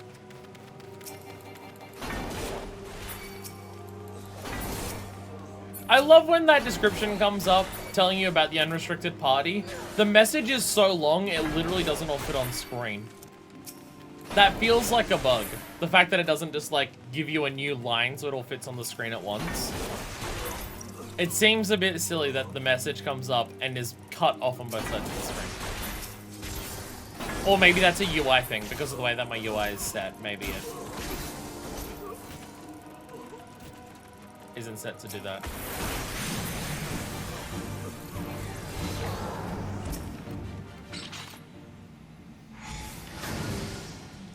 I'm still not sure if there's other parts of my UI that I do want to change. I mean, there's some parts that I know I need to change, and I'm just too lazy to. But stuff like enemy health bars, I don't know if I want to move that into, like, a bit higher. Like, move the health bar up higher, so I can have, like, their cast bar up here beneath it, so it's easier, so it's a little easier for me to see, like, what the enemies are casting. I'm just worried at this point if I change any of it, that I'm so used to what it already is that it will throw me off. Because I made a lot of the adjustments fairly early on. The one I know I need to adjust is the enemy bar on the left.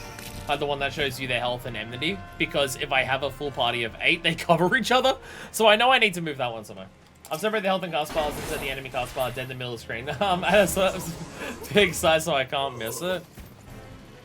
Well, that's the trade-off I need to do.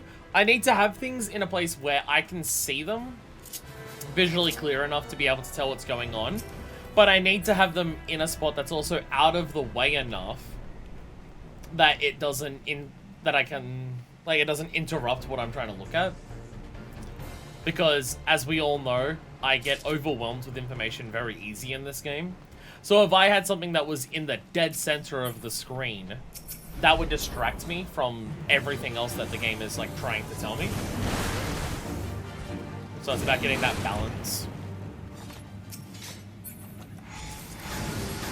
And that would be the hard part.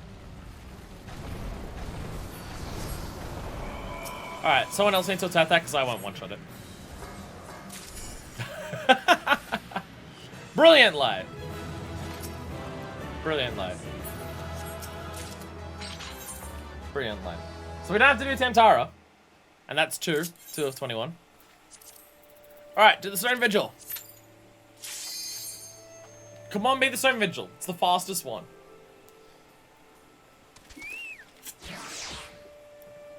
Again, it can vary. Is there only, like, one duty at a time that gives you the bonus? So out of all of the Realm Reborn duties, we're looking for one that gives the bonus out of the, like, 30 duties that exist. Let's be able to cast bar in the center. Some healers put party list also just like keep track of it in the middle of action and more. I can definitely understand all of that. I can definitely understand all of that.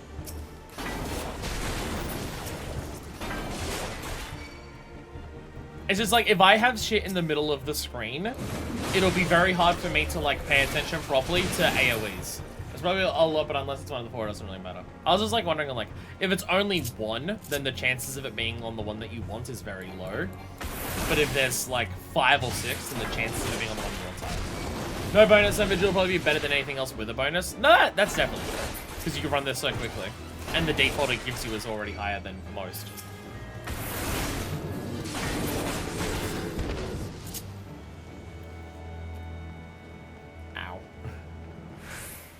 Ow. Ooh. I was watching Violent Night with parents because didn't get a chance to watch it last night. Wait, Violent Night? Is that like a horror Christmas movie? Because, like, Silent Night, but Violent Night? That's badass. But welcome back! We did a bunch of blacksmithing, and now we're back to here. We haven't been doing this the entire time that, since we left. At one point we did do blacksmithing.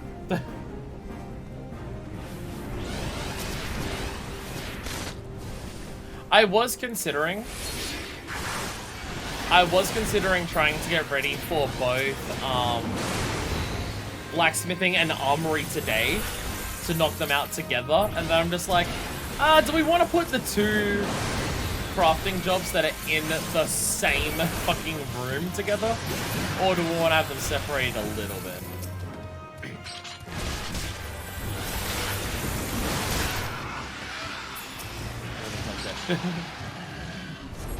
Get away from me. Stupid dragons. Ishgard was right.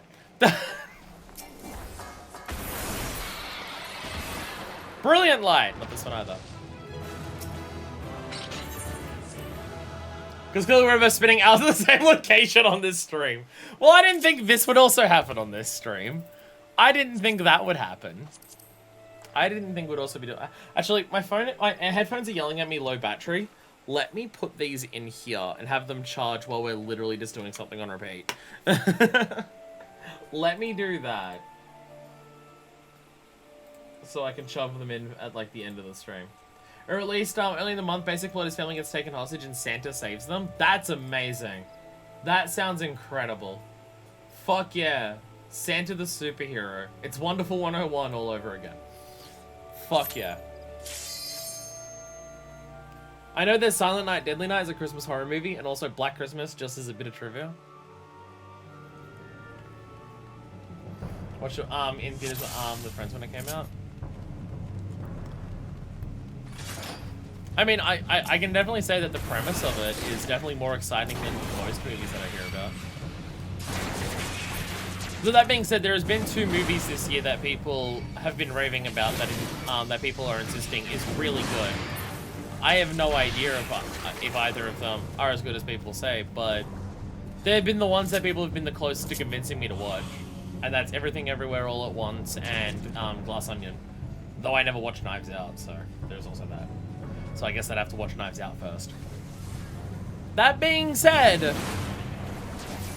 I do really like Last Jedi. So a Rian Johnson thing is exciting. People compare it a bit to Die Hard. Also, like so Santa's rescuing them, like, in a way of Die Hard, of just, like, trying to work out, like, getting them and stuff. Interesting. Interesting.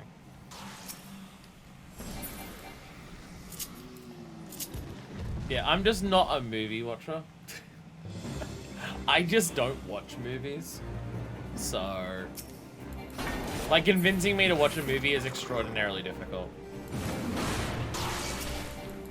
It sounds ridiculous to say that I'm not a fan of the medium, but I'm not a fan of the medium. Die Hard, John McClane, and Santa Claus switch places. The role that Santa originally had in Die Hard, John McClane is now doing that. Probably not what you mean, but it's funny for me to think of it that way.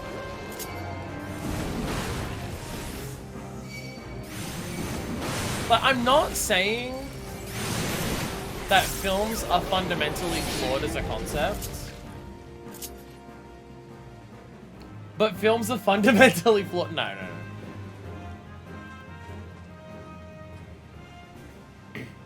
No, my main thing with films, and the reason that I just in general I'm not someone who cares massively for film,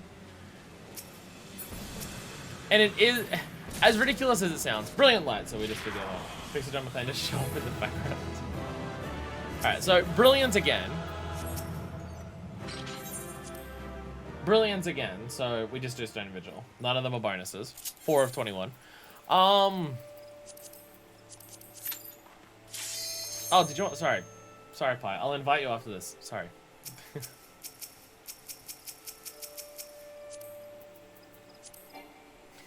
Sorry. If you want to join in on the riveting thing that we're doing here. No, my main thing with movies where I just, like, the thing that makes me care about, like, not care that much about most movies that I've seen. The main thing is, it's... For me, movies are, like, the exact perfect length for me to not care about something.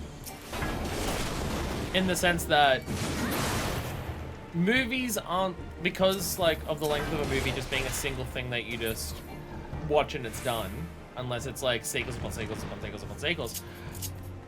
Movies are, like, not long enough for me to get, like, super invested in what the film's about, because it's only about 2 hours.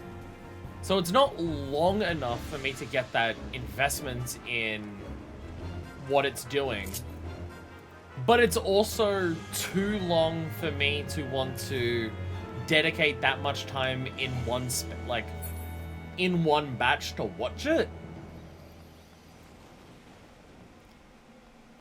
Like, you have something like TV shows where it will go for a season, so in total you've got like a few hours and it gives me more chance to get invested, while each individual part only goes for like half an hour, so I don't have to commit 2 hours to watching a film, kind of thing. I mean, I'm also not a fan of watching TV shows where every episode's like an hour, because again, too much at once for me to want to sit down and commit my time to watching that. I know I say that as a streamer, but like, I like video games more than I like movies and TV shows, so I'm willing to spend several hours in one sitting playing a video game, because I like games more than movies and TV, and stuff like that. The interactive element makes me way more interested in sitting with it for that long. We're just watching something and stuff like that. It's a lot of time at once. Especially as if, like, if you're watching a movie or a TV show, 5, it kind of like wants your full attention for like plot details and everything like that. Where if I watch something on YouTube, like I'm just watching a random YouTuber's just video, even if it is like an hour and a half long, it's something I can watch while... Oh, right. Sorry. Invite to party. It's something I can watch while doing other things, and it's not like I'm going to miss a bunch of details or anything like that because I'm like only half paying attention to it or doing other things at the same time. So it's hard for me to get invested in films. I don't watch movies much, but part of it was that we had friends that wanted to see it, and have a friend that works at theater, so I had free tickets. Free tickets? God damn.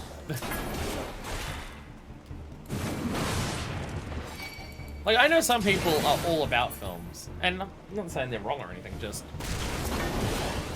for the medium of what film is. Like, a film has to be exceptional in some capacity for me to be willing to be invested in it.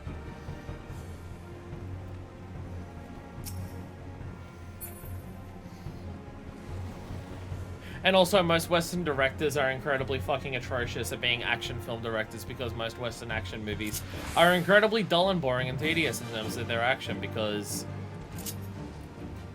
what the fuck is pacing or choreography?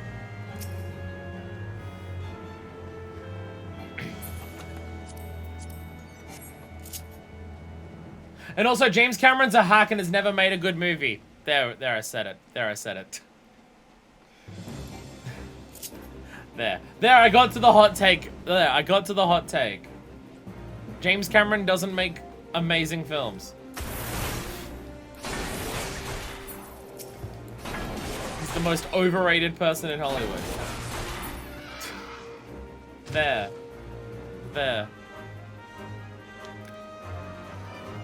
That's not even something I'm saying as a contrarian. I just genuinely believe that.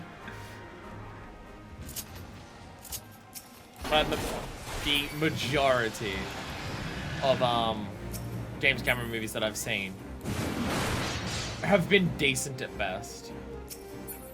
Like, there's no James Cameron movie that I've seen that I would say was really good. Yes, I'm counting Terminator 2. Yes, I'm counting Terminator 2. Terminator 2 is extraordinarily overrated. Let's get all the hot takes out. Get all the hot takes out. 159, nice. Last couple movies that I watched were Violent Night, Uncharted, Ratchet. Wait, the Uncharted movie's out? The Uncharted movie is out? 6. I figured that would have been one of the ones that was like stuck in development hell for ages. I didn't realize that came out. And also, Ratchet & Clank movie. That's the one that is based on the first game, right? The Ratchet & Clank movie. That's the one that's based on the first game, which kind of tied in with the remake of the first game from memory. Am I remembering any of those details correctly? Uncharted was back in February. This is how much I am not keeping up with any form of movie progress or anything. It is, yeah, okay. I've not kept up with Ratchet & Clank as a series. Like, I've played up to Gladiator, back on the PS2. And I basically skipped the entire PS3 generation. And I played, like, a couple of the later ones, with a friend at one point, of, like Q-Force and Into the Nexus and stuff like that. Like, I played through those ones. But the entire, like, PS3 trilogy thing, like Tools of Destruction, Crack in Time, I never played through any of those. But the main thing, and I haven't played Rift Apart, like the newest one. But the main thing I remember from like the Ratchet & Clank remake was they apparently put Dr. Nefarious into the first movie, like into the first game. Like it was originally just the chairman dude, but apparently the remake puts Nefarious into it as well. Gladiator Deadlocks was fun. I really liked that game. Gladiator and Deadlocks was also Gladiator. It was Deadlocks where I live. It was a game that I played through basically the entire game in co-op, and as just a co-op experience of going through with overpowered weapons and killing everything. It is a fun game for that purpose. I have no idea whether it holds up as like a single-player Ratchet & Clank game or anything like that. From memory, it has like the smallest amount of weapons in the franchise.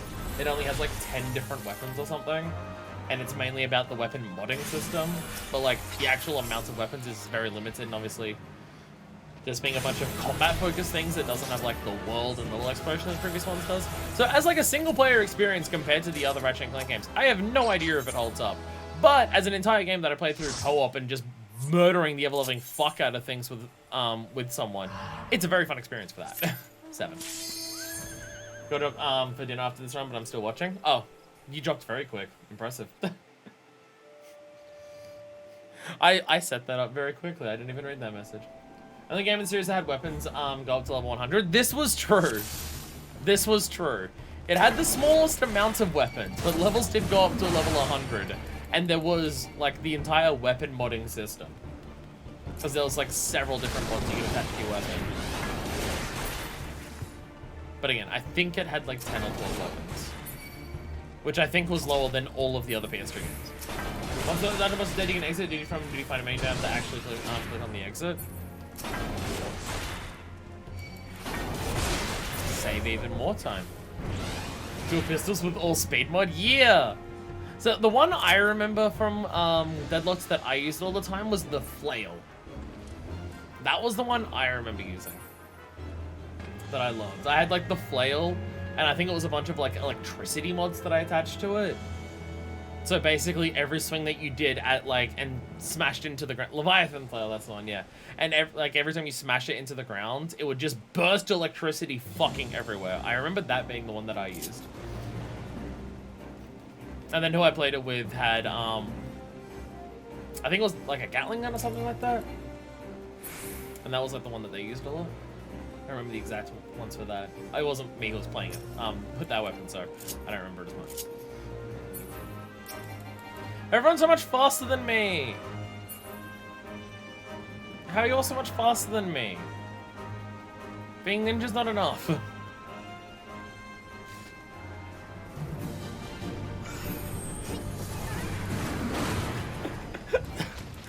Tank Buster symbol, what are you doing? And with co-op, could I play a 2B Jack? That I do not remember. That I don't remember doing. What? Was that like a save data bonus? I don't remember doing that. Or maybe I just didn't work out on unlock it. Because I played through all the Jack games on the PS2 as well. Do the Jack and Daxter games hold up, by the way? Like the main trilogy? I obviously know there's also Jack X, which is the racing game, which when I was a kid, I really liked. I remember really liking Jack X when I was a kid. No idea if it holds up. But did the other ones hold up as well? Because I remember, like, Jack 1 is so different than Jack 2 and 3. Because Jack 2 and 3 are just like, we're gonna be edgy and hardcore now, so we need to introduce guns and everything. I still remember really enjoying them when I was a kid. I gotta remember, these are like early 2000s games, so I probably played most of them when I was around 10. I have not played them since. The Dark Knight helps that you get a trace that makes your range attack reduce your gap closer CD, so you can gap close more often. Oh yeah, it does do that, doesn't it? Yeah, like the spell that you cast.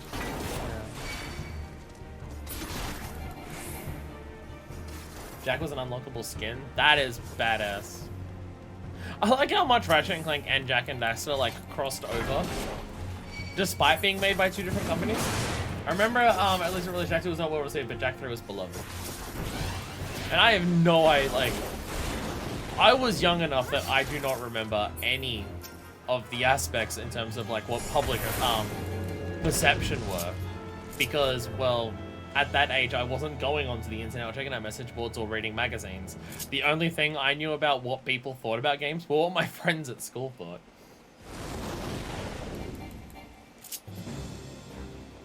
So the thing is, the main thing for me with Jak 2 and Jak 3 is I bet in my brain aspects that I remember of the games, I bet I have the two games mixed up in a lot of capacities.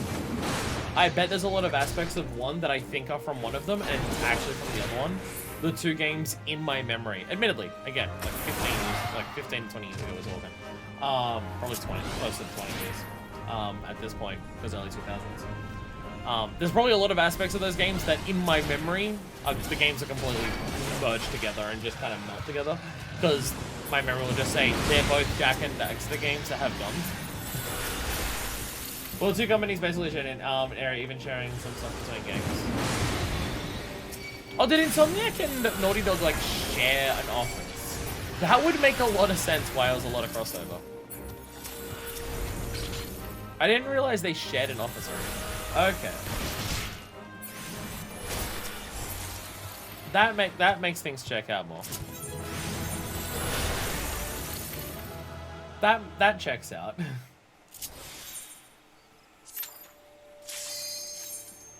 Nine, by the way. We're getting there. We're getting there. 9 of 21. We're close. We're close. I'm not sure if it was an office they shared, but at least very close.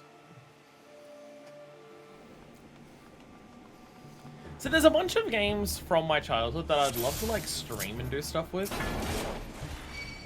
Or just like revisit old games from my childhood and play through them again. I think there's a lot of games like that that would be fun to do on stream. It's just the issue is people are going to be more interested in me playing games from their childhood that I've never played before, rather than me playing games from my childhood that I haven't. Like, I'd love to stream the Jak games, but I know full well that people are more interested in me doing, like, Ace Attorney or anything. As well, Kingdom Hearts happened, Disney Japan shared an office building with first off for a while, and one guy literally made an elevator pitch, yeah. But that story's fucking legendary. And it also turns out it's very similar to how Sora got in Smash.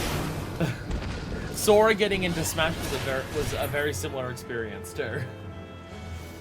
Where, Sakurai just happened to stumble across an executive of, I think, Disney, and brought up the concept. Jak Series is on PS4, including Jak X. I knew the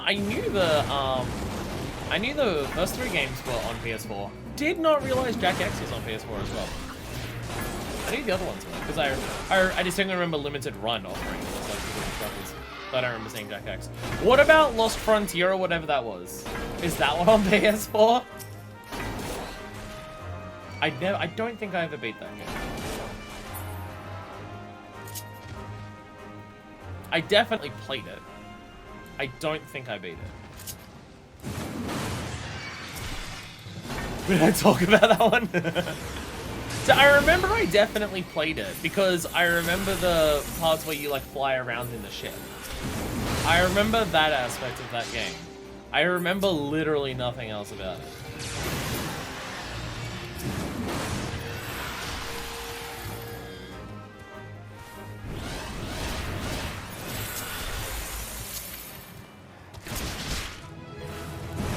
Alright, 10!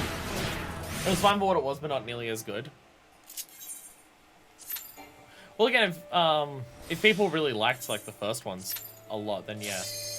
later ones I gotta keep up with it.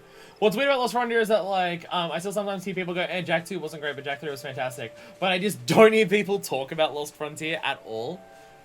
The fact that I know the name of it is probably a rarity in of itself. Well, didn't Lost Frontier come out on PS2 after the PS3 had come out? Like, wasn't it really fucking late into the PS2's life cycle? Or was it originally PSP and got ported to PS2? Or was it that one? I played it on PS2. But I can't remember if that was one of the ones that started on PSP and then got ported. Because a few games of that era, some of the Ratchet & Clank games I believe have that happen, like Size Matters. Well, I don't know about Secret Agent Clank. And also, timeline-wise, it's weird, because from memory, Lost Frontier also takes place before Jak X. So, like, Jak X ends on a cliffhanger. Jak X has its cliffhanger. And then a new Jak and Daxter game comes out afterwards, which qualities is questionable. And then also isn't a follow-up to the story cliffhanger that Jak X ended on, because it takes place before it. So, like, who cares? I believe that was also part of it. To be fair, the PS2's lifecycle was artificially extended by Sony. They kept it on life support well into the PS3's lifespan. True. True. Which is kind of sort of happening with the PS4 and PS5. How many games are coming out that are still cross-gen? And it's definitely less and less common as time's going on, but... Yeah. PSP then ported Samuel Bash. Okay, it was the same as this. Okay. So it was PSP then then ported onto PS2. Okay. I thought it was. And also just Daxter on PSP. I remember that game, and I remember enjoying it again when I was a kid. See, Daxter, like, made sense as a game that takes place not as the next game in the franchise, because there's a very explicit moment in time where you could set a Daxter game that's just Daxter on his own, and that's exactly what they did. Like, where's a period of time where Daxter could have a game on his own? Oh, we literally already have that as a space of time at the beginning of Jak 2. Again, whether that game was good or not, I have no idea. But I remember enjoying it when I was a kid. I've said Daxter could get special things in Jak X. So you got, like, the Daxter mobile and shit. Like, you could get a car that looks like Daxter or something. Daxter was pretty good. I remember, so the thing is, the main things I remember about Daxter, I believe there was 11, I think. I'm gonna go dinner after this next one. Fair enough. Shit, I can't do runs on my own, it'll take forever. Wait, Pie's already had dinner. We're good. Pie's already had dinner.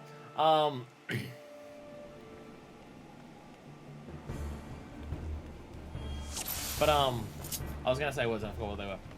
Yeah, the main things I remember about Daxter is I believe there was a different large-boobed woman than the other large-boobed women that came up in the franchise that Daxter flirted with.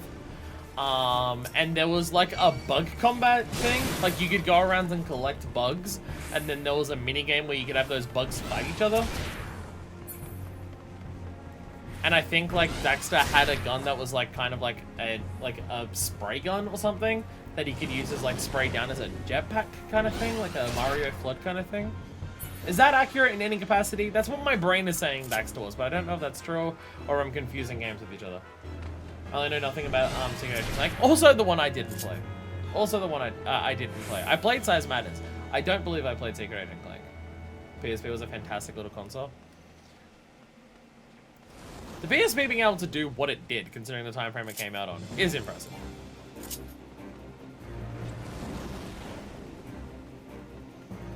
Though I didn't play an absolute ton of it. I think for me, the PSP was mainly Daxter, Liberty City Stories and Vice City Stories, because I played it on those before they came out on PS2. Ratchet & Clank Size Matters, Twisted Metal, and what's the game called? Mercury. Mercury, I believe. I think it was called Mercury. Like you controlled the gravity of a level to move around to do, like to move Mercury balls and solve puzzles. I don't know if I played much else on the PSP. It was essentially PS2 light in the graphics department. Again, for a handheld at the time, that's impressive, considering the handheld that was going against it in the market was the Game Boy Advance. Possibly the DS by that point, but I don't think so. Pretty much also different movie references with mini games based on Indiana Jones, Matrix, and a couple others, I think. Oh yeah, there was the... You're right. There is like that Matrix part of Daxter where he's dressed up as fucking Neo and he's like fighting off a bunch of things. That does happen in that game. 12, I think. 12, I think we're at 12. That might have been 13. Oh, right. Right. Someone's ditching. Sorry.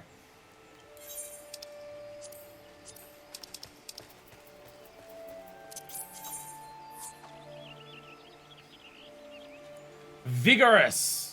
Again, I think we're at 12 of the 20 that we need. 21 that we need. I think. I could be off by a little bit. But I think 12. Yes, I distinctly remember that part of Daxter now that you mention it. 1400 to 1599. Does that make sense with having done 12 past 1008? Roughly.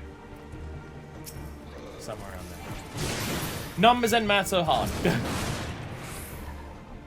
little over halfway through this, yeah. Yeah, because if we did, we did 12. We get 48 each. That's whatever it is.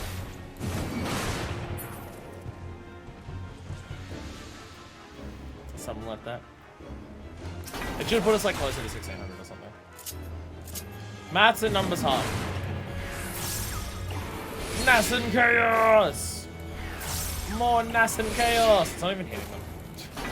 It's not even hitting them.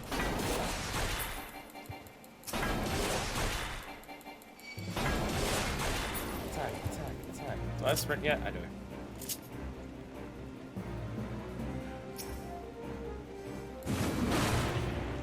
How are you so much faster than me? What am I doing wrong? What am I doing wrong that you get so much further ahead? I've lost the ability to be as fast as everyone else and I don't know why. Like, I know Ninja, but Ninja's not that much faster.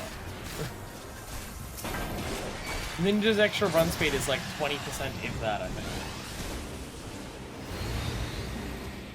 Oh, you got the teleports, yeah. You got the teleport movement. Ninja teleport, yeah. Forgot about that. Because you can do your gap closer very, very easily. You don't have to worry about anything.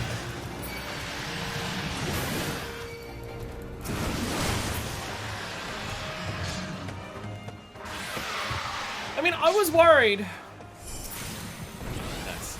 I was worried coming into the stream today that we weren't gonna have enough content to fill out an entire stream, even with all the stuff I had unlocked.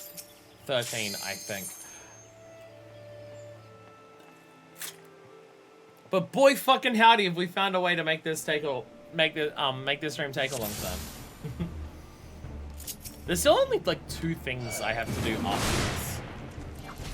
The Scholar quest line, which will admittedly will be a decent chunk of time. Unless we just want to save it for next time.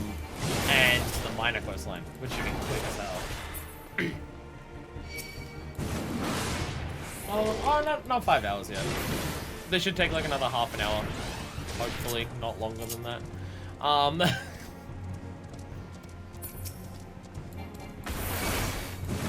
See, what this experience is, right? What we're doing here as part of the stream is there's so much of the stream where you don't get to see the progress happen. Like, it's a case of, oh, I hand in the next like level for the tribe quest. And then when we come back onto the next stream, hey, the tribe quest is finished and ready to go for the next one. You don't like see the process of doing all the dailies and everything like that. You don't see working through all of those. You see, oh, I've got a bunch of books to do, and then I go and do the books off camera. You don't see what that is. You don't know, watching the stream, what I'm having to go and do to get all of this progress ready for the next stream. And this is a taste of that. And this is a taste of that. I do! Well, some people watching know what I'm going through. Some people watching even more familiar with what I go through than I am. Some people are very intimately familiar with what this process is. Having to use the relic weapon makes you so much fun. Hey, I made one ARR relic.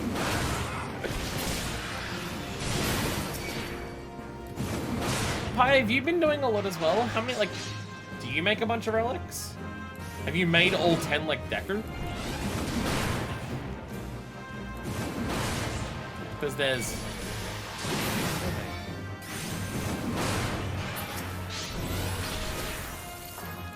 And like, it's taking me this long just to do one weapon, as in several months. Admittedly, I can do most one step a week, except for this week because of very specific circumstances. Like, it took me forever to do the books. I've made one from each expansion so far, except for Heavensward, which I made 2 for. I mean, I'll do at least that. I'll make one per expansion, because there's a storyline attached to it. Did all our relics working on the most Heavensward ones? You've done all of the fucking Realm Reborn ones as well? 14, I think.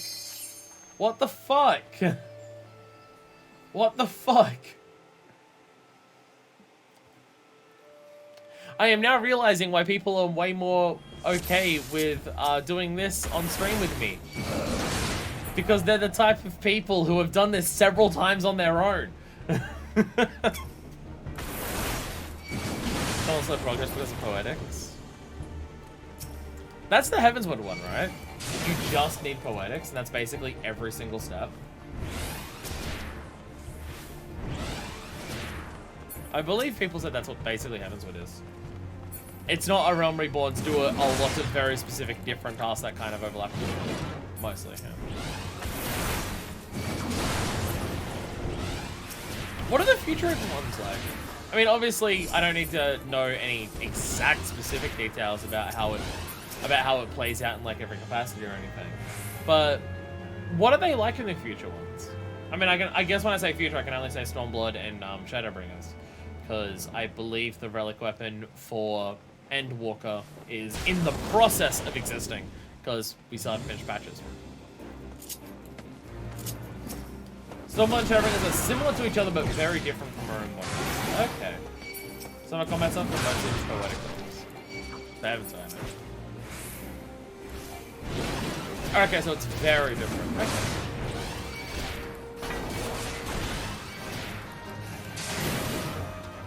In terms of, like, story,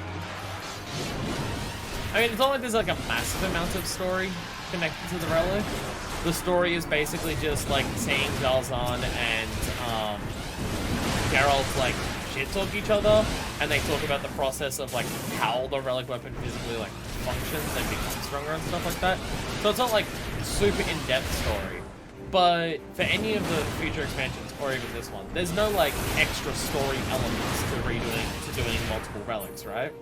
It's just, you do the steps to hand it in. I mean, there's the story of, like, what the weapon comes to be, which you get in the first step in this. Like, every relic weapon has, like, every weapon has its own story of the Braves that it is, and like, oh, the weapon came about because of this and this and this and stuff like that. I know there's that, but like, in terms of like a quest line, you just do it for one weapon and the quest line's like done, right? I believe. Theoretically, you can still get the Heavensward relics by completing a variety of tasks, but it's almost, but also almost every set also gives the option of buying the items with poetics rather than doing stuff for them. And even though grinding poetics can be a bit of a slow experience, I imagine doing the other task is slower than just getting poetics from doing your dailies. Some quest style changes like go towards that guy again, but it's not really different. Okay. Again, I'll do like a relic for each expansion for that story and to see what the process is like and everything like that. But I don't see a need to do them all, especially not on stream. But the only really unique thing to do in the first step, go give a break from down the history of the specific weapon.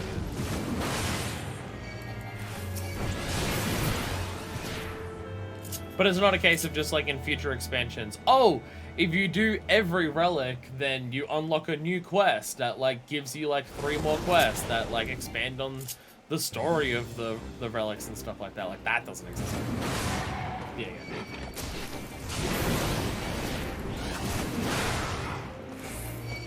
That's the main thing. Then one expansion it shall be.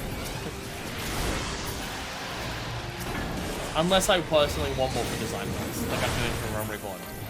Against my better judgment. Against my better judgment, doing multiple for Realm Reborn. I'll deal with the riffraff.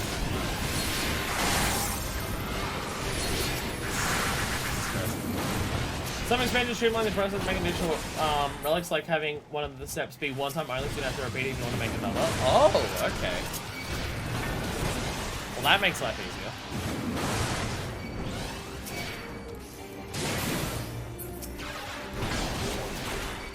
That doesn't make sense.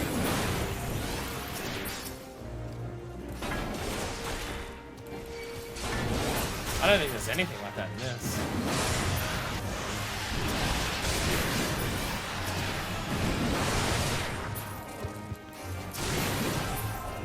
Like, you technically finish the quests and never have to do the quest again. 16? I think I'm losing count. But I think 16. Like, you never have to do the quests again here.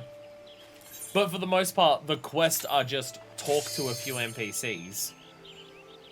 There's not many quests in this that require actually doing something to finish the quest, except for the first part of the weapon, which you need to do for every weapon no matter what. As some of those specifically wrote the Emorgan ones that we know people are going to want all 19, so we'll help them out, but we don't know the details. Oh yeah, given that, you know, 6.3 at this point, it's not even out. Do we have a day on 6.3, by the way? It's obviously soon, because we're in a Moogle Timestone event, but do we have a date for 6.3? Probably should be wise for me to know 6.3, even though I'm probably not going to engage with anything that 6.3 offers, except for the Paladin rework. It'll affect how long I've got to actually do the Timestone event. January 10th, okay. Stormblood is probably the most streamlined. Okay. Well, the scroll, you don't have to go around and go to him, bring back to him, sort of Charles, and you can just get the 3 balls of ink and trade for another scroll. Yeah. So, like, you cut off that amount of process, but it's a very small amount. It's a very small amount you're trimming off.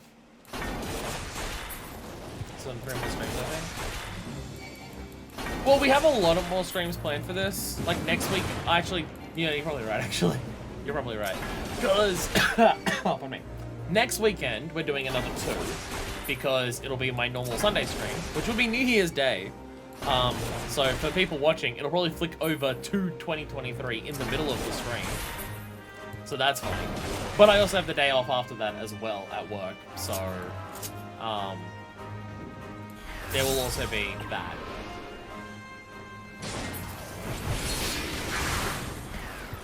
So there'll be another 2 then. And then a week from then will be like January 8th or 9th or something that we'll be doing the next stream on, so that'll be like right fully expensive. So yeah, you're right, 3 expansion. 3 more streams. Assuming I get them all done. Assuming I get them all done. My voice is obviously not great today, after doing it all of yesterday and today. We're still recovering. But the fact that I'm able to stream it all today is more than I expected. It is a lot more than I expected to be able to do. I was not sure if I'd be able to do today's stream. I kind of left it up in the air of, I'll try 17, hopefully.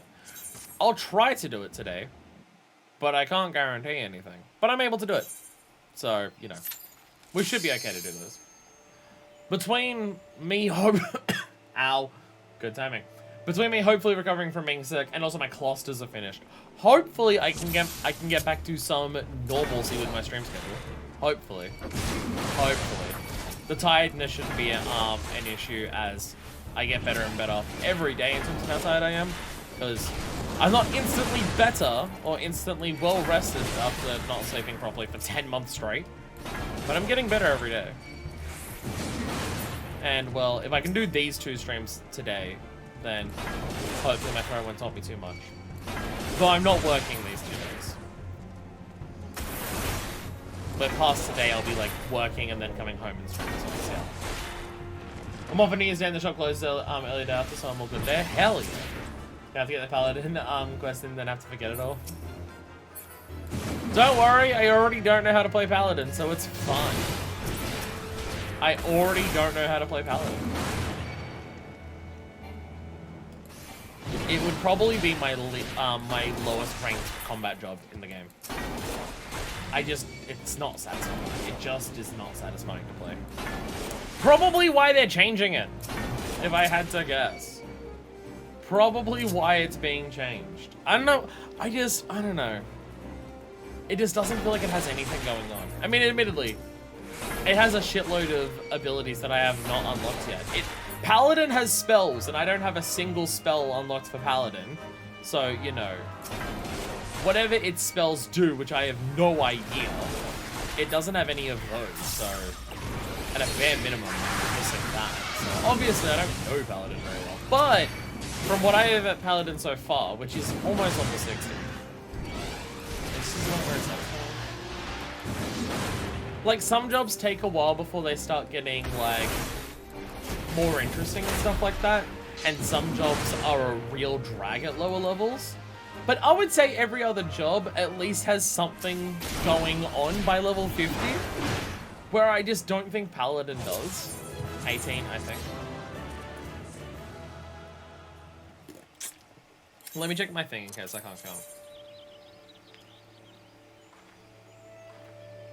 Soul Attunement is almost complete! Woo! At least it tells me it's almost complete. Yeah, even if some jobs take a while before they start getting interesting, or just not a drag, usually by level 50, they've got enough going on that I find the job, like, interesting. Not Paladin. Not Paladin.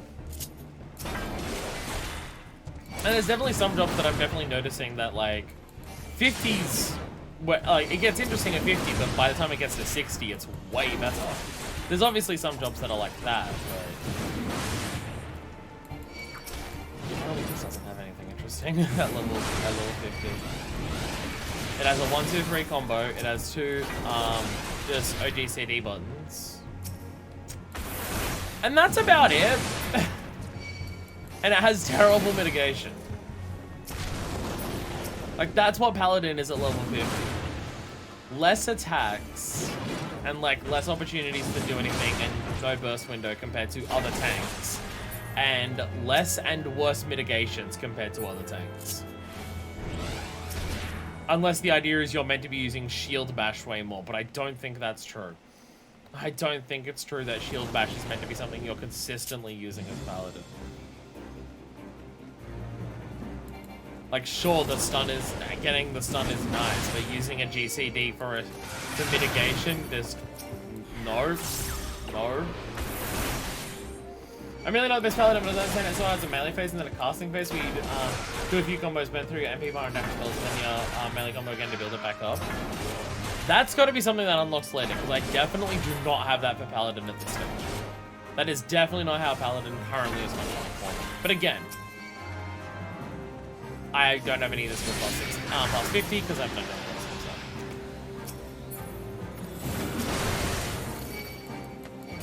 6. Like, again, there's a reason that I switched over my relic weapon from Paladin to Warrior. There's a reason that I'm now working on the Bravura. Because I knew how long it would take me to actually get the relic weapon done for Paladin if it was the first one that I did and I had to play Paladin the entire time. I knew it would take a long ass time before I actually finished it. And I'm correct. I switched over to Bravura and have been working through it way faster. Magic stuff unlocks in Heavensward, but doesn't really get going until Requiescat patch. 19, I think? 19, I think? Oh, we're getting there. Oh, we're getting there. Again, thank you all for the help on this. I'm sure it's been a fascinating stream. Just the most exciting shit to watch. But this makes my life a lot easier.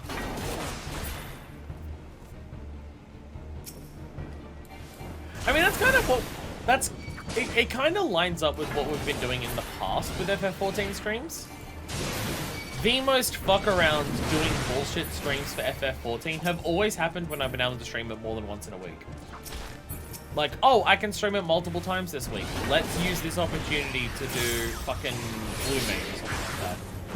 We've done that, like, that's happened a fair bit. We can stream it multiple times in a week, so we do even, like, the really side shit. So. Did you get, all this shit, did you get all this shit, relative to the next step?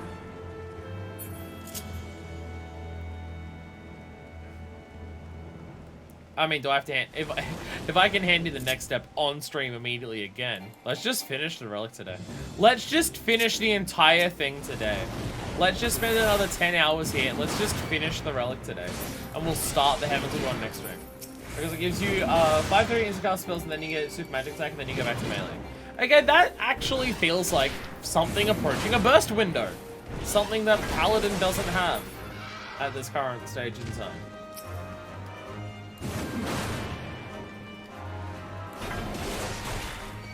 I don't think we can do next step now, but next stream. Well, I mean, we've got a week until the next stream, roughly. Okay, like we've got like 4 days, and 4 or 5 days until the next stream. But I'll try to get the next step of the relic done before then, so we can do that. I won't be able to get the beast ones done by then. I don't think I have enough days, or at least for the Vanu Vanu.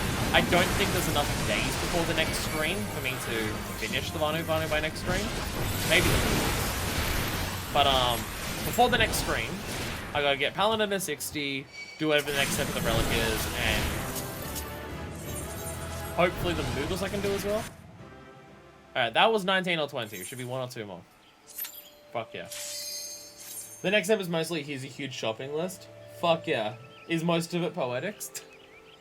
Is this the poetic grinding part of the thing?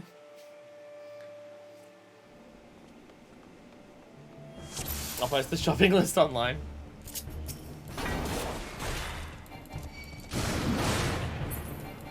We're gonna finish today, you watch. We'll finish right after this. This got to went dinner done. Fair enough. But you're able to type as much while eating dinner as a customer. When I'm eating food, I'm single-minded and I'm just like, nom nom nom nom nom. That does remind me, I need to go shopping after I finish this today. Because I currently don't have food in my house. I have some pasta bake. But like, what you saw me eat earlier with a muesli bar, that's like what I've eaten today, because I have no other meals in the house. The only food I currently have in the house is pasta bakes, and they're for my dinner. So, need to go shopping after this, so I actually have some food to buy. I was going to do shopping on my last day of work last week, but considering I already left work early because I was struggling to breathe, I figured pushing myself to try and do some shopping was a bad idea. There's exactly one item for products. The rest is either guild company sales or market forward. Oh dear. Actually, no, I think I have a lot of company sales right now. I think I have quite a few company sales right now. I don't think I've spent a bunch of them on ventures recently, so I think I have quite a few. You need a lot? Wait, which ones? Wait, do you mean... Do you mean this one? Because I have 60,000 currently. Or do you mean, like, these allied seals? 80k total. Okay, I'm actually close. Okay, I'm actually not that far away. Company seals is super easy to get. They're... Company seals are piss easy to get, so 18k is nothing. Not a get it today thing unless we grind, but, you know. We can turn a lot of dungeon stuff that should slip their balance to 18k.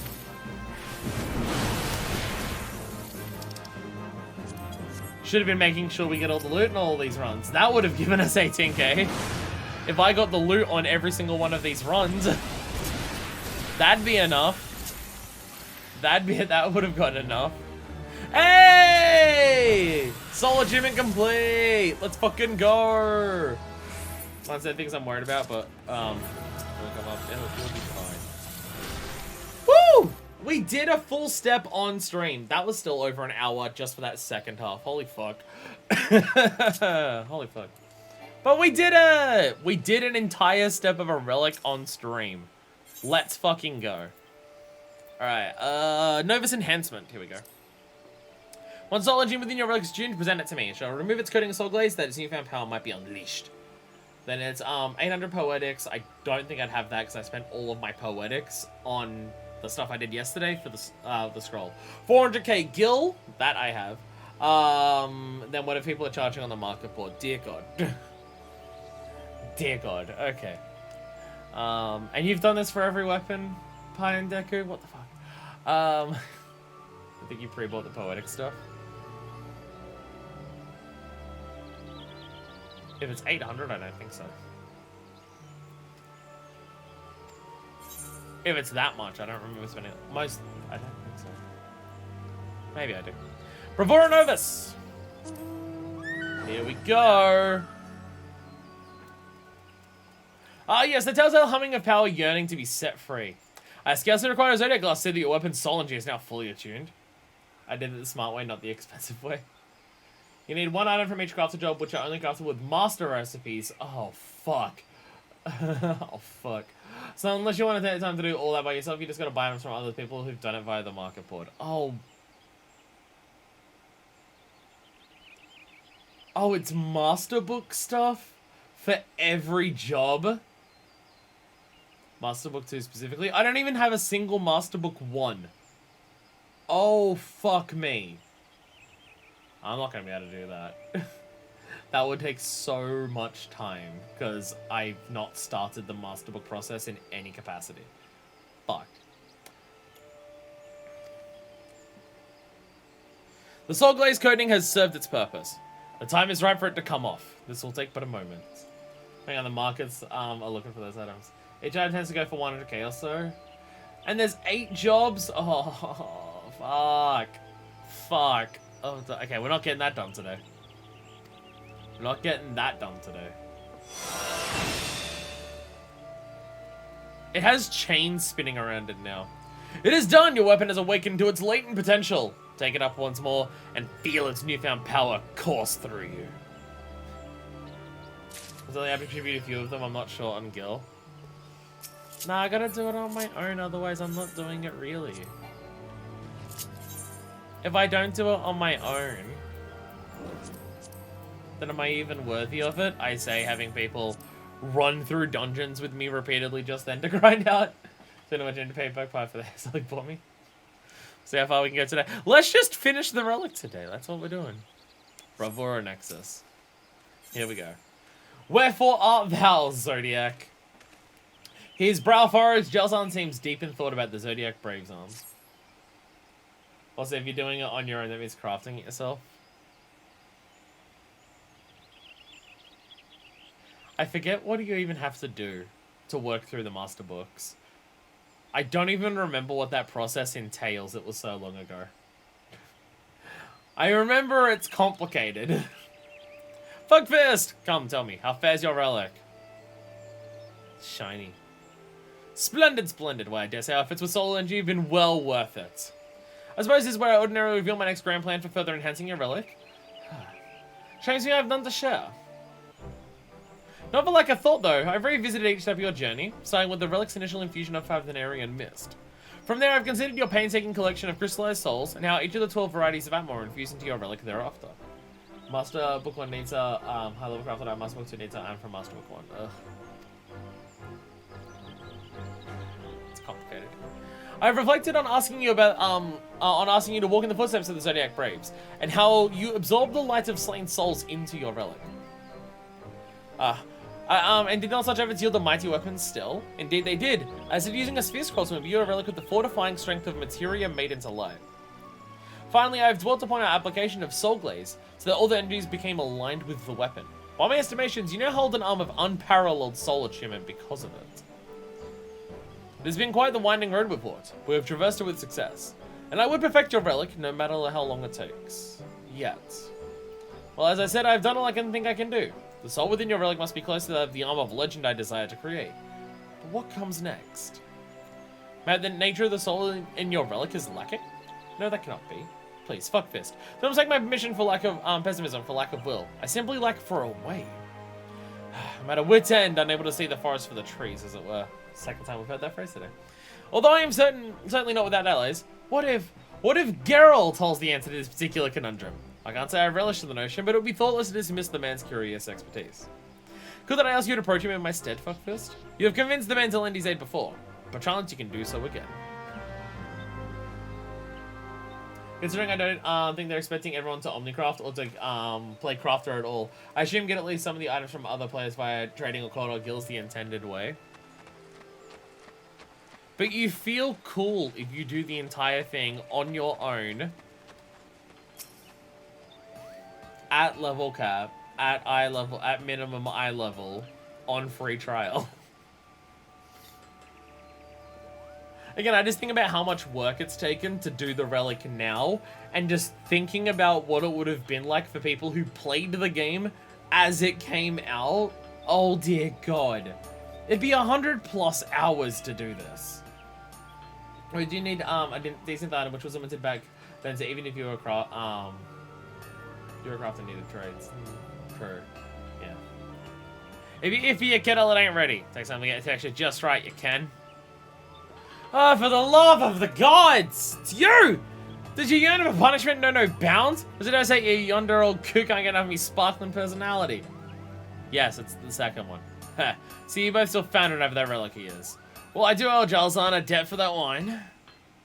I have a mind to help. Who knows? Maybe there's another bottle of 3 fiery liquor in it for me if I do.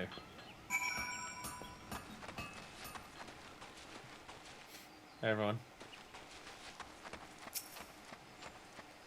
Alright, what do you got?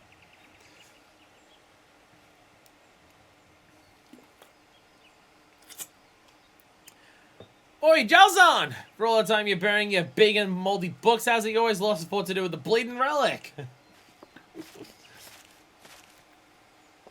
What's up? Ah, well, never fear. Me to belly out of your predicament. The way I see it, you're trying to better a weapon what can't be improved anymore. Or just made the thing into the bleeding picture of perfection. No amount of spit and polish will make it any finer. I suppose I know what you say to be true, but I cannot help but feel there is something more still to be done to realize its potential. I wish there were, seeing as restoring that bloody relic is some of the finest work I ever done. But if you mean to remake a legendary arm like what the Zodiac Braves wield did, well, you can't do it with this. The weapons are just different, down to the very smithing. But this relic can never become. Has my work been for naught? I must return to my research then. Maybe I'll find a clue on some forgotten page.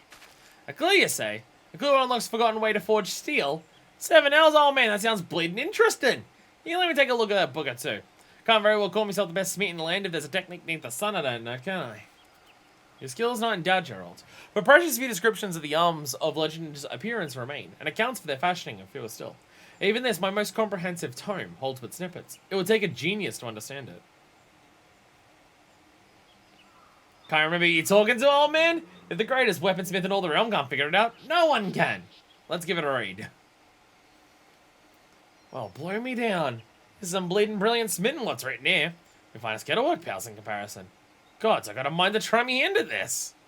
But, you're welcome to the techniques, but what are the materials? I dare say you cannot find the catalyst the ancients used for soul infusion in this age. Simply put, we cannot just recreate a legendary arm. Might as you got a point there, given the right stuff in a picture. I can fashion a fair likeness of a Zodiac Brave's arm, but I'm well buggered as to how you might infuse it with soul. I doubt if Nary and Miss can do the job. Relics infused with soul and fortified with armor and spice of material made light. 7 L's, I got it! What? Break out your strongest liquor, old man. There is a way to recreate an armor legend. See, the relic's got the right bleeding soul energy. We just need to get that to ascend to a legendary host. Ascend a soul to a new host? My friend, should you but prove yourself here, I will sing your praise not only as the greatest weaponsmith of the realm, but the greatest of our era. Oh, and you have you singing like a canary by the time I'm through. Let's not forget about Gerald's payment. A bottle of 3 of fiery liquor, eh? Good. Now first we'll to assemble a few raw materials. Just because I got an inkling of how to forge an armor legend, I mean I know what it's supposed to look like. I'll need a term what tells me about the original's appearance. Seeing as you've bartered for books by yourself in the past, I'll leave the finding of the bleeding thing to you. I don't mind to be pecked by harpies around Raven's Store. Next, we'll need something to forge the host. You're about as like to find what they used years ago as I am to find sobriety, so we'll just have to use the next best thing. Whatever that is. What we're looking for is the most versatile of materials what can be formed into anything. So I got a feeling something that can be brought for all the Gillen yours here. So you want to talk to a bloke what's wise in the ways of crafting and gathering. Now, if you can lay your hands on that for your new host, then we've got to deal with infusing it with soul energy. That means a mighty special form of materia. Might as well got an idea where we'll get our materia, so don't worry about that for now. Of course, I'm not certain how we'll infuse it with the host, since this new materia is 100 times more powerful than ordinary gobs of the stuff. Could we not channel the energy of this highly potent materia to another sphere scroll? It is a method that has served us well in the past. Unless, of course, materia is so powerful it would incinerate a standard sphere scroll. Is it even possible to contain such energy? I know little of sphere scrolls beyond that which you have shared with me. However, Master Mutamix and his disciples at the bonfire may have the answer. We'll need a catalyst for materials transformation to light. I suspect, however, that no ordinary Alexandrite will suffice this time. You had best seek the strange fellow styling himself a treasure hunter. I have heard he found an exotic stone. I am certain the man, and those close to him, cannot be difficult to find. You come straight back to me when you gathered all the bits and bobs together. As much as I thought I did add enough here, I know I can stand a little more. If it means sealing a real armor legend come together, and the soul in your relic ascend. We need to do so many things for this stuff, it seems. Someone knows books, someone knows crafting, someone knows soul scroll, someone knows Alexandrite. It's a relic weapon reunion! So there was a lot of things that were told at me just then. There was a lot of things that were just mentioned. So, okay.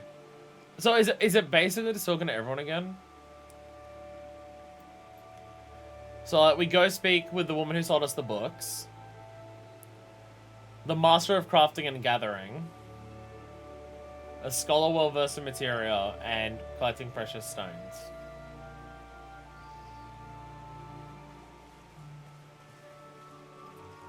Full quest is open up, 3 more donut, 1 mutant mixes. Oh, they're actual quests. Oh, okay. That makes life easier. Okay, they're actual quests to go and do. Simple enough. Simple enough. Will we have time to do Scholar and Miner today? Let's find out. I mean, we can always leave. I went to the wrong fucking place. I went central. I can always leave Scholar till next time. I mean, if the next stream is Paladin and Scholar, we can fit those into a single stream. I mean, we did 2 lots of Astro last time. We can put off Scholar, the longer we can put off Paladin. No, I'll try to get them both done next stream. Because the next stream we have the last dungeon to do for post Heavensward, so I want to do all the job quests then. So we'll just do them all in that. Depending on how long we spend on the relics today, we'll see how it goes. Complete each quest, get an item, turn in all 5 items for upgrade. Okay. So this isn't the master crafting thing, unless the master crafting thing is required for one of these stats. Zodiac scroll, even more powerful one. Adkins, unwavering stare suggests he would have words with you. You're the one who's trafficked with Huberton and Sphere Scrolls, yes? Let's stop moving towards him. I said stop moving! These 4 quests will require items from that big shopping list. Oh, okay.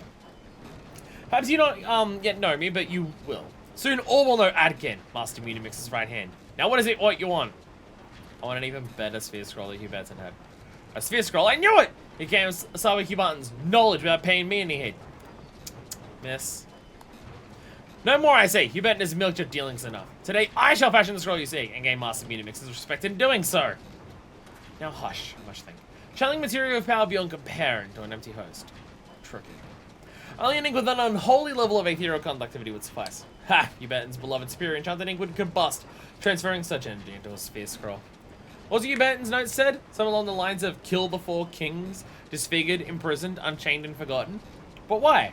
Ah, that's right, for their blood. You're just stealing Huberton's shit. Answer, Mr. Ink distilled from blood. Yes, the blood of these so-called kings, which you'll be harvesting. Now, your first target is the king disfigured. I believe it can be found in the Wanderer's Palace. I'm unsure what it actually is, so I say slay anything that moves. Yes, the place was once a sacred ground, but neither the long dead of Nim nor myself care. Now go to your grisly task and do not return with the blood. Oh, okay. Can we do it unsynced? Some of these quests will also require doing dungeon runs against specific items. I'm doing those dungeon runs with the quest active. Yeah. Can we do it unsynced? A thumbs up is a yes? Alright, sick. Alright. You know what I'm saying? You don't even have the relic equipped. Wow. Each quest requires 2 Mastercraft items, a vendor only 100k item, a poetics item, a DC seal item, and 4 dungeons. Unsynced. Each quest requires 4 dungeons? Fuck me. This is gonna be the rest of the stream. Wow, okay. Wanderer's Palace, there it is. It's right there. Alright, the rest of today is relic stuff. Because it's all quest and it has dialogue. I want to do it on camera. Well, we'll do as much as we can today.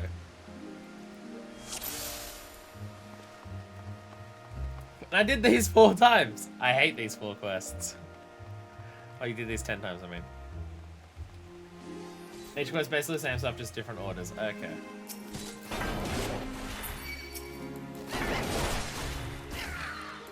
I want to come in with the relic equipped, because look how shiny it is. It's fucking ugly as sin. Yeah, these are actually story-based need to be on stream. Yeah. Yeah. Today is relic day. Today has accidentally turned into relic day. Whoopsies. Whoopsies. I mean, I'm sure we've probably got plenty of time to do the other, like, I'm not super fussed about keeping up time-wise with, like, catching up on all the crafting and gathering ones. And again, we're at Heavensward, like, end of Heavensward, and I still don't have them at level 60, so I can't even catch up on them. As long as the combat ones are caught up before we move on to Stormblood, that's my main thing. So, taking a little bit longer to do the crafting and gathering job quests, I don't mind.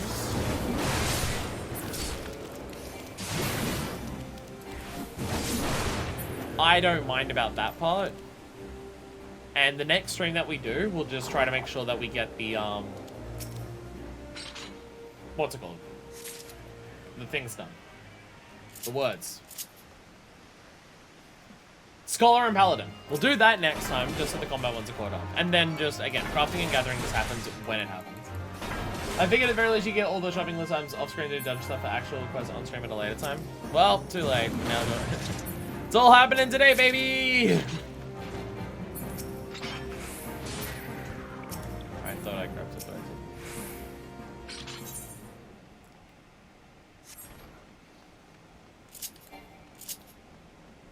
I mean, even if we, like, don't finish this today, we can do some of it. We've spent this long on relics today, why not keep it going? Okay, what do you actually do in this phase? I actually don't know.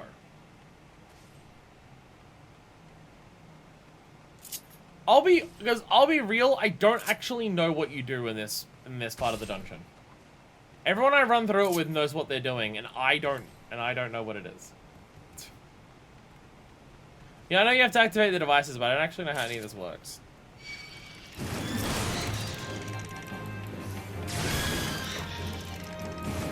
That's why level 50 dungeons are scary to do in roulette, in case you get Wanderer's Palace. Up the stairs in skeleton room, down the stairs and kill the tomberries by the door. Oh, the tomberries drop the oil. Okay.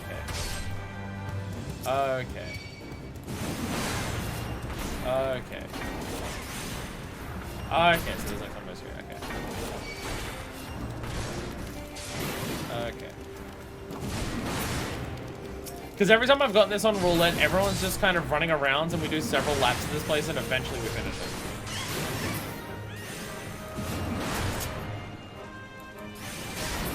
That's what's going on. That's what's going on.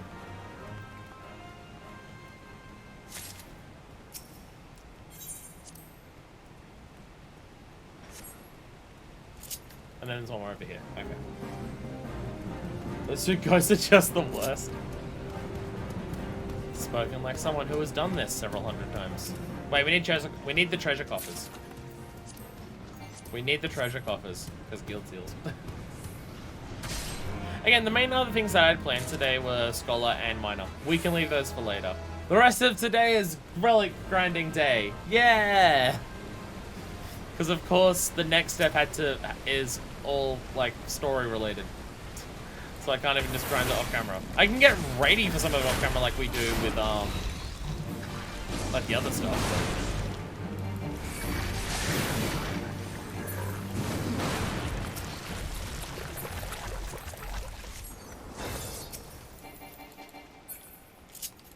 Can't run.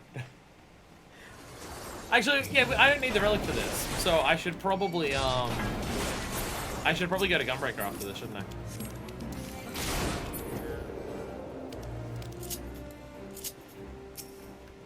I should probably switch over to Gunbreaker after this, because it's my highest level thing.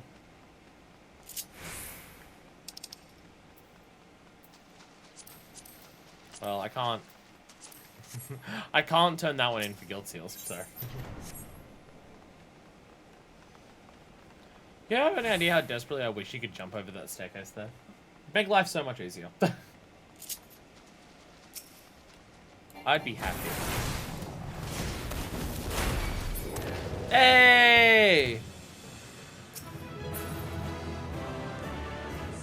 Da-da-da! We did it. Hell yeah. Ta-da! Zodiac material required. Tumberry King Blood. Is the day done, miss? Have you the vial of King's disfigured blood? I certainly do. Yes, yes, how disgusting. See how it oozes, miss? This viscosity means untold power. I shall begin to distill the essence from this blood. You'll not trouble me to lack quick questions while I'm at it. Which I mean, miss, that our cause will be better served if you make your way to Copperbell Mines. It is home to Uranos, the king imprisoned, who seek its blood. Now leave me to my experiments. I'll leave the slaying, and I'll leave you to the slaying. Goodbye. Copperbell Mines hard. Sick. Actually, Copperbell Mines hard is one that is kind of annoying to do solo. So, glad that I can force some people to join me once again. So is the first step of all of these the several dungeons in a row as opposed to getting the shopping list items?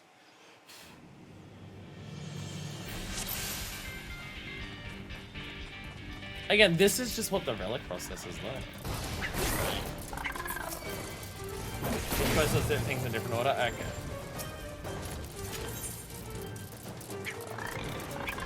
Fun fact, these items you get at the end of a dungeon. It used to be RNG if you even got it. How do you want to do these dungeons over 100 times synced? What the fuck? What the fuck? I was about to say, why did they used to have to be synced as well? But when when A Realm Reborn was the current expansion, they would have been synced because they're level 50 content. They would have been synced anyways. So.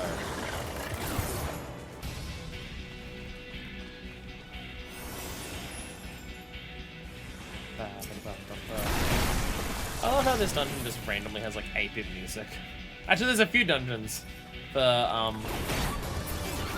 post ARR that just have like random 8-bit music playing along.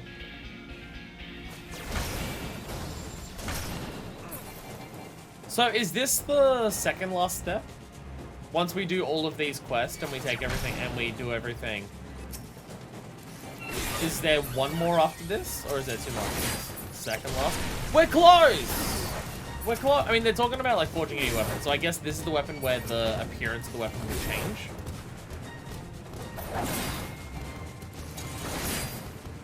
Here, actually, here's the other question.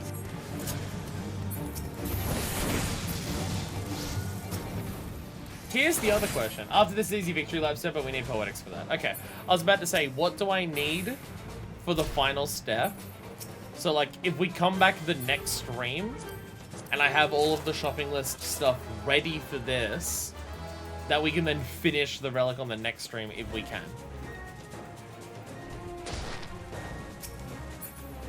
But would that be feasible? If I got all of the shopping ingredients ready after this stream, that we can finish it the next stream? 600 products? Okay, that's good. Is it only 600 poetics you need? Like, there's no other things to do? Except for maybe, like, one or two, like, killing things?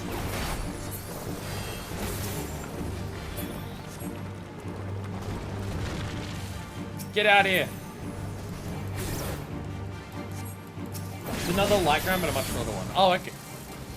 Again, some of the steps seem to get easier as time goes on, which I find funny. Some of them. Some of them get simpler.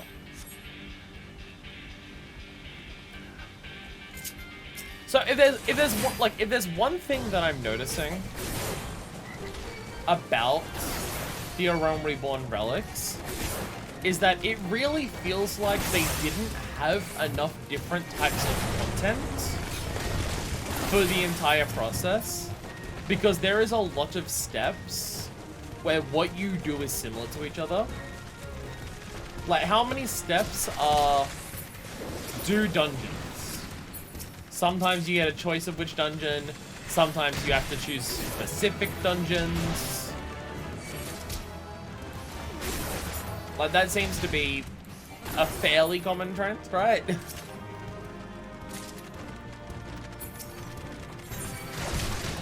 Like, the book step requires doing certain dungeons and certain fates. The armor step requires doing, like, a bunch of fates. The light stage is doing a bunch of fates or dungeons.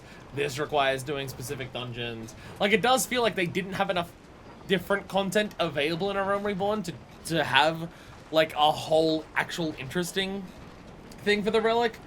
And a lot of it is doing similar types of things over and over again, just with slight differences in terms of how it functions. A lot was keeping the queues going for various different dungeons. Yeah. Yeah. There's one thing that we need those extra 50 Alexandrite for, though. Extra? I don't have extra 50 Alexandrite. Uranus' mind is quite legendary, so you can handle the leader of the Hector Chalets. Literally a dungeon that you have to do for the books. Yes, yes! Spending 3 centuries beneath the ground has imbued the Hecaton shares with unnatural vitality born of malice. I am astounded that you survived injury. We draw nearer and nearer to our goal. You have no qualms of drawing blood again, yes? Good! Then cross the Doxies, pull the Hullbreaker Island, kill the King Unchained. Nice. Is a bonus quest not related to upgrading your weapon after the final set that requires 50 Alexandrite? Oh, okay. Oh, okay. Well, I mean, once we finish whatever we're actually going to be doing today. Where's Hullbreaker? Where's Hullbreaker? There it is. Once we finish the things that we're doing today, if someone could get me a list of what's left needed in its entirety, we'll see if we can finish the relic things next time. Is the other quest that starts with the dungeons? Well, yeah, I'm not expecting to finish this step today, but, like, do as many dungeons as we can today, and then when we come back next time, we can, like, do whatever dungeons were needed. Oh, get it off me. For the love of fuck.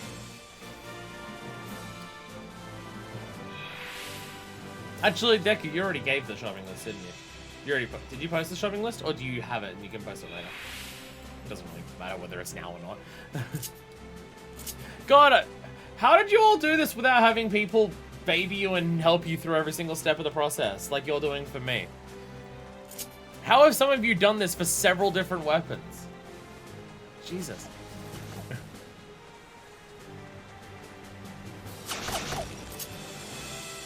Sup? Hello. Ow!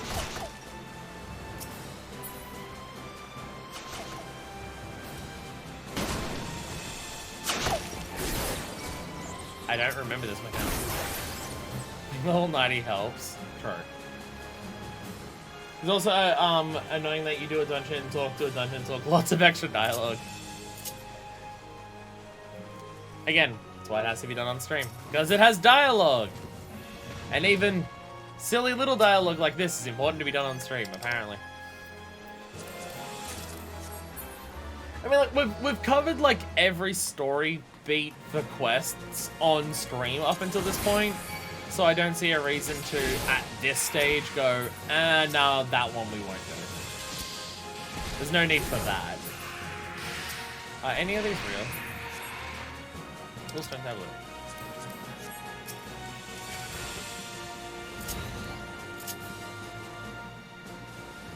Yeah, like, we've gone through all the dialogue for basically everything else up until this point, so won't cut it out now. I guess, like, the only story dialogue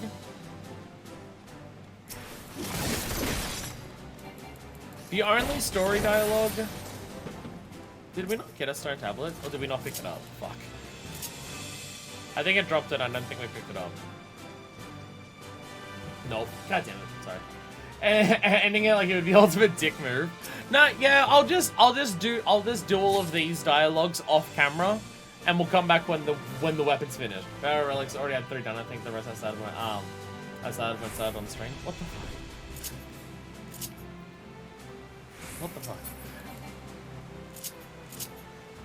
Yeah, the only story dialogue that hasn't been done on stream, like in the entire game, is the specific quest for the dailies for the tribes. That's the only thing that hasn't been, like, story-wise done on stream. And given the nature of them, I can't really do it on stream. It's not really an option that I have.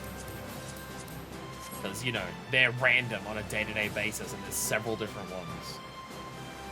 So, if you want the story of how, like, that plays out, or read a script somewhere online that I'm sure exists.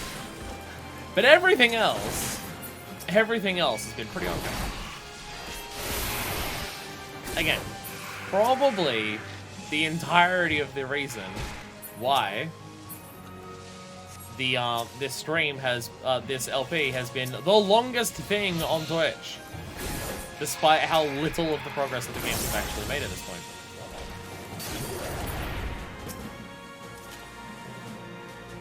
It's still hilarious. That it's just like, yeah, I've streamed this game more than 98% of people on Twitch. We haven't started the Heavensward patches. For Relics already, already done. I did them for my canon classes. I mean, given that this takes place during A Realm Reborn, my canon A Realm Reborn class was Gunbreaker. But they don't have one for that. So I guess Warrior is the next closest, because that's my Heavensward and Beyond's job. So, you know, close enough. Better than Paladin. Makes more sense than Paladin.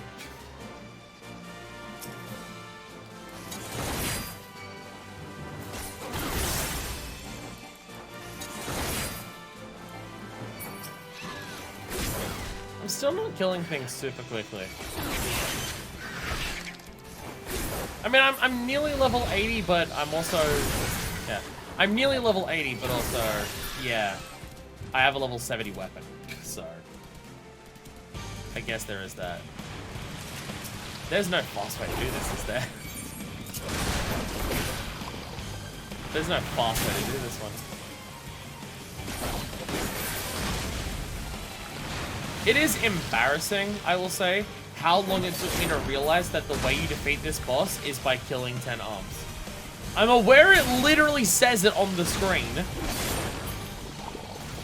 I'm aware it literally says on the screen, dismember the arms and tentacles. I'm aware.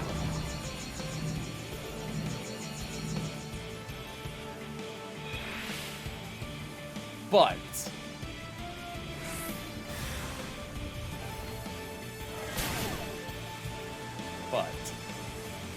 Where's the rest of the arms?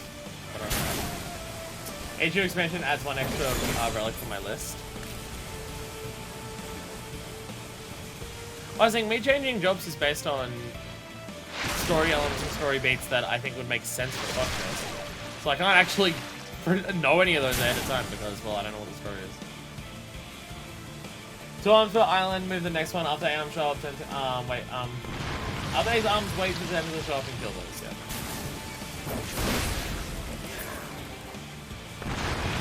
Well, because I was kind of just attacking whatever appeared. And it just took me a long time to realize that, oh, the goal is 10 arms in total. It just took me a while to realize that. I kind of just attacked things until the boss eventually ended. I just didn't realize that there was like a number, because I didn't read the thing. What was that awful scent? Oh, it's you. An stench of Doxy's pool, I suppose. Crack and blood. And from its limbs did flow an ichor so foul, the stench of it did send my poor bosom bossing overboard. Captain Jareth the Silver. There's actual dialogue, like there's actual things for these. I lost my mind, or is his blood blue? What a foul stench! Still, I do see an alchemist on my status to bemoan the odorous. And my Sabinus will no doubt look on me with respect if I can transform this gunk into ink. Of course, all this rests upon you attaining 4 kinds of blood. Universal Land Forgotten Mist. Sunken Temple of Khan is where you will like to find it. No, nothing is known of the blood's owner, but the substance itself to be full of magics. Well, I've even heard it can animate stone. Perhaps a walking statue is the King Forgotten? It's not blood. That's not blood. So and Walker, I'll be doing 6 relics. Jesus Christ. Jesus Christ. Where is Sunken Temple of Khan? There it is. Sunken Temple of Khan. There we are. I've also, see, so far I'm just using the relics on based on what looks pretty. I gotta have a look again at the Heavensward relics to decide which one to do, because I haven't decided at this stage. Like, it would make sense to do, like, canonical story ones. But if the axe looks like shit, then I won't use it. So.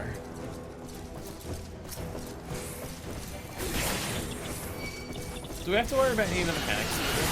I don't think we do. Do we have to worry about where we kill this guy face? No, they just drop stuff, right?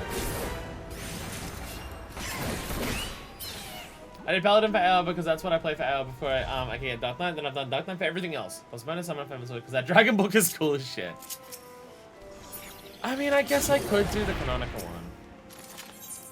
I can do the canon option per relic. It's just if it looks bad, then I won't want it. Like if one looks particularly badass, then I'll want that. I mean, to be fair, I am partial to the appearance of axes, so, you know, probably an easy decision there. Probably an easy decision.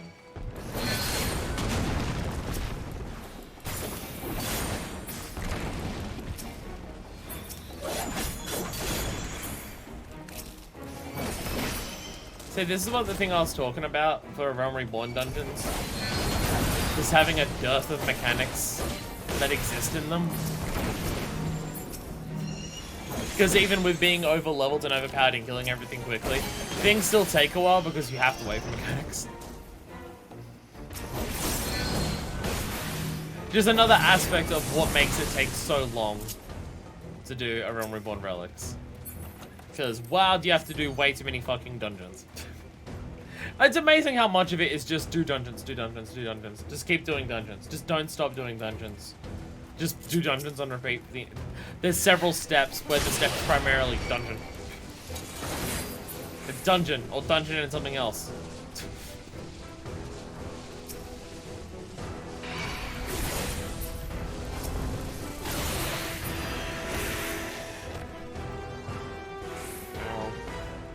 Ow.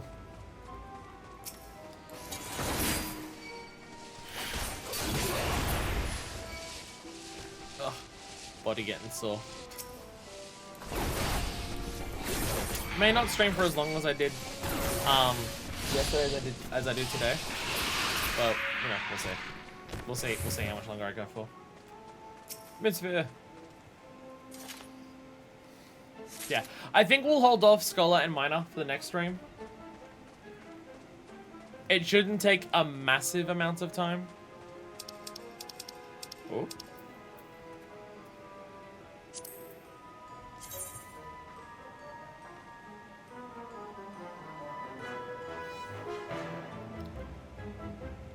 It's relatively simple. Relatively simple. There's the Dragon Book. There's the Dragon Book. Yeah, that axe is fairly simple. Like, it is just a basic battle axe. See, the thing is, I don't care about, like, the glows. Nice. Didn't even start counting. Fuck you. Thing is, yeah, I don't care about the glows. Because I'm just gonna replica, if I'm gonna use any of them, I'm just gonna replica them without the glow. Because I think the glow looks silly. So there is that. There is that aspect. Like the exception would be like the Dragon Book. because the glow adds a specific dragon wing to it that makes it look cool, so I can handle it. But for the most part, the glow is just an extra thing on top of it that I think this takes away from what the design is. So I am looking for weapons that look really cool as just like a base model. That's why I'm using the gunblade that I'm using, because I think it's the best looking one that I've seen.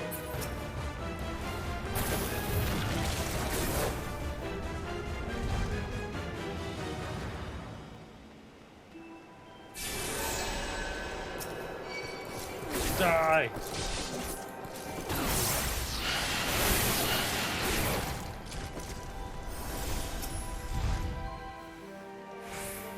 Because even running through these at full speed, the amount of things you have to interact with.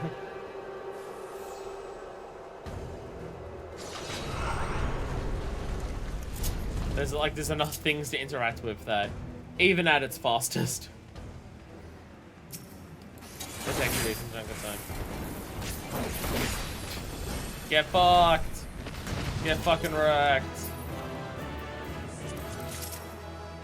Hey! I actually don't know if I have that minion. Nice. I don't think I have this minion. I do not. Nice. Thank you. Mommy's little mummy. Well, excuse a button, remember. Mummies are ultimately embalmed corpses damned to eternal thraldom in the land of the living. Have fun. Wow. Look at all this shit that I've got to hand in. Maybe we will get enough seals today.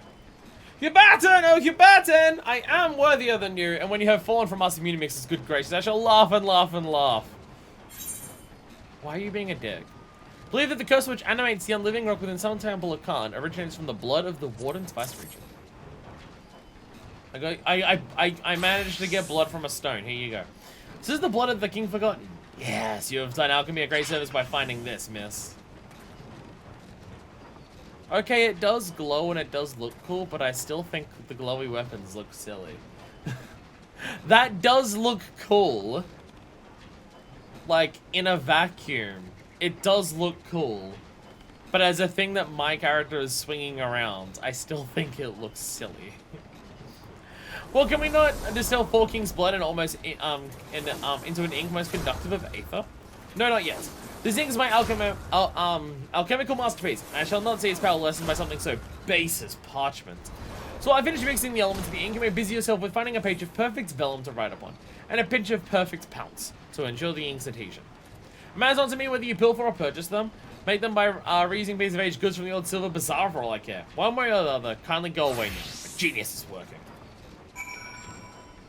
So these are the master crafting ones, I imagine.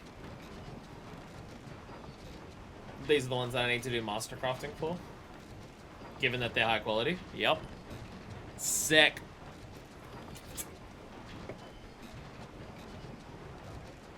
Fuck yeah. I mean, I'll look into the process on my own of how complicated that really is. If it's semi-reasonable to do on my own, I'll do it. Because it's going to be expensive otherwise. So I'll look into the master crafting process on my own. You get the main ingredients by decent thing. Is this the one where this is a Mastercraft Book 2? So you need to make the Mastercraft Book 1 item, desynth it, and then you get the ingredients for Book 2? Is that what this one is? At least it's not Master Book 3 where you have to do that process, but again. At least there's that. Anyway, won't worry about advancing that right now. We'll go to Heavensward and we'll start the other quests as much as we can. Again, if we get as much done as we can on camera now, then I can get a list and see what I can do on my own time for the next stream, and then we do everything that we can do, and then we try to finish it all on the next stream. The DC designs are just for perfect, items, not needed for master books. I don't know what you mean by perfect items. I don't know what you mean by that, so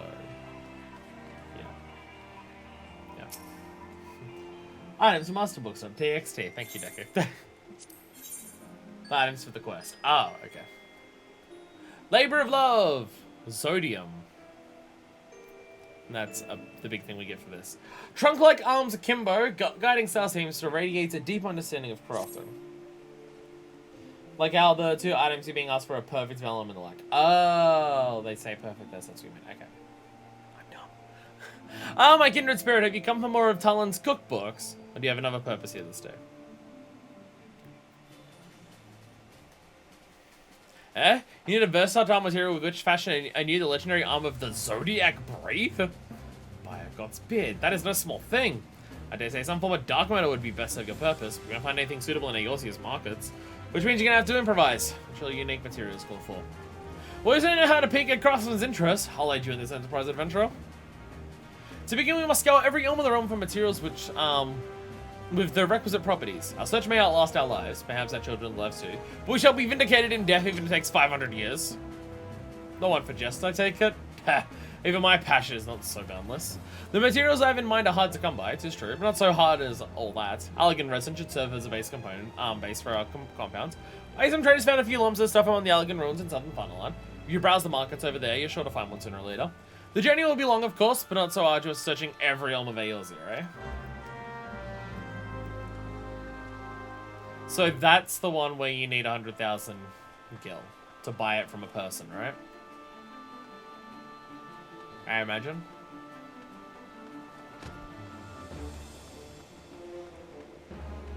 Yeah, so now I go over to... I mean, I might as well start all these, yeah. Okay. I might as well start all these now, considering they're all in the same location. Who needs a journal, for a hint? Or just look it up. A Ponce of Flesh. And, okay, this is the even better book. Don't remind me of books! The trauma. Papana is grumbling to herself about ancient times and a lack of custom. What use to having wares aplenty to sell, not a soul around with any intent to buy them. But I suppose griping about it won't change things none. Nor to offer Gijasana. I'm interesting in buying stuff. Oh, when a strap unless like yourself spring from. If you ever mind to buy it for terms, I don't need to speak with yon pretty lass. Nay, Papana will deal with you instead. Now, don't think ill of me as some filter of others' custom.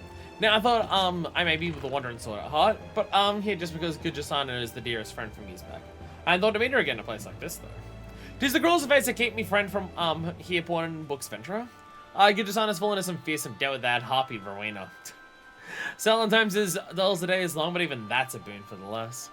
Well, Papana's nothing if not loyal, so I marched myself up to Rowena and whittle myself some work peddling tomes. What wages I don't need to eat, I'm used to paying down to Gijasana's debts. Now, adventurer, are you not just telling me why you've come yourself? Even Rowena's girls don't like Rowena. The most intense capitalist in the realm. A book about ancient heroes and the weapons they wielded, eh? Well, there's a chance I laid on such a time just a few days ago, so there is. Which is fair, but still. Tell you what, how about we make a fair trade for it? The book you want for a bombard core and a bowl of sacred spring water. And a bronze lake crystal. That's an equitable deal, if I do say so myself. Well, it shouldn't be but the work of a moment for a venturer like your fine self. But I'll give you a hint anyway. Grab a bit with the merchants around Camp Bronze Lake and you might get a shiny bit of rock.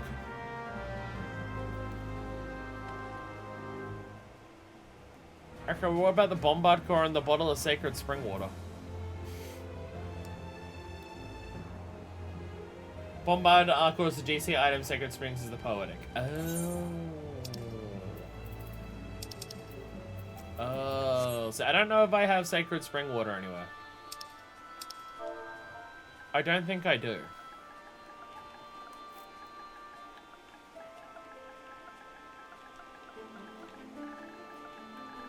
Sacred spring water. I don't like this. Is not something that rings a bell. Helps with my spell. Christine's Monoculus and sacred spring water. Oh, it's the same for all of them. Okay.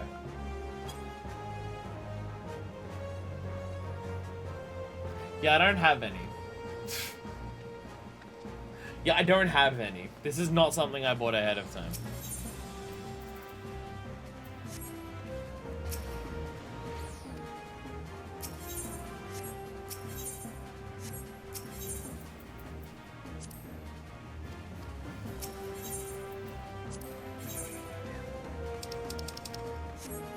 Special arms?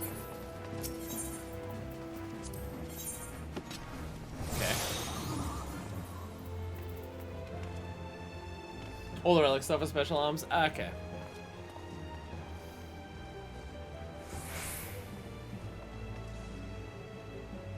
Yeah, I don't remember buying any of this at a time. I think I only got the Enchanted Ink, Radzat Han, and Favenarian Mist. I don't think I got these ahead of time. So I need 4 of these in total. Fuck. Okay. I can only afford the 1 at the moment, but we'll grab the 1 at the moment. Where's the other? Which is the other one? I have too many goddamn quests available here, so I can't see the other one. Because it's not that one.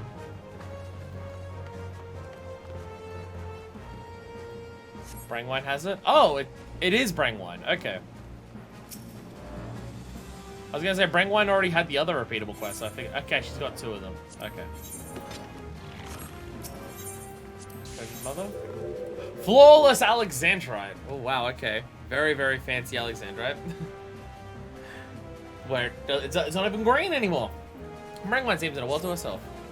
Why, but it is a nice woman who wanted all those maps. What brings you to Brangwine's way? Alexandrite.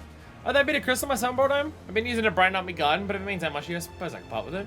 We'll change for a few things anyway. It's just a few items that I've wanted for late, and certainly nothing an adventure like yourself could have any trouble with. So we have a deal? Good, well, first thing I'd like you to bring me is a bombard core. I just have to drop it in the bath of presto. Boiling water, soak me bones in. I like some sacred spring water. My neighbor swears by forgetting stains out of dirty clothing. And last, I need a teapot, a proper brass one. I should like something a bit easier to use than chipped earthenware on what I have now. I'm sure you can butter or buy bombard cores and spring water, though I do not know where.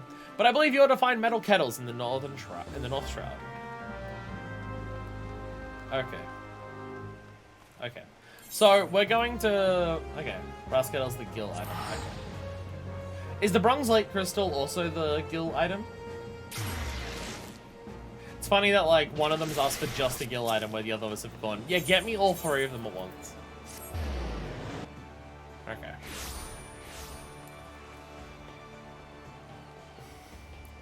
There's a lot of steps to this. This just requires all my resources. Just all of them. Literally fucking all of them. Alright. Is there anything here I want to keep? No. I want to... Oh, my Karimu coat. Karimu coat. I need to sell that. I need to sell that. So I'm not getting rid of that. Everything else I can trade in there. Everything else I can trade in. We might get to 80,000 from all this. Possibly. Possibly. I mean, we're at 67, so... Nah, it's not gonna be a bit short, I bet. Probably still be a bit short, because of course we will be. Because of course we will be. And now we can just mash until we start running out of stuff. Oh, we might do it. We might do it. We're getting close. We're getting close.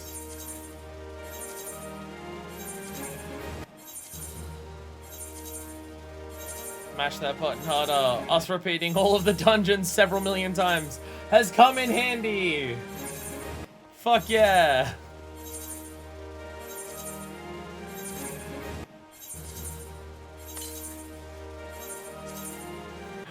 I think we're just gonna make it. Yeah, we got it. We got 80,000. Fuck yeah.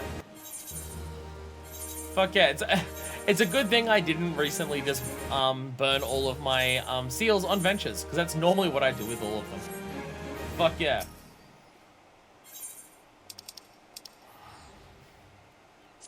So what was it, 20,000 each you said?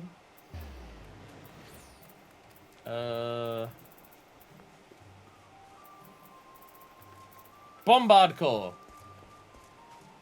So 4 of these, right? 4 of these. I don't want to buy them and then I can't return them if I get it wrong. Just 4 bombard cores.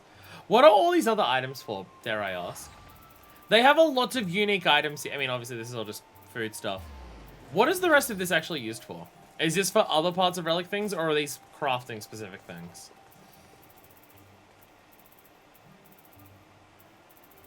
Because there's like a lot of stuff here. Some of the Heavensward are relics or crafting mats. Oh god, Heavensward also involves this? Sick. Bombard core. 4 bombard cores. Hell yeah. Alright, there's a lot of things here. There's a lot of things here. Sick. Okay, so we have those. Okay, so we're going around on a shopping journey to buy a bunch of bullshit. Heavensward relics, upgrading the arrow crafting tools, ranking weapons, reset your chocobo skills. Okay. Okay, so we're going to Bronze Lake, so we'll start there.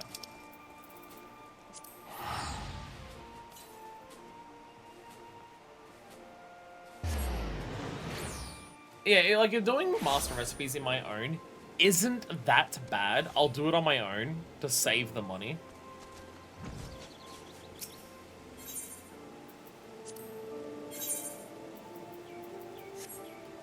So, okay.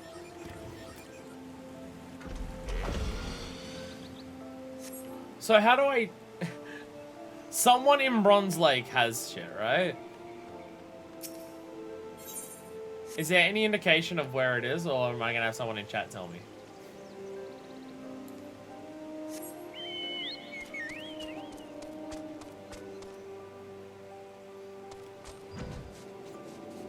Because they just say a merchant has it, but I don't know where any merchants are. All the vendors here, it's like one of the key cones. Oh, there's key cones down here. Look for shop icon on map. There's not many of them. Is the issue.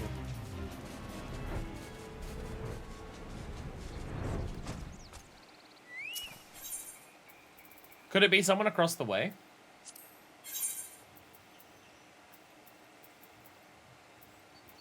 What on earth is all of this?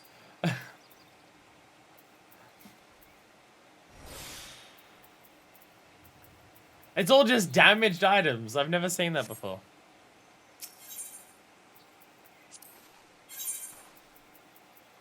You just have a bunch of random bullshit. Wow. Bronze Lake Crystal! Very expensive. Discovered growing on the floor of Bronze Lake, this heretofore unseen ethereal formation appears to be impossibly aspected two different elements, wind and water. Nice. So we have one of those. Okay. Those are items I can get from Wanderer's Palace that can craft into vintage gear. Oh yeah, there's that. Yeah, there's the whole process, right? Does that have anything to do with the antique stuff here? Or is that a different thing? There's so many mechanics in this game that I don't know what they are. There's a fucking abundance of them. There really is. Okay. So back in the day, doing leaves in random chests and dungeons would give you those damage items, which you could craft up to good at the time items. When they remove the random chests, they just spoil the items here. Okay.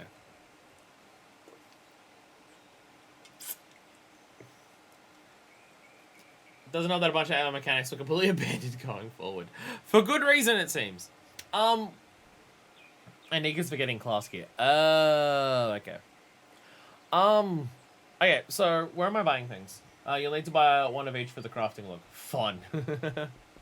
Oh, because it still exists in there. Okay. Where am I going to buy things? I don't remember where they said Allegan Resin. Brass Kettle, I believe, is North Farn. Forgotten Springs in South Farn. Okay. What about the one I have to purchase for this one? Because I actually am not at that step yet. Measurement in Forgotten, things in South Farn. Thank you.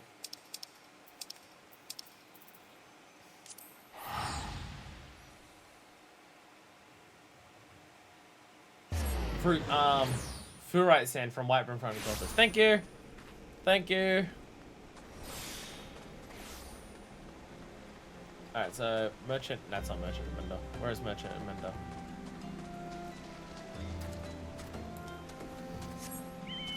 $15.29 doesn't know me. Because I don't know directions. Says there's a shop here. Where the fuck is the shop here? Oh, yeah. That's a junk monger. Which is no. Assuming it let you buy Ferrite Sand, you haven't got to that part of the quest yet. Oh, there you are. Shining lights over here. I see, I'm an idiot. Items. Allegan Resin, there we go. Only dungeon items you can get early. Thal's balls! Thal's sweaty testicles.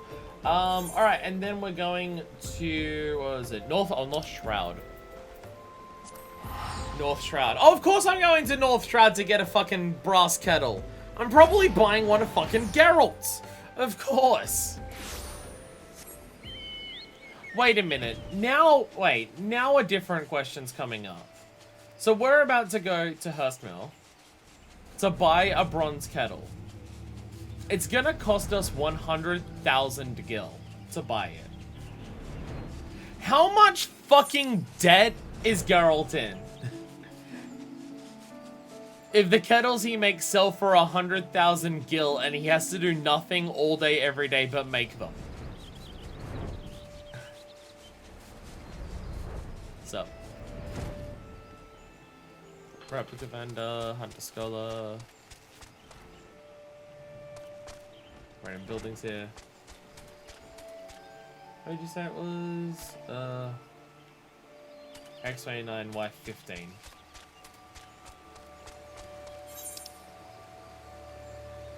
I don't see any shops. Just look for pie. I don't know what pie is. Oh, there you are. Oh, it's in the building. It's in the building. Confusing to find people. I'll let the person know item, please. Brass kettle. A stunning teapot, neither too short nor too stout. Forged by master craftsman Geralt in his never-ending pursuit of the perfect kettle. How much debt is he in? He spends more cash on booze than on actually paying his own down his debt. That makes sense. That does explain it. I like how... I appreciate that after all this talk that Geralt has of fucking kettles and, like, needing all the different ones there, I appreciate that we finally get to a point where we can actually buy one of the kettles. We have finally actually owned one of them. Yeah, I don't even want to think about how much money you've spent doing all of this. I don't even want to think about how much money you've spent doing all of this. Terrifying. Terrifying. Or time. Just time. A single relic takes like fucking 30 to 40 hours. At best. Solid 4 million gil. I don't know if I've ever had 4 million gil. I'll be honest.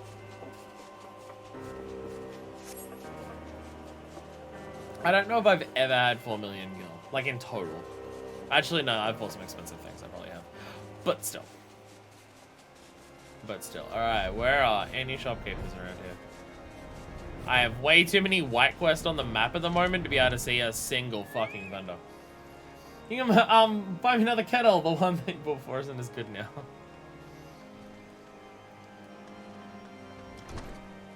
Hey, sick person, you want to play cards with me? Oh, there we go. The little huts. There we go. Merchant and Mender, hello. No, I can buy the ferret sand. I just have to make sure to never get rid of it. Ferret sand. I can buy it now. This is most of my fucking money. This is most of my money! Because people do have different texts when doing the quest again. Oh, like the second time around, they say, hey! It sucked. Give me another one. Alright. I guess they are repeatable, but they have to acknowledge that you've done it in the first place. Fair. Alright, back to Mordona. I think we're about to approach the limit of how much we can do today. It seems like we're going to be approaching that limit. We can do the next step with one of them with our spring water. Yeah. Well, I'm going to hand over the Allegan resin. I can hand over just the Allegan resin because that one doesn't require the water. So you've returned, adventurer. Have you found our base material? Allegan resin. Multi-purpose etheric chemical concoction devised by the Allegans. We've used in many of their creations.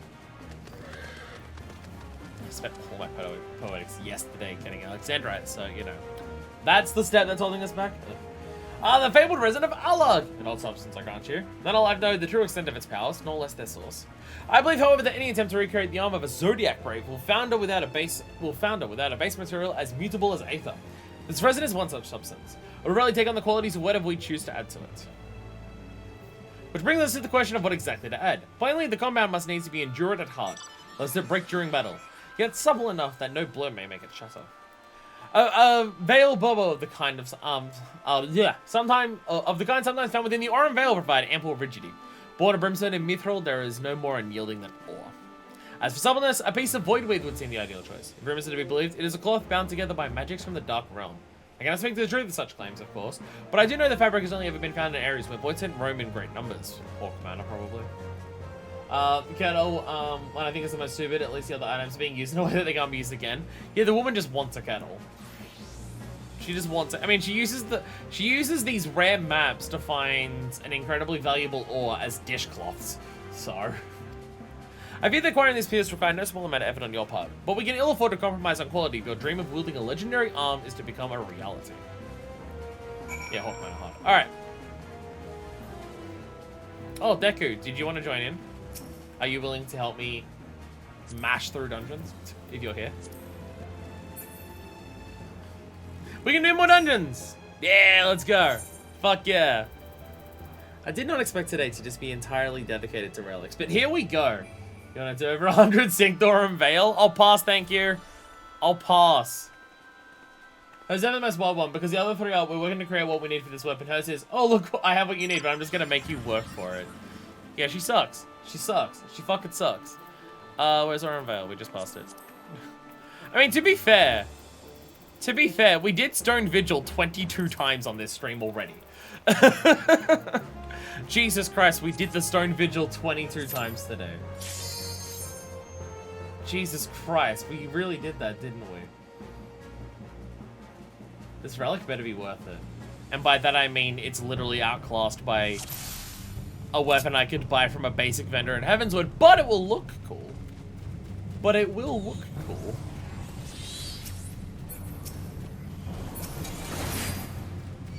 I was shown a picture on the Discord of what the final step is, and the final step does look badass.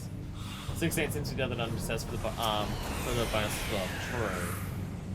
True, we did, yeah. That's fair.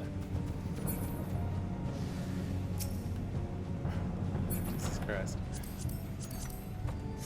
They make you work for it. I mean, people have said, A Realm Reborn is by far the worst. By far.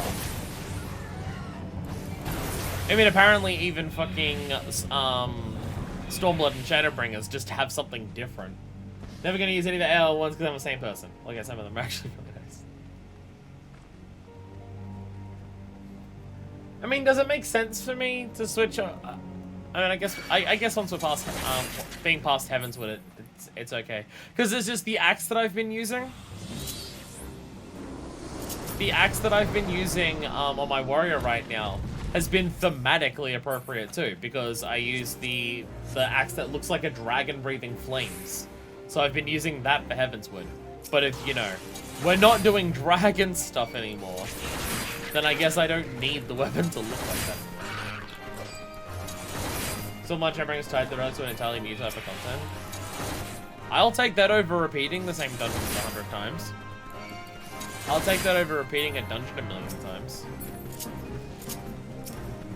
If the relic is tied to something that's actually unique and new and interesting, then maybe, just maybe, it actually has a purpose for existing.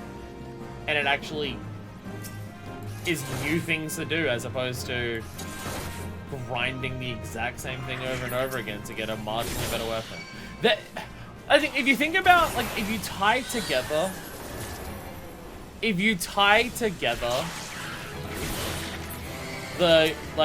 the story with gameplay things, it is really funny. It is really funny how we go to all of this effort. We need to get the rarest of all the items that have ever fucking existed across the entirety of human history. And we need to get all of that. And just do forging techniques that have never before been ever seen to increase its eye level by 5. To increase the eye level by 5. So now our relics and everyone's relics are done. I feel like AO ones are a bit better, even though everyone's ones are naturally easier. But these suck. How bad is Heavensward?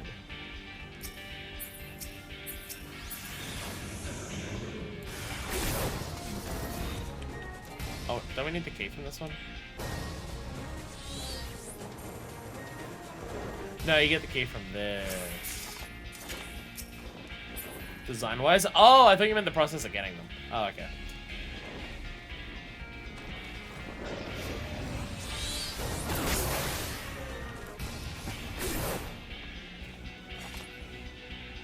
Tiny key.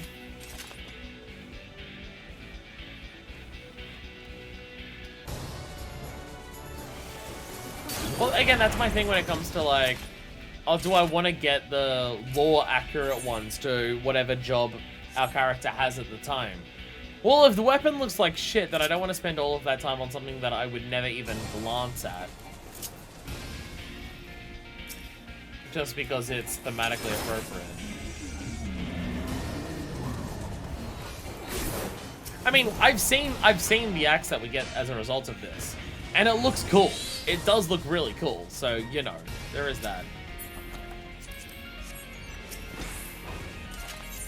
I could always just, like, for the purposes of the relic weapons, I guess I could just always, like, because you can replicate them, I could always just carry around, like, a second weapon that's at the level, that I would use weapons at, and just, like, oh, if I feel like using my normal weapon that I've got built for it, ow, like, if I feel like using just what I would normally use, then I can just use that. Or I just have a second weapon, and if I feel like using the relic design, I just use that. I could do that. There's nothing stopping me from just carrying around multiple weapons. I mean, I can't carry around multiple of the Poetics level weapons, but I can carry around something that's like 5 levels less, like 5 eye levels less than the relic, than the Poetic weapon. And just use that to just go, hey, this is now instead my relic weapon, so I want the design of it. But do I want a glowy over-the-top bullshit thing right now, or do I want my weapon that I've like specifically chosen because it complements my outfit as an accessory?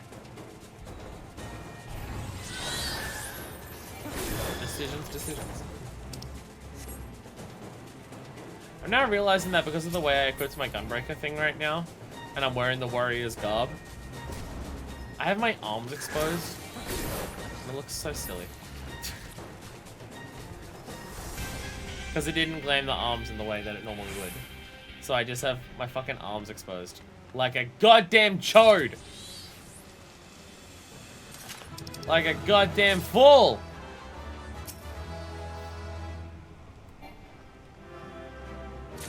We'll be in a sanctuary when we exit this. I gotta change back up. I gotta change my outfit so I look cooler. There we go. There we go. This isn't canon. This isn't canon. Ignore what's happening right now. It's not currently canon.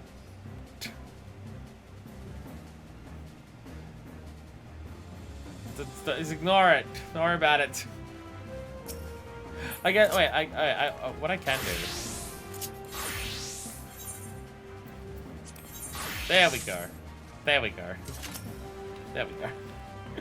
Adventurer, trust the builder your way through both the Veil and the Voidstone. Veil Bubo, cantankerous or found only the order on Veil. Voidweave, one can only imagine the manner of cursed loom upon which joined the warp and weft of this corrupt cloth. Well, I'll be damned. The Veil Bubo and the Voidweave, just as I requested. Well done to you, my friends. Well done indeed. Our work is far from over, however. Though we now possess the means to imbue our compound with strength and suppleness, it wants still for elegance and beauty. For the former, I believe a slip of armed poor vellum will serve. The people of the Lost City, well, this I have to do with people, because you can't unsync them, because you can't do this solo. Use magic to protect their writings against the ravages of time, meaning that perfect specimens can be found there even now. As for beauty, an indigo pearl would be best, but none save the Sahagin can wrest them from the deep. That being the case, let us pay them a visit to Zatasha Seagrod. Pirates there are thought to guard the fishback's treasures. An arduous path awaits adventurer, but she who faces the greatest risk reaps the greatest reward. Once you've bought these two, we'll have all the materials we need. May the builder light your way. Alright, here we go. Even more dungeons. Was that Lost City of Armed Poor, was it? Lost City of Armed Poor, yes. This one, I can't solo. So I'm glad that I have people to help me with this one. It has that first boss that eats you. And yeah. Getting revenge on the Gourmand is the best feeling. Yeah, because it just fucking eats you. and then you die. So the only way to do it solo is to kill it before it eats you. And I don't have gear that can do that. And this dungeon is a pain in the ass synced. Because Diabolos, no one knows how to fight on Judy, like end roulettes and shit like that.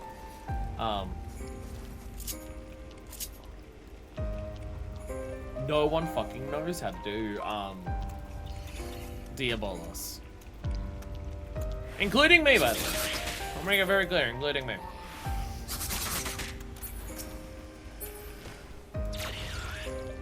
Mentioned before about like certain dungeons. This is why I don't do synced level 50 dungeons, or I'm not a fan of it. Well, fucking boy howdy, this one's the worst. Worse than Wanderer's Palace. It's not even that it's like difficult, it's just annoying. Which is the same with Wanderer's Palace. It's not that they're hard dungeons, it's that they're annoying dungeons. Because the mechanics you have to do to progress through it are weird. Well, progressing through Wanderer's Palace is weird. And if people don't know to not kill the ads for Tomberry King, which we didn't when we did it on stream, it goes poorly. It goes very, very badly. And then this one is just Diabolos is a pain to fight. And a lot of people don't know how the second boss works either, in terms of having the tank kill the thing to pull down the thing from the sky. Also a mechanic that people aren't familiar with. I'm not like shit talking people and saying, oh, the player base sucks because they don't know the mechanics for all the A Realm Reborn fights. Because neither do I. That's why they're difficult. Because people don't know them. Because they're weird. The mechanics of A Realm Reborn 50 dungeons are weird. So I don't expect people to remember them, especially if most of those people are in current content and are primarily doing like level 80 or 90 dungeons. There is one I'd say that is worse for these quests. Well, it's just this one's impossible to solo. At my current level. Though if you're using the relic weapon, because you have to do it with the like sync stuff, I imagine it'd be difficult to solo no matter what. I try to. What other dungeons would be like? What other dungeons are there that are 50 that are like harder to solo? I don't think there is. There might be some dungeons that are more annoying though. Even if they're possible to solo, the mechanics are more irritating. Copperbell hard is irritating synced. Copperbell hard can be irritating synced. Because every boss has weird things to it. Escaping the burning thing, whatever the mechanics of... Jesus Christ. Whatever the mechanics of that middle boss are that I'm still not sure of. Like the giant rabbit thing. And then the weird grabbing the rocks to like feed to the thing and whatever that process is that I'm still not, again, not really sure what it is. I feel like I'm going to do a bit of studying when I get back to the game for that very reason. Hey, Domino! There's a lot of things to remember in this game, if you're doing, like, random roulettes. So that's the thing, I felt more comfortable going into the level 60 dungeons as a tank blind than I do going into dungeons that I've done before that are Realm Reborn 50s as a DPS. Stone Vigil, oh, yeah. I don't know if... None of the books require Stone Vigil hard, do they? Was there any of the books that required Stone Vigil hard? Because I don't remember it. It could very easily come up in one of these ones, and it probably will, because it's all asking for hards. The books had some ones that were lower than level 50, but these are all exclusively level 50s. And given that it's 4 dungeons per 4 things, that's 16 of them, they'll probably be repaid. Stone Vigil didn't exist when the books were out. That would explain it. That would explain it. I haven't played in ages and I have a few level 50 duties left. See, I've been playing on stream where we do absolutely goddamn everything, so I've done them all. Nice, I've done them all. It's funny, I was looking back at some of the, some old Gage videos to review your reaction to things like, Returning in 3D, or the best scene, in the series in days. Don't watch my Kingdom Hearts videos, they're bad. My Kingdom Hearts videos are bad, don't watch them. I forbid it.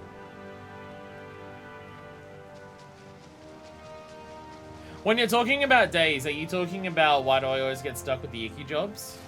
Is that the one you're referring to?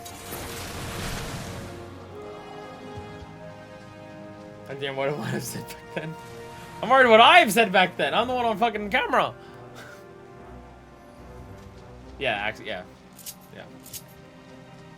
There's a lot of good moments in days, but I'm just like, if you're talking about the best one, it has to be that one.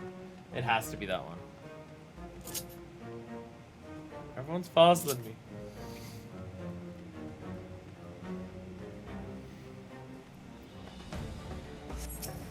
Basically, my rule is, don't watch any content of mine that's older than 6 months.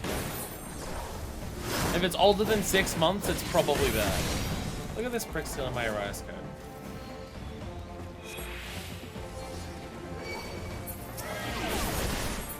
I was about to say, why is he not dying? But right. Cutscenes later on. I forgot. Right. He's involved in cutscenes later on, so he just gets down to point 1. Right. That includes most of this very LP. Correct! Correct. You're indeed correct on that. I don't know. I mean, like, I guess in some capacities it's a sign that I'm always improving at this in terms of being an entertainer and everything like that. But I don't know. I feel like if you go back, maybe not 6 months, but if you go back like 18 months on any of my content from what is current, I don't know what it is, but I just feel like it's just like, wow, that's way more boring than what I do now. Like, I go back to watch old stuff and I'm just like, I don't know, I'm not talking as like, well, I'm not being as interesting in terms of what I'm saying or anything like that. I mean, that could just be me being overly critical of myself. I got no fucking idea. But, bam, explosion. But I don't know, I go back to even some things that I'm just like, yeah, that wasn't that long ago. And I watch it and I'm just like, okay, that's definitely not as interesting as, hey, it's the Kraken's back. That fucking Kraken's back. It's dead now. It's fucking dead. Fuck yeah. So I'm just like, yeah. So very sorry for the experienced player who held out hands as we got TPK 10 times against Hard Shiva. I mean, we sat there for a long time against Extreme Shiva. To be fair, I despise looking at my books, very common reaction of any content creator regardless of any actual quality / lack thereof. Well, it's just, I just feel like my commentary is just nowhere near as interesting in the past. Even if like the words that I'm saying are as interesting, even just the way that I say things, it just feels like it has way less personality and stuff going on. Basically, I'm becoming the flanderized version of myself, and the non-flanderized version of me is now fucking boring to me to watch. But, yeah. Well, I go back to some things and I'm just like, wow, that was hype as shit. Why was my reaction so boring? And stuff like that. Is the moron who wrote this inefficient code? Oh, it was me. By the fact that I say a sentence with an upwards inflection rather than with a questioning one, fucking idiot. Well, no, it's more so just, it's less that and more so it feels like when I watch my old stuff, I don't have any inflection. Like, compared to what I do now, and this has always been the case, which I think is just a case of just me getting older and everything like that, me doing this for longer and getting more used to it. But it's just, if I watch anything that is a decent amount of time older than what I'm currently doing, I'm just like, it sounds more deadpan and lacking in emotion. Not that they're wrong, just that they're not there. Like, I go back to even things that are a year ago, and in my mind, when I'm watching it, it's not what I'm doing now where I've got any emotion or anything to it. I watch something that's even like 2 years old and I'm just like, oh wow. Wow, that was exciting.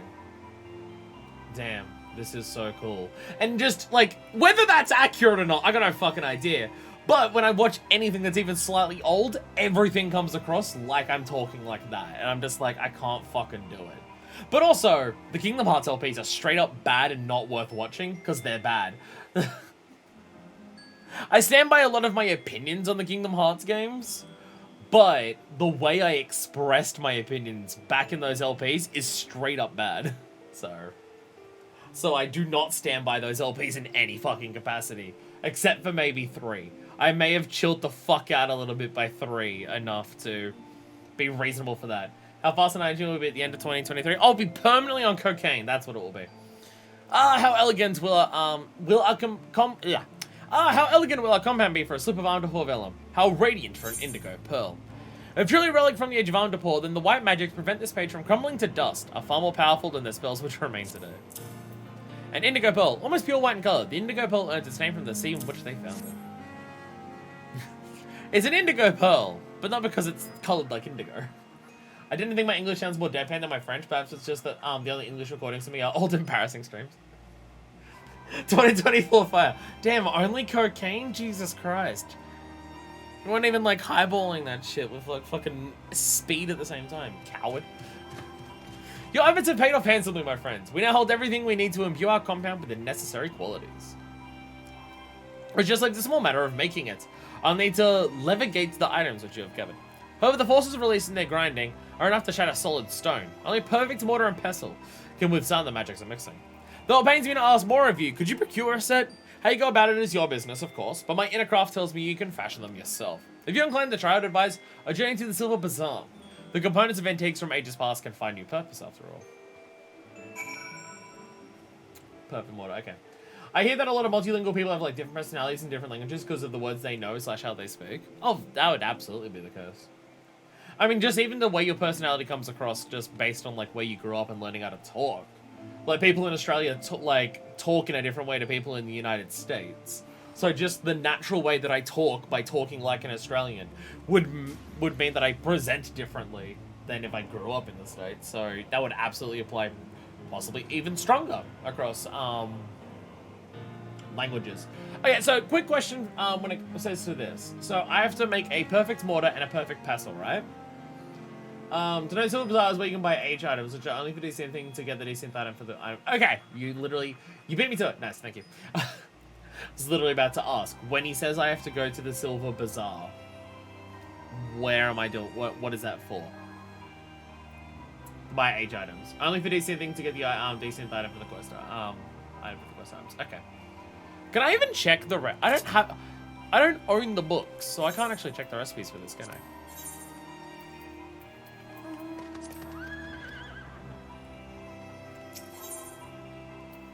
Master crafting terms. Oh yeah, even to get the tomes you need to do this, don't you? Yeah, to even get the books you need to prove you're worth it by doing this, don't you? Right.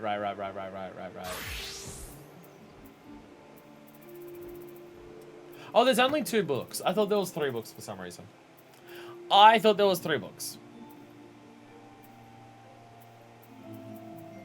So what's the demi-material ones compared to the other ones? Alchemy, recipes, cultivating advanced.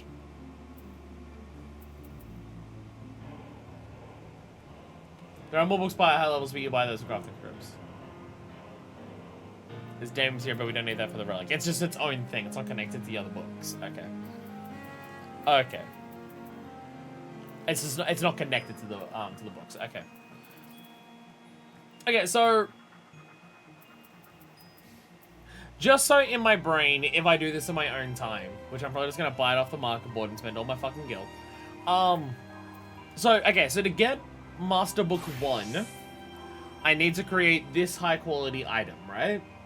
Which is a level 50 crafting item, correct? Possibly a high level one, like one with multiple stars on it.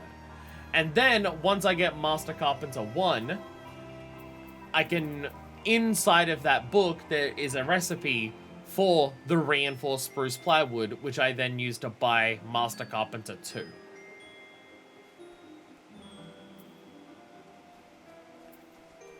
That sounds correct. There's a lot of things there. Okay. I mean, it's a complicated process, but only because the game doesn't tell you super much detail by just looking at the shop here.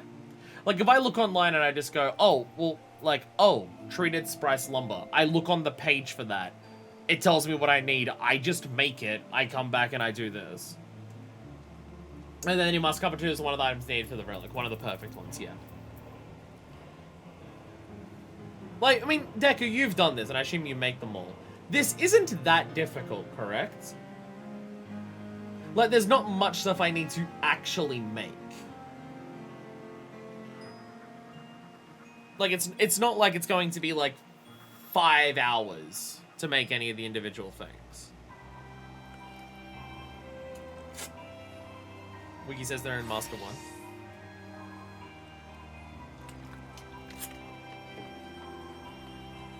I thought you needed to desynth items from Master 1 to make the item in Master 2 for it.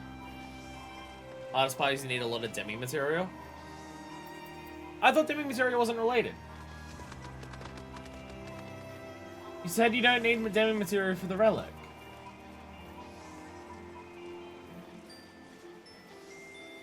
Oh yeah, Jesus, I'm done. Well, wait, well, do you, demi material is primal weapons. Oh. Demi material, the item, not the book. Oh! I need this demi material. I need the ones that I would also use to get the books, but I don't need the book. Okay. Okay. Again, this is I will look into it on my own time. If I think I can do it, and it's not going to be a massive pain in the ass, I'll just make all of this shit on my own to save the gil. Because I only have 600,000 left, so it's going to be expensive to buy everything. If it's way too difficult, I'll look at Universalists and see which ones are selling it for the cheapest, and I'll buy all those. So, you know, we'll do that. So for the time being, we can do one more step. We can deliver a Bombard Core, bottle of Sacred Spring Water, and something to one of the characters. Depends on luck with Desynth. Ugh, right, Desynth has a chance to it, doesn't it? Of course it does. Of course it does. Right. Right. I forgot about that aspect of it as well. God damn it. Okay. For people who know the quest, out of a treasured mother and a ponds of flesh, are either of those... So, for example, one of the ingredients for Perfect Pestle is aged pestle pieces. The only way to get that is to desynth the aged pestle, which you can only buy from that dude in the Silver Bazaar. Okay. Okay. Okay. Silver Bazaar ain't exactly cheap either. I mean, if it's still cheaper to do that than to just buy the finished item off the market board, it might still be worth it. It might still be worth it. I forget which quest I've done. I was leveling crafting class last time I played. This is why I've made a spreadsheet document to keep track of all the stuff that I need to do. Months ago.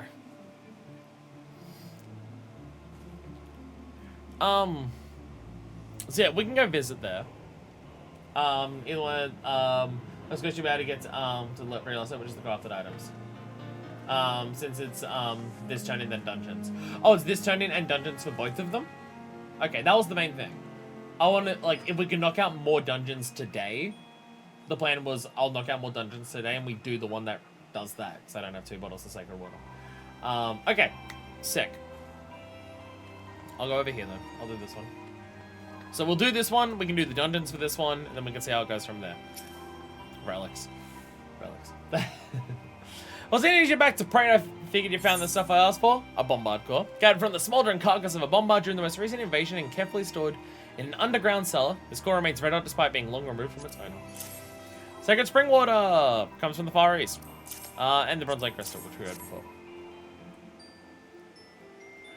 Now let's... Hold on a moment. Are you trying to cheat me out of a book with these? His Bombard Core's missing a bit. And there's a hair in the Sacred Spring Water. And they no upstanding head hair neither. Now, I'm not blaming you, but you must say that trading a rare precious book for trinkets ain't fair. But I believe in second chances, and I'm willing to settle for something else. What the fuck? Fuck you, partner. Silver Bazaar items are only 3k each, so, it's luck so knows how many you need to buy, but compared to buying the decent items on the market board, yeah, I imagine it's a lot cheaper. Something like a Horn of the Beast what prowls the mild Darkhold. And that God Machine bank plane from Blade Fox's Longsword will do nice. Now, it's only that grows on trees. Truth is that you'd have more luck finding, well, a God Machine bang plate on a tree. Of course, that's why money dilettantes will pay a small fortune for 2 such rare pieces. You bring to me, you get your book and a kiss, so you will. She's just gonna fuck us around for as long as possible. Nice. Okay, Demile. Oh my god, we have one that's not level 50. What the fuck? We actually have one of these that's not level 50. I'm confused. I guess one of them was Aurum Veil, and that wasn't level 50. Never mind, I'm an idiot. I guess I'm an idiot. Never mind. I guess I'm dumb. I am dumb. I am dumb. I am some perfect items, I am some master books, and the full shopping list. Thank you, Deku. Deku has written up a lot of things for me over time for how to do all this. Limsa needs to load up.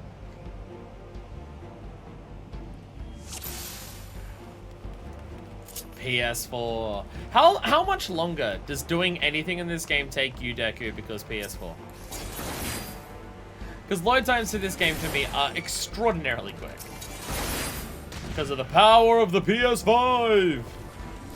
My game SSD was so much better. Power of the PS5.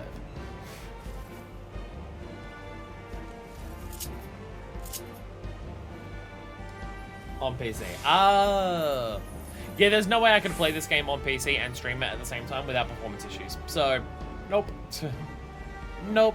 I mean, we did the test for it before already. Like, we did the benchmark, and it was doing half decent. It wasn't doing anything beyond that, though.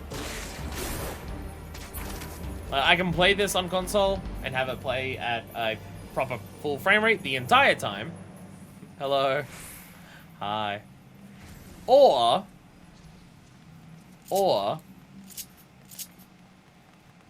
PC and it stutters all the time.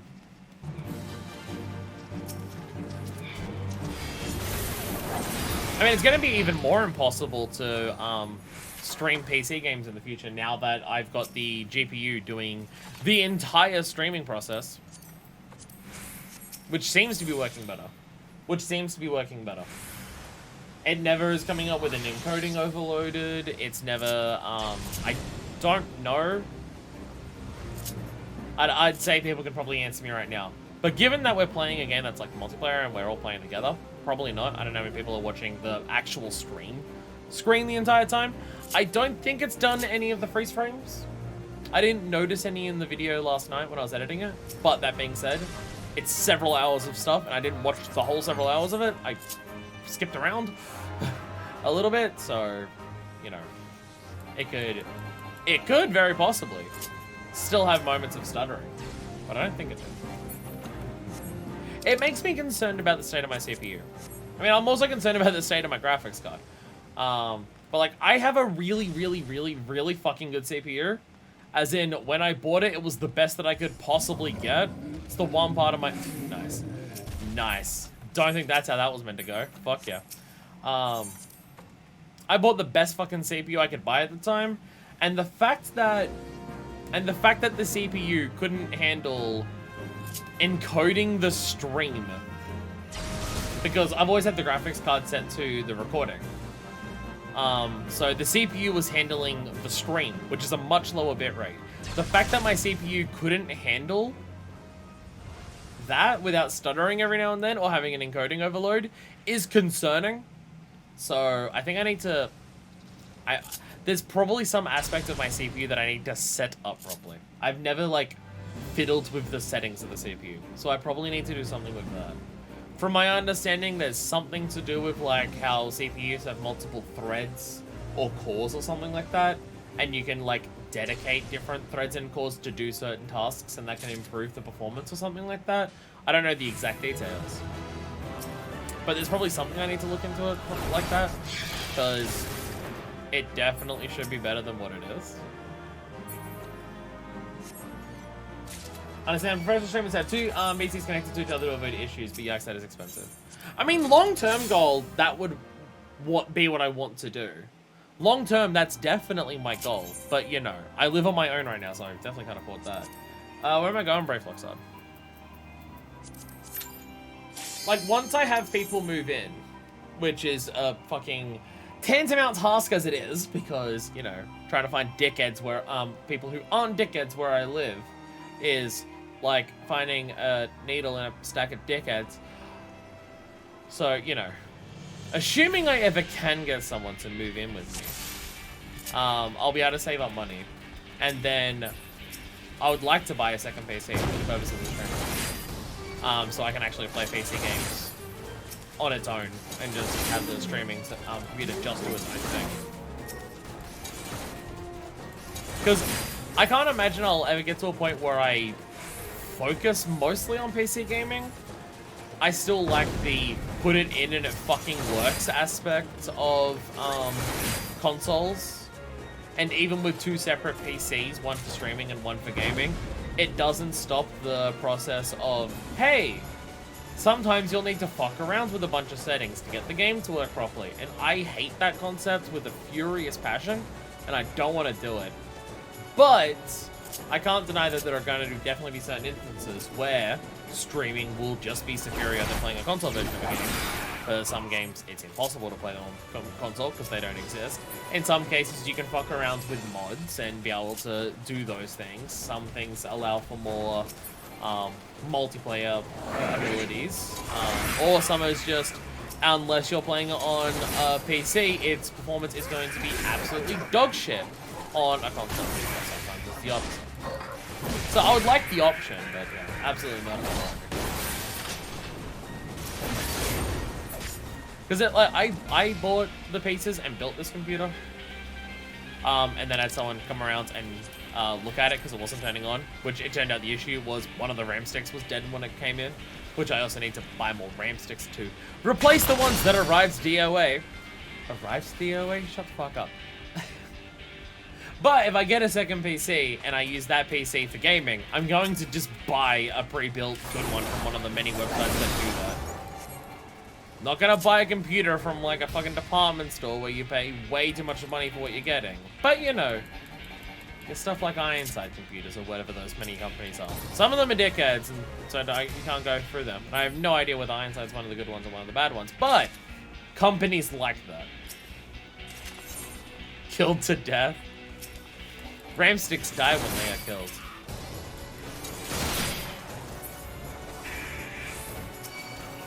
Explosion!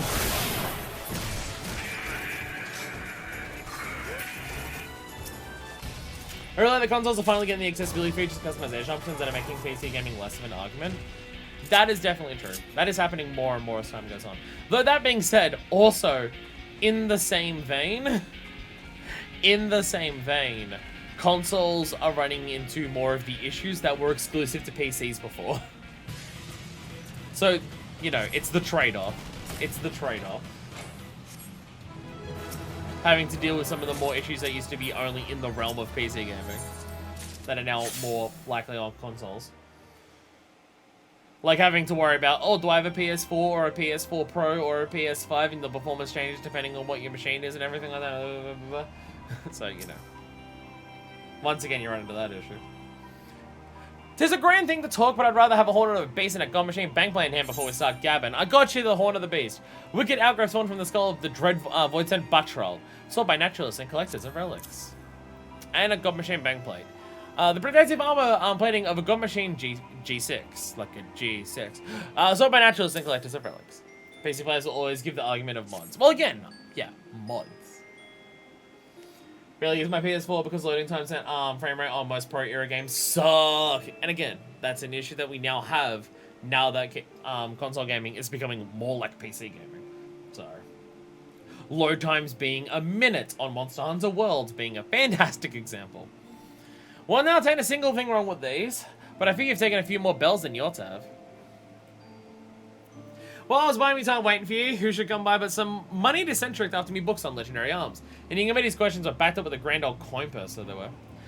Well, says I'm happy to hear you have enough gil to buy a library's worth of rare books, but this one ain't for sale. I've a representative that's not like to bend for the lure of coin, so I turned him down for you. But there's a limit to me kindness. After all, I've still got to eat and set me friend free from Arena. At present, I can't think of a reason in the realm to sell off the book, as long as you bring me a Narasimha hide from Halatali and a sickle fang from Snowcloak. Well, your silence means without understanding. Ain't business relationships, grind old things. Of course, the last can't hold up forever, no matter how strong our principles are. Best you trade off them before I change me minds. Alright.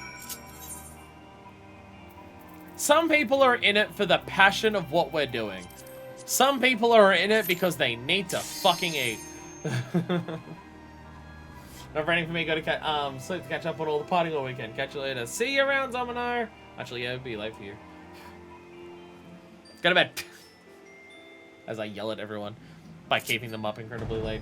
I'm now realizing we've almost hit 7 hours on stream. Wow, we've spent a lot of time doing relics today. This was not at all what I had planned for today, but you know, it works. It's only midnight. Alright, daylight savings, yeah. I'm not ruining people's lives anywhere near as much now. Yay. Yay. It's alright, I'll likely be streaming Holy Night at some point next week, so I'll fuck up your sleep schedule then. Likely early next week I'll be streaming Hollow Knight, so you have until then to get your shit together, and then I'm gonna fuck it up again.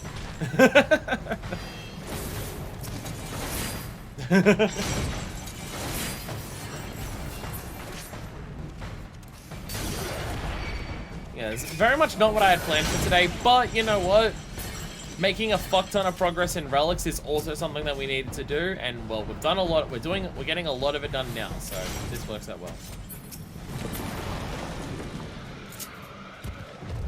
Like catching up on all the job quests is something that we have to do. Catching up on relics is also something that we have to do, so it should be okay. If it means that we finish relics on, like the ARR relic on the next stream, I'll fucking take it. Because that.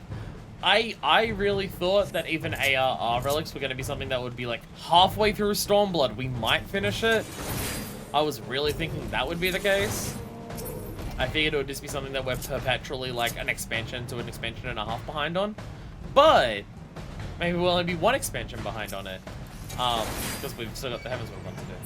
I'll try to be at my parents' place, but then I have to pretend to sleep so they don't scold me.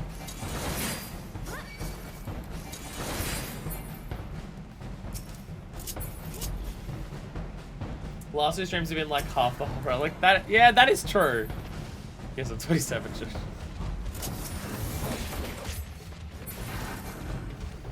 Yeah, because we did spend a fair bit of the last stream doing relic as well, because we had to get the Alexandrite step ready, which required like getting the scroll and stuff, and then required people walking me through all the individual steps of how to make it work, because I'm confused by the mechanics the game explains, because there's a million things going on at any one given time.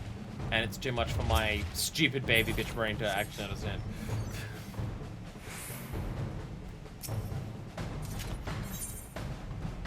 But we're getting there. We're getting there. We're getting there. Then it's just Heavensward, which requires a shitload of poetics. So hopefully the Heavensward relic, and relics won't be that many streams. It's mainly, can I get enough poetics each week so we can advance 1 step per week? I mean, depending on how many steps it has, and depending on how frequently I can do a step per week, it is possible that we finish the Heavensward relic before we start Stormblood. I mean, after today, there is still 12 streams of Heavensward left, so we've got plenty of time. We've got plenty of time. Fuck me, there's still 12 fucking streams left for, before we beat Heavensward. Jesus Christ. Jesus Christ. Somehow this post-game has taken longer than ARR. Though that is primarily because a lot of the post-game that we've been doing here has been catching up on stuff that we didn't do in ARR. I mean, most of the ARR post-game streams, most of the post-game streams that we had for A Realm Reborn were doing A Realm Reborn content. We didn't spend that much time on job quests or anything. It was just, it had a shitload of stuff that was available. There's not been a ton of, like, post-Heavensward content to actually do. We're just catching up on all the job quests that we haven't been doing.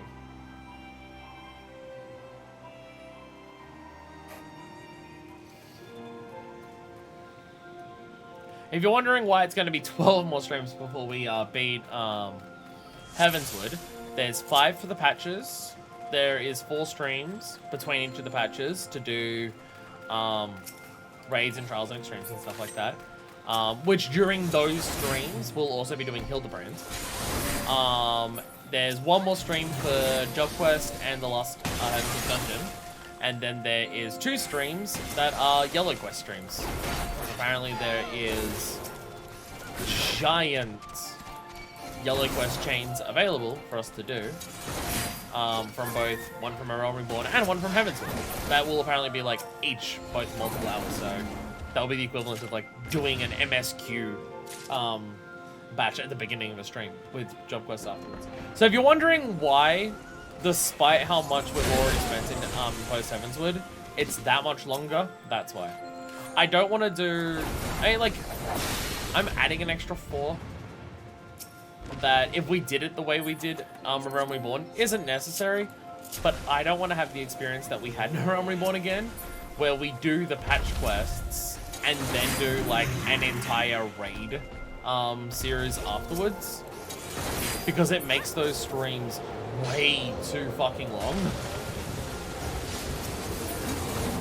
So I would rather break up each raid series, which apparently there's also like a specific trial series from Heavensward onwards, where it's like 3 trials in a row that are story related or something like that, I think people were saying. Which like you kind of had in A Realm Reborn, if you count the hard versions of like the first 3 primals. So it's kind of the equivalent of that. It's kind of the equivalent, from my understanding, of doing like Ifrit, Garuda, and Titan hard. Like that kind of exists in the future, but they're more story connected. So like each of that plus the normal raid plus the Alliance raid, each being secluded to their own stream at the start, where we do like Job Quest and Quest afterwards, is what I'd prefer. So yeah, it's gonna take a while before we do Heavensward, but before we do Stormward, but you know, it's fine. Like when the hards were actually hard.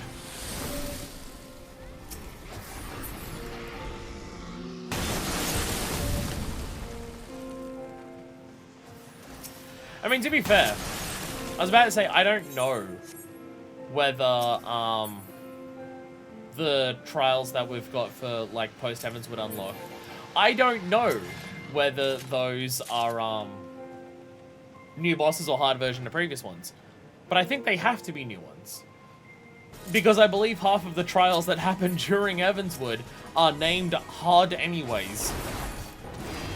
Like, I'm pretty sure the fight against Ravana is called hard on the original version of it that you do. So, unless it has hard, it has to be new ones. I believe I'm accurate on this. Yeah, I am. Yeah. Fuck us, fucking Limitless Blue are both already hard. And there's also only 3 trials in Heavensward so far. So, 3, it would just be these 3 again. And one of them is Thordon. So, no. Wow, there was a lot more here. Admittedly, half of them are not even anything. Like, some of them are just Hildebrand, and a lot of them are just the trial, like the introduction ones. Summon that live Tayushu Renryu. What? What words did you just say to me? What? Well, don't we have a look of accomplishment about us?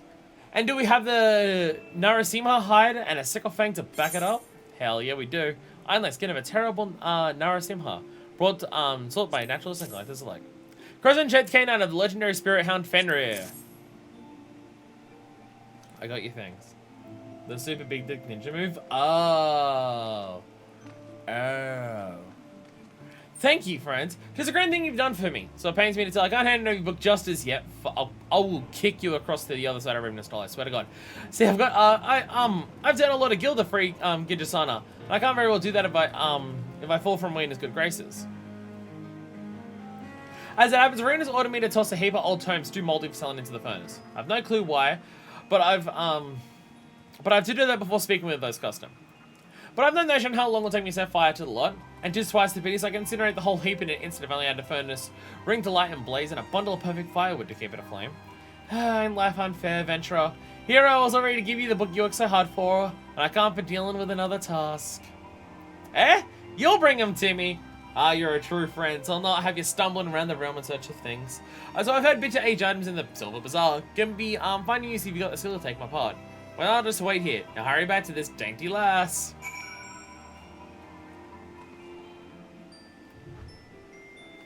What have you gotten me involved in? What have you gotten me involved in? Palladian silver.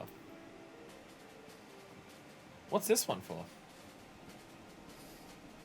Fuck furnace ring, why aren't you perfect furnace ring?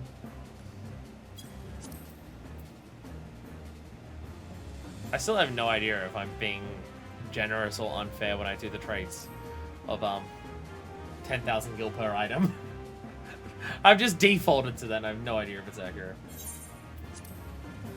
If I'm paying way too much, then consider it making it worthwhile for the fact that I don't have to then go and look for the things. What was this for, by the way? Some of the relic items need these and they're only from treasure chests. Oh, dear God. Oh, treasure chests are also part of it. Nice. I have all these cards. Nice, treasure chests. We need those as well, because of course we do. Because of course we do. Wow, I have a lot of items. Right, because I didn't do minor or fucking, Do I have a lot of items? No, it's only minor I didn't do. But I have a lot of bullshit that I apparently didn't use during minor. Where'd the items go? There they are. Palladian steel, okay. Or silver. Okay. Is there any other progress that I can make now? I mean, the dungeons for the Treasured Mother one we can't do just yet, so we'll have to do those next time, but that should only be 4 dungeons. We've already done like 1 million today. Don't forget to overnight Paladin arms so that you can turn him in for seals. Well, I think yeah, this is pretty full at the moment because of all the other bullshit I got from the hatchets and everything like that. So I need to get rid of those as well. Before I can do any of that. I have a lot of things to turn in. Oh, I got a spare pirate hat. I can sell this on the marker board for like 10 gil. Nice. Unless you want to do start crafting or do some poetic grinding, not really. Well, again, the crafting is something that I will look into on my own to see whether I'm considering it worth it to go through the process of trying to do it. And if it is, I'll try and do it before the next stream, and if not, I will see how I go about the money aspect for it. And so we'll see how that goes. Wow, we spent a lot of time on relics today. That was not the plan. But it works out. But it works out. So, is there anything else before we finish today that we can think of? Actually, let me go to the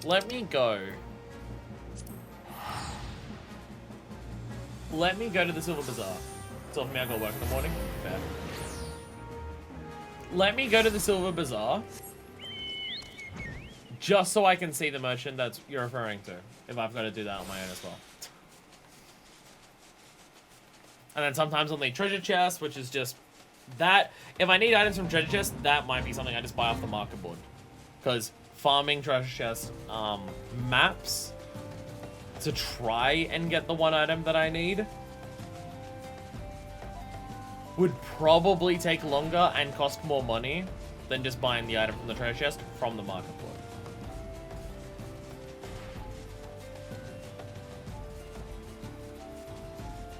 Silver's the only needed from the maps if I recall correctly. Oh, then thank you. You've made the process a lot easier for me then. Thank you.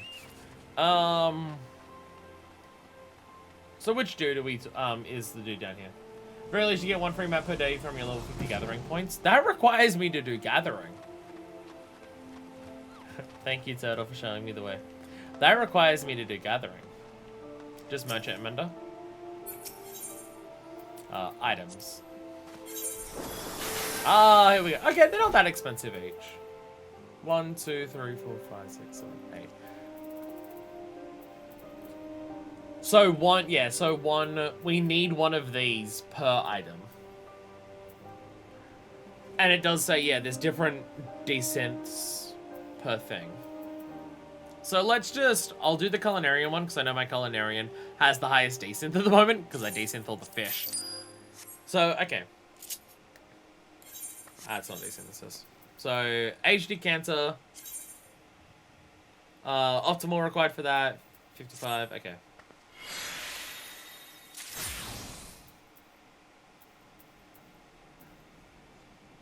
I like to buy 10 of age mass descent and see what you get. I mean, yeah.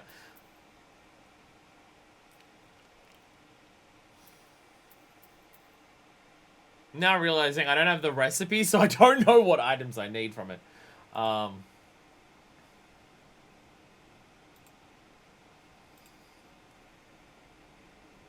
The amount of items from this master books, but just the number thing that you've given me is so many things.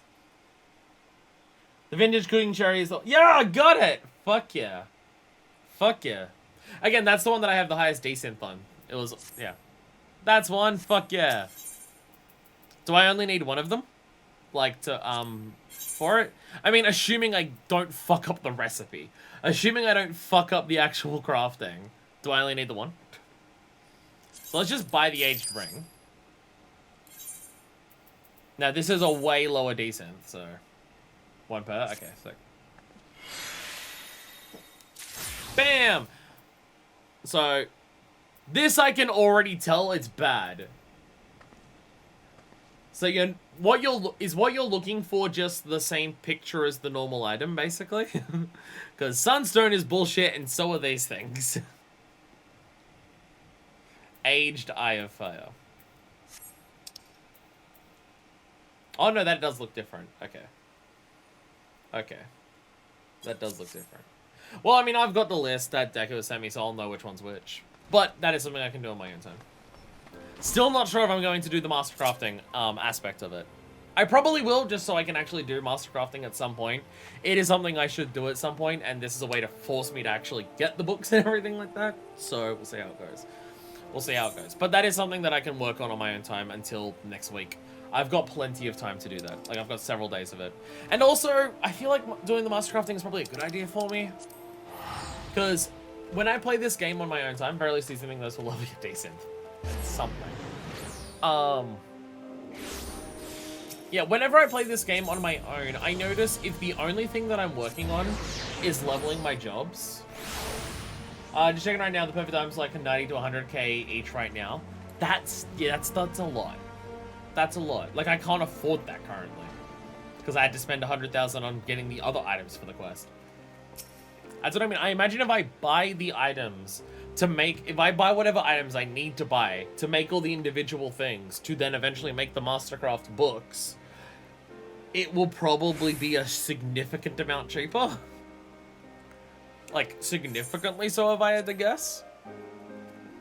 So, I'll probably do that. But yeah, when I play this game in my own time, if I'm focused on just leveling my jobs by just doing duty roulettes, I mean, I still enjoy the duty roulettes, but, like, my desire to just play the fucking shit out of this game definitely goes down. It's the type of thing where if I'm just doing roulettes, I'll just be like, I leave the game on, I'm doing something else, and if I'm feeling up to it, I'll just run a roulette, and then I just go back to doing something else. But if I have a task to focus on in the game, regardless of what it is, as long as it's not leveling, but if I have anything to focus on, I will play the fucking shit out of this game to just go around gathering information and doing all the things that I need to do. Like, I do really enjoy that aspect of it. Like, yesterday, I played the game for a shitload of time because I was just focusing on getting Alexandrite. And the process of getting Alexandrite is really simple. You just go do maps and stuff like that. But I'm working towards, like, a big goal and objective, and I'm doing a thing for it, and I still have a lot of fun with that. So I think, like, I feel like I will, by the end of it, actually enjoy the mastercrafting aspect. It'll just take a while. They're apparently going really cheap on calling, Goblin according to Universalists. I might make them on my own just because it's more fun. I'll enjoy the process more. Master Lalaband in Limsa? Oh, okay. Okay, well, that will check out. That will check out. I think there's a lot of things going on. Yeah.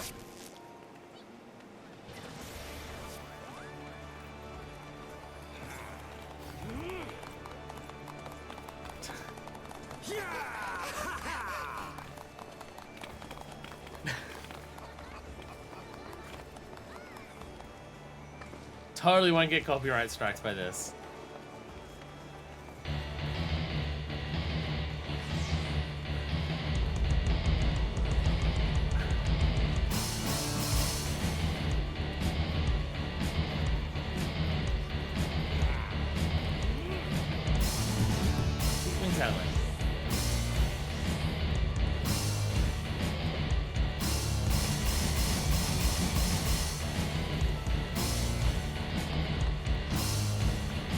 I don't recognize the song.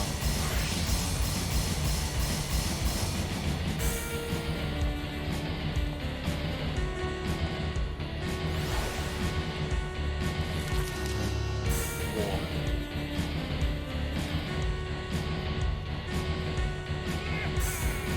By Pantera? Jesus. I'm not very familiar with Pantera, so yeah, that makes sense if I don't recognize it.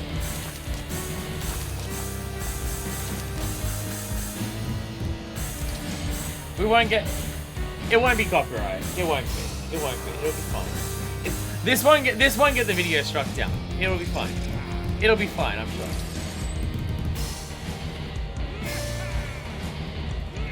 It'll be fine.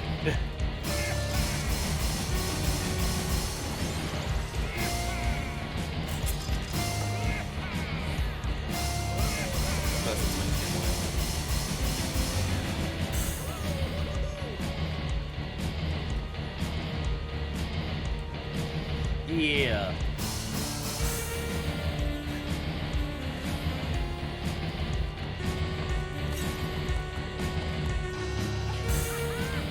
Is that why everyone got their demon wings on? So we'll listen to the metal shit.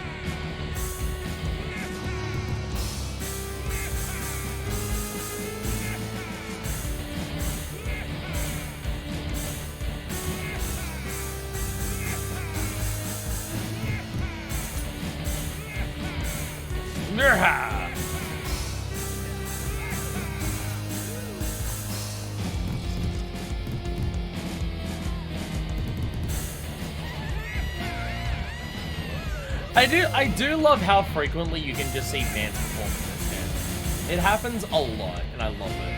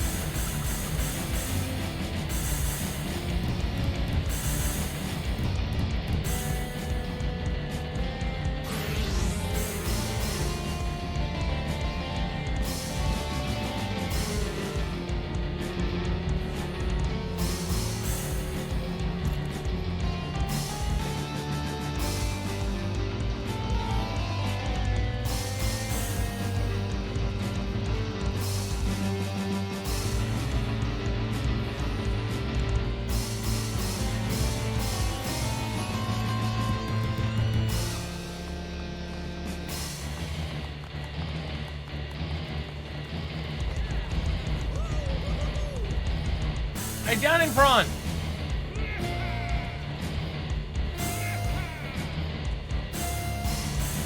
Down in front! Thank you.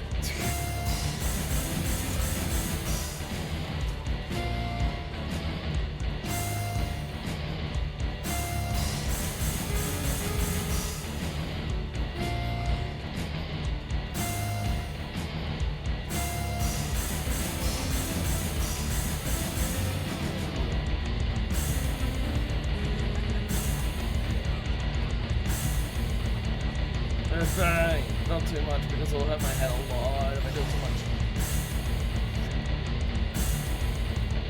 Oh, it really does hurt. Can't do any more. Ow.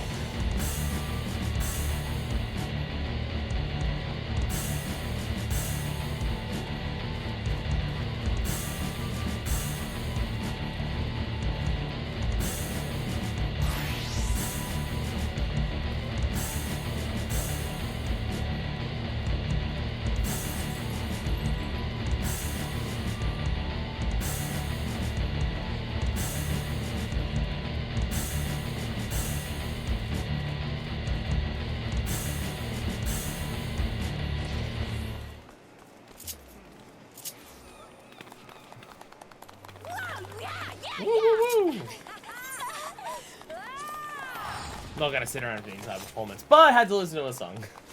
Anyway. Back to what we were doing, which was the ending the episode. Slight distraction there, but, you know. We're just showing off all of the experience the game has to offer in this LP.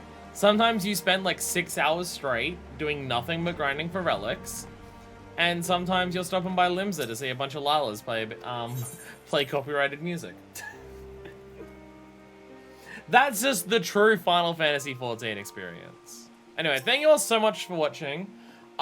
Next time, at a bare minimum, what we have to do is a dungeon, paladin, and scholar, because we didn't do scholar today.